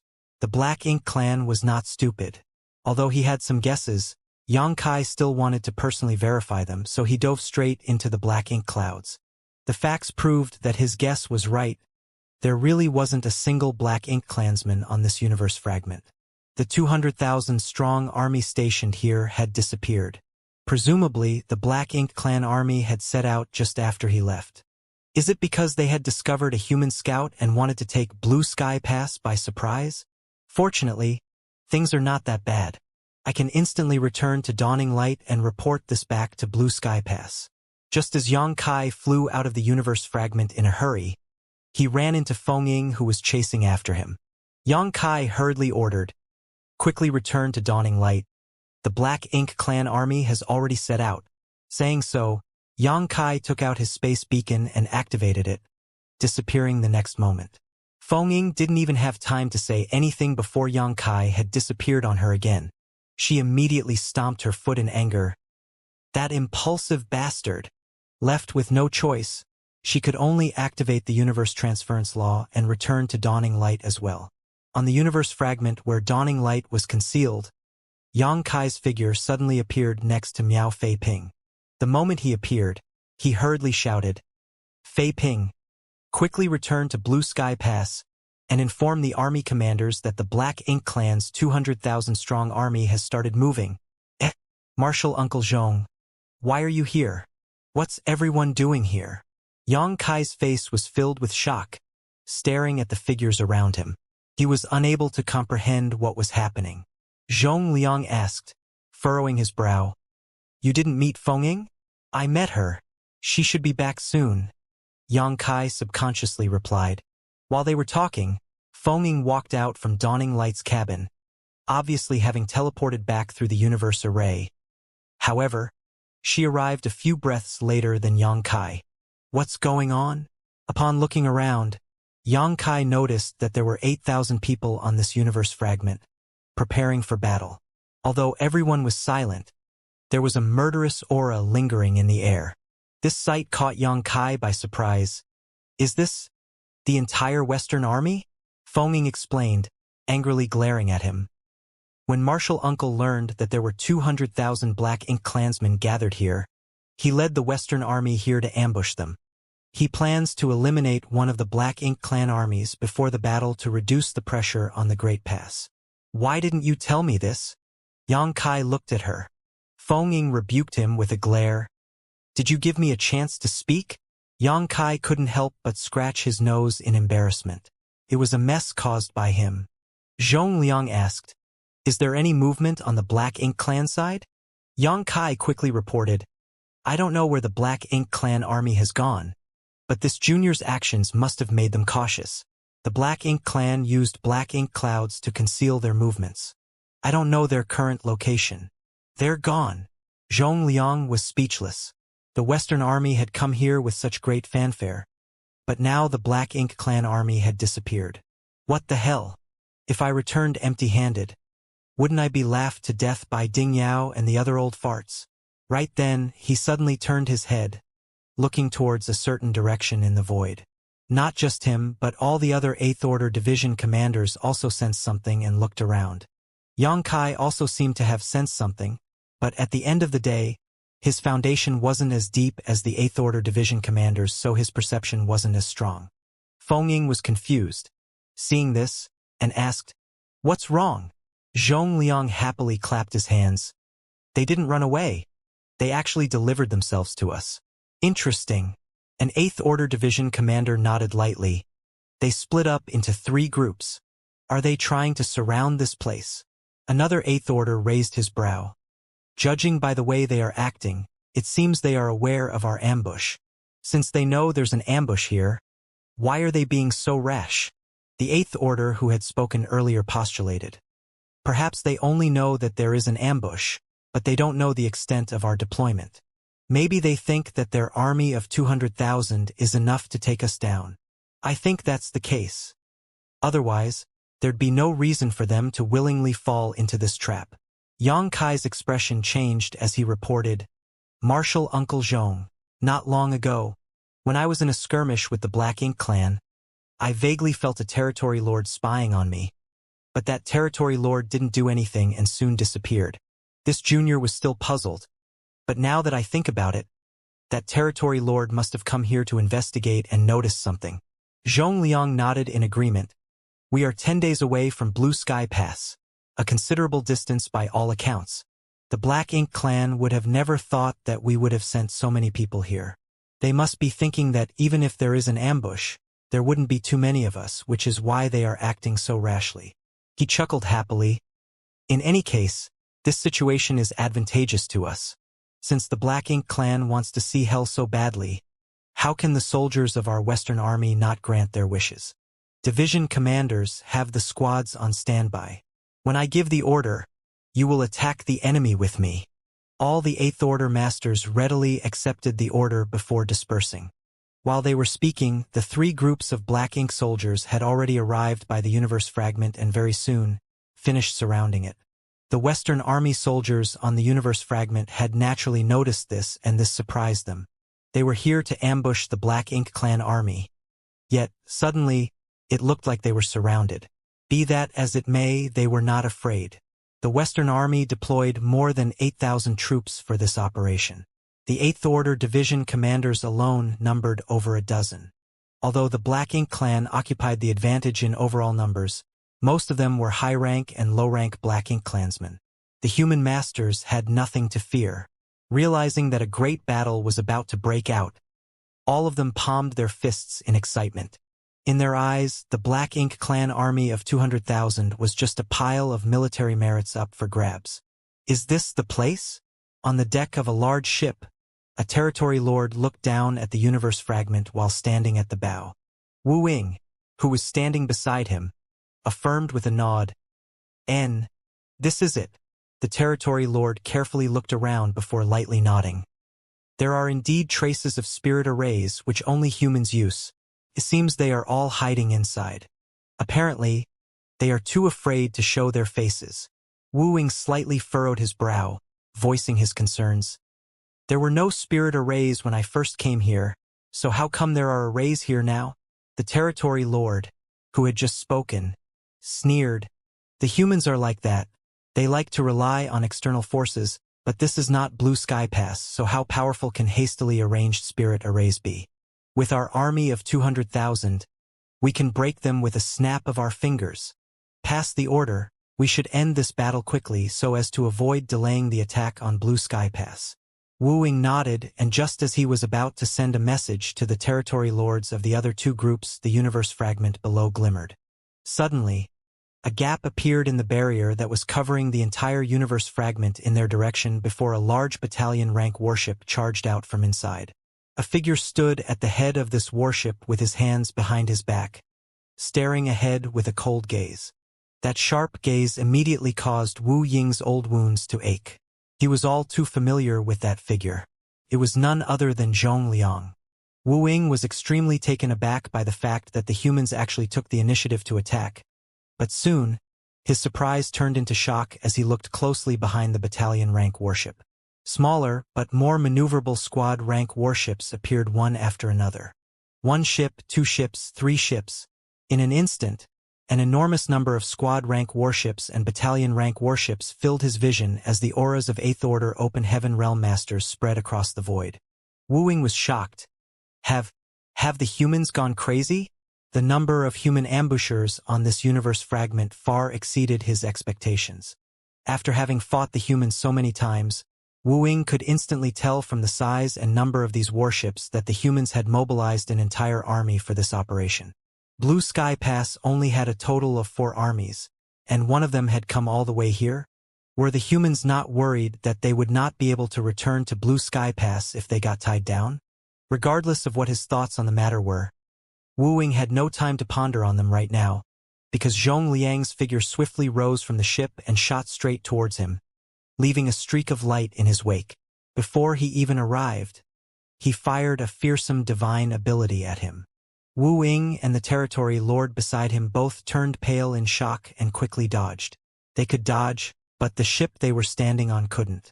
It was directly smashed to pieces, and the Black Ink clansmen aboard suffered heavy casualties. One after another, figures rushed out from the human army, all of them in the Eighth Order Open Heaven realm. The next moment, bursts of world force swept through the void as each territory lord was targeted. In the blink of an eye, an earth-shattering battle had broken out, and the shockwaves from the clash instantly killed many of the nearby Black Ink clansmen. Immediately after the Eighth Order Open Heaven realm masters engaged the enemy, the warships began firing dazzling beams of light straight into the Black Ink clan camp. Each beam warped space along its path, and every Black Ink clansman that was even close to the attacks were either reduced to mist or severely injured. In the blink of an eye, the Black Ink clan had suffered huge losses. Wu Ying was in an extremely tight spot as he suddenly found himself fighting 3 Eighth Order human masters by himself. He was already not an opponent of Zhongliang alone, but now there were 2 others with Zhongliang. He fell into mortal danger after just a few breaths. There was not that big of a gap in the strength between the average Eighth Order master and an ordinary territory lord. Even if an Eighth Order master was slightly stronger than a territory lord, this gap was still limited. Only a selected few had the prowess to kill a territory lord alone. These people were all top Eighth Order masters. Originally, the number of territory lords was about the same as the number of Eighth Order masters on the human race side, with the Black Ink clan generally having a few more. But the Black Ink clan army of 200,000 had split into 3 groups in order to completely surround this universe fragment. Correspondingly, the dozen or so territory lords had split into 3 groups, leaving just 5 or 6 territory lords in each. They mainly did this to prevent the humans from escaping. But contrary to their expectations, the distribution of their forces had become the biggest flaw in their encirclement, giving the humans an opportunity to take them down one by one. The Western Army had convened its entire force and commenced the attack without warning. Wu Ying's group was the first to bear the brunt of this assault, and it was already in full swing before the other 2 groups could even react. Right now, the Western Army was facing only 70,000 or so Black Ink clan soldiers. Although the other 2 groups of Black Ink clansmen were rapidly moving to assist, it would still take them some time to arrive. The Western Army was clearly planning to slaughter as many as possible in this short time where they held the absolute advantage. All the territory lords were fighting one against many battles, and Wu Ying's situation wasn't even the worst, fighting 3 Eighth Order masters. For instance, the one who was standing beside him just now was actually fighting 5 Eighth Order masters alone. For a moment, Wu Ying wondered whether he should be thankful that his luck wasn't the worst. Obviously, the humans had attacked with full force in order to finish off a few territory lords and decide the trend of the battle. The battle had already broken out, and naturally, this had not gone unnoticed from the other 2 Black Ink clan groups. But even though they responded immediately, it would still take them a dozen breaths to arrive and provide assistance. A dozen breaths was enough to decide life and death. Suddenly, one of the Black Ink clan territory lords' auras vanished. From the corner of his eye, Wu Ying watched the giant figure of his comrade, who was fighting 5 against 1, sway and fall. His head was nowhere to be seen, and black blood was gushing out of his neck. His comrade may be dead, but he simply didn't have the time to grieve, because under the siege of the 3 Eighth Order Open Heaven Realm Masters led by Zhongliang, he too was in imminent danger. In the distance, some of the territory lords who had a good relationship with Wu Ying were rushing over to try to help, their faces filled with anxiety and anger. Wu Ying also tried his best to move in their direction, but every step he got closer came at the expense of several serious injuries. After just 3 steps, Wu Ying felt his body lighten and the world spin around him. The concealment technique he had been relying on to survive on the battlefield was completely useless here. The humans are truly treacherous. Turmoil was the best portrayal of the current Black Ink clan army situation. They had tried to besiege the human race's ambushers, and every territory lord felt that they would be able to make a great contribution today. After all, there was a big fish like Zhongliang among the ambushers. But at the last moment, they realized that the fish they were after was actually a giant shark. The Black Ink clan army was caught completely off guard and had lost 3 territory lords in less than a dozen breaths. They were finally able to prevent any other territory lord from dying after the other 2 teams joined the battle. As the humans were already prepared, and the Black Ink clan had been taken by surprise, the momentum of the battle had already been set. Now, all that was left was to see how many of the 200,000 could escape. Still, fleeing from the fully prepared Western army was not an easy task. It was quite easy to be injured and even lose their lives in such situations. The territory lords were well aware of this, so they didn't immediately think to flee. Instead, they ordered the various feudal lords to gather as many forces together as possible while they were battling with the Eighth Order masters. A fleet of squad rank and battalion rank warships quickly appeared on the battlefield, each of them protected by several Seventh Order masters. On the warships, the glimmer of spirit arrays activating lit up the void. Every time an array was triggered, it would reap the lives of many Black Ink clan soldiers. Needless to say, the low-rank Black Ink clansmen were nothing more than cannon fodder in every battle between the Black Ink clan and the human race, so they suffered the most casualties as they were unable to resist the might of the human warships. Although the situation of the high-rank Black Ink clansmen was better, it wasn't by much. The entire void seemed to have transformed into a millstone of flesh and blood, constantly grinding away the lives of the Black Ink clan. Dawning light sailed through the battlefield. Xianxia, Fengying, and several other Seventh Order masters floated around the warship, each of them using their respective divine abilities to kill the surrounding enemies. Bai Yi stood at the prow, shooting down feudal lords at will. From time to time, she would even harass the territory lords who were fighting with the Eighth Order masters, causing them great frustration. A Seventh Order human who was proficient in archery was a great deterrent on the battlefield, especially for those territory lords who were caught in the heat of battle and had to divert some of their attention to guard against Bai Yi's sneak attacks. Their strength was already inferior to the Eighth Order humans, and now they had an extra concern while locked in battle. Xianxia did not try to hit the territory lords when they were down, instead focusing on the feudal lords, which gave him brilliant results. Which feudal lord could block his spear? Furthermore, Dawn's configuration was incomparable with any ordinary squads. Not only were there more Seventh Order Open Heaven Realm Masters, but Dawning Light's capabilities were far superior to other squad rank warships. Wherever Dawning Light passed, it instantly emptied a large area of Black Ink clansmen. The great battle entered a fever pitch soon after it began. The Western Army wanted a quick, decisive victory, so they did not hold back in the slightest. Although they were far away from the support of Blue Sky Pass, the Black Ink clan army was caught by surprise by the Western Army and was dealt a heavy initial blow that they were unable to recover from. It was obvious they could not hold out much longer. Even though the territory lords knew that a disorderly retreat at this time would increase their casualties, if they did not flee, there was a great possibility that the entire army would be destroyed. If they could sacrifice their 200,000 troops for some human lives, then it would not be considered a total loss. However, all the 5th and 6th Order humans were hiding in their warships and would remain safe until their warship was destroyed. Meanwhile, although there were some 7th Order masters roaming the battlefield, they did not move far from the protection of their own warships and would retreat to safety as soon as things became dangerous. Many Black Ink clansmen were killed or wounded in a fierce battle that lasted half a day, while the casualties on the human side were quite low. In such a situation, the choice was clear. Since the Black Ink clan army had been defeated and was retreating, the humans naturally would not let this good opportunity go to waste. Under the leadership of the many Eighth Order masters, they began chasing down and eliminating as many Black Ink clansmen as possible. They did not stop until 2 days later. The result of the battle was spectacular, but it was impossible to know the exact numbers.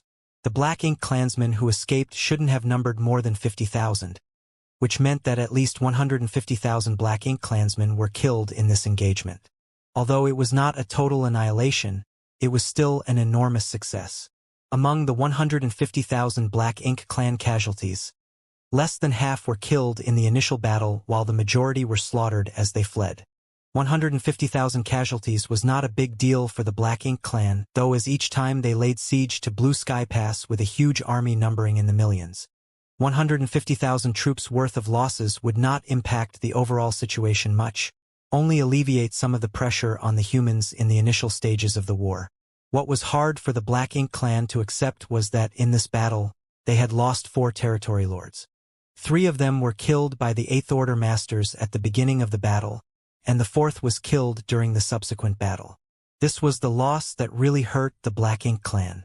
As long as there were black ink nests and available resources, they could easily replenish their 150,000 lost troops. However, for territory lords were not so easy to replace. It took a very long time to cultivate even one territory lord. In the past, every time the two races fought, there would be very few fallen territory lords. Almost all the dead were the Black Ink clansmen under the territory lord rank. Thus, it could be said that the Black Ink clan suffered heavy losses this time. Warships of different sizes stopped in the void as the Western Army soldiers abided by the order to halt their pursuit. Firstly, continued pursuit of the Black Ink clan would not change the results of the battle significantly. Secondly, they had to guard against being ambushed by the other Black Ink clan armies. After all, if they were to be led into a trap by another fleeing Black Ink clansman, they would be at serious risk so far from Blue Sky Pass. Thus, the Western Army decided to stand down and accept their victory. The 200,000 Black Ink clan army had basically been beaten half to death, and the remaining stragglers could only rally together with the other armies. The Western Army's losses were negligible by comparison. Not many fell during this battle, as the warship's all-encompassing protection allowed them to remain safe during critical situations.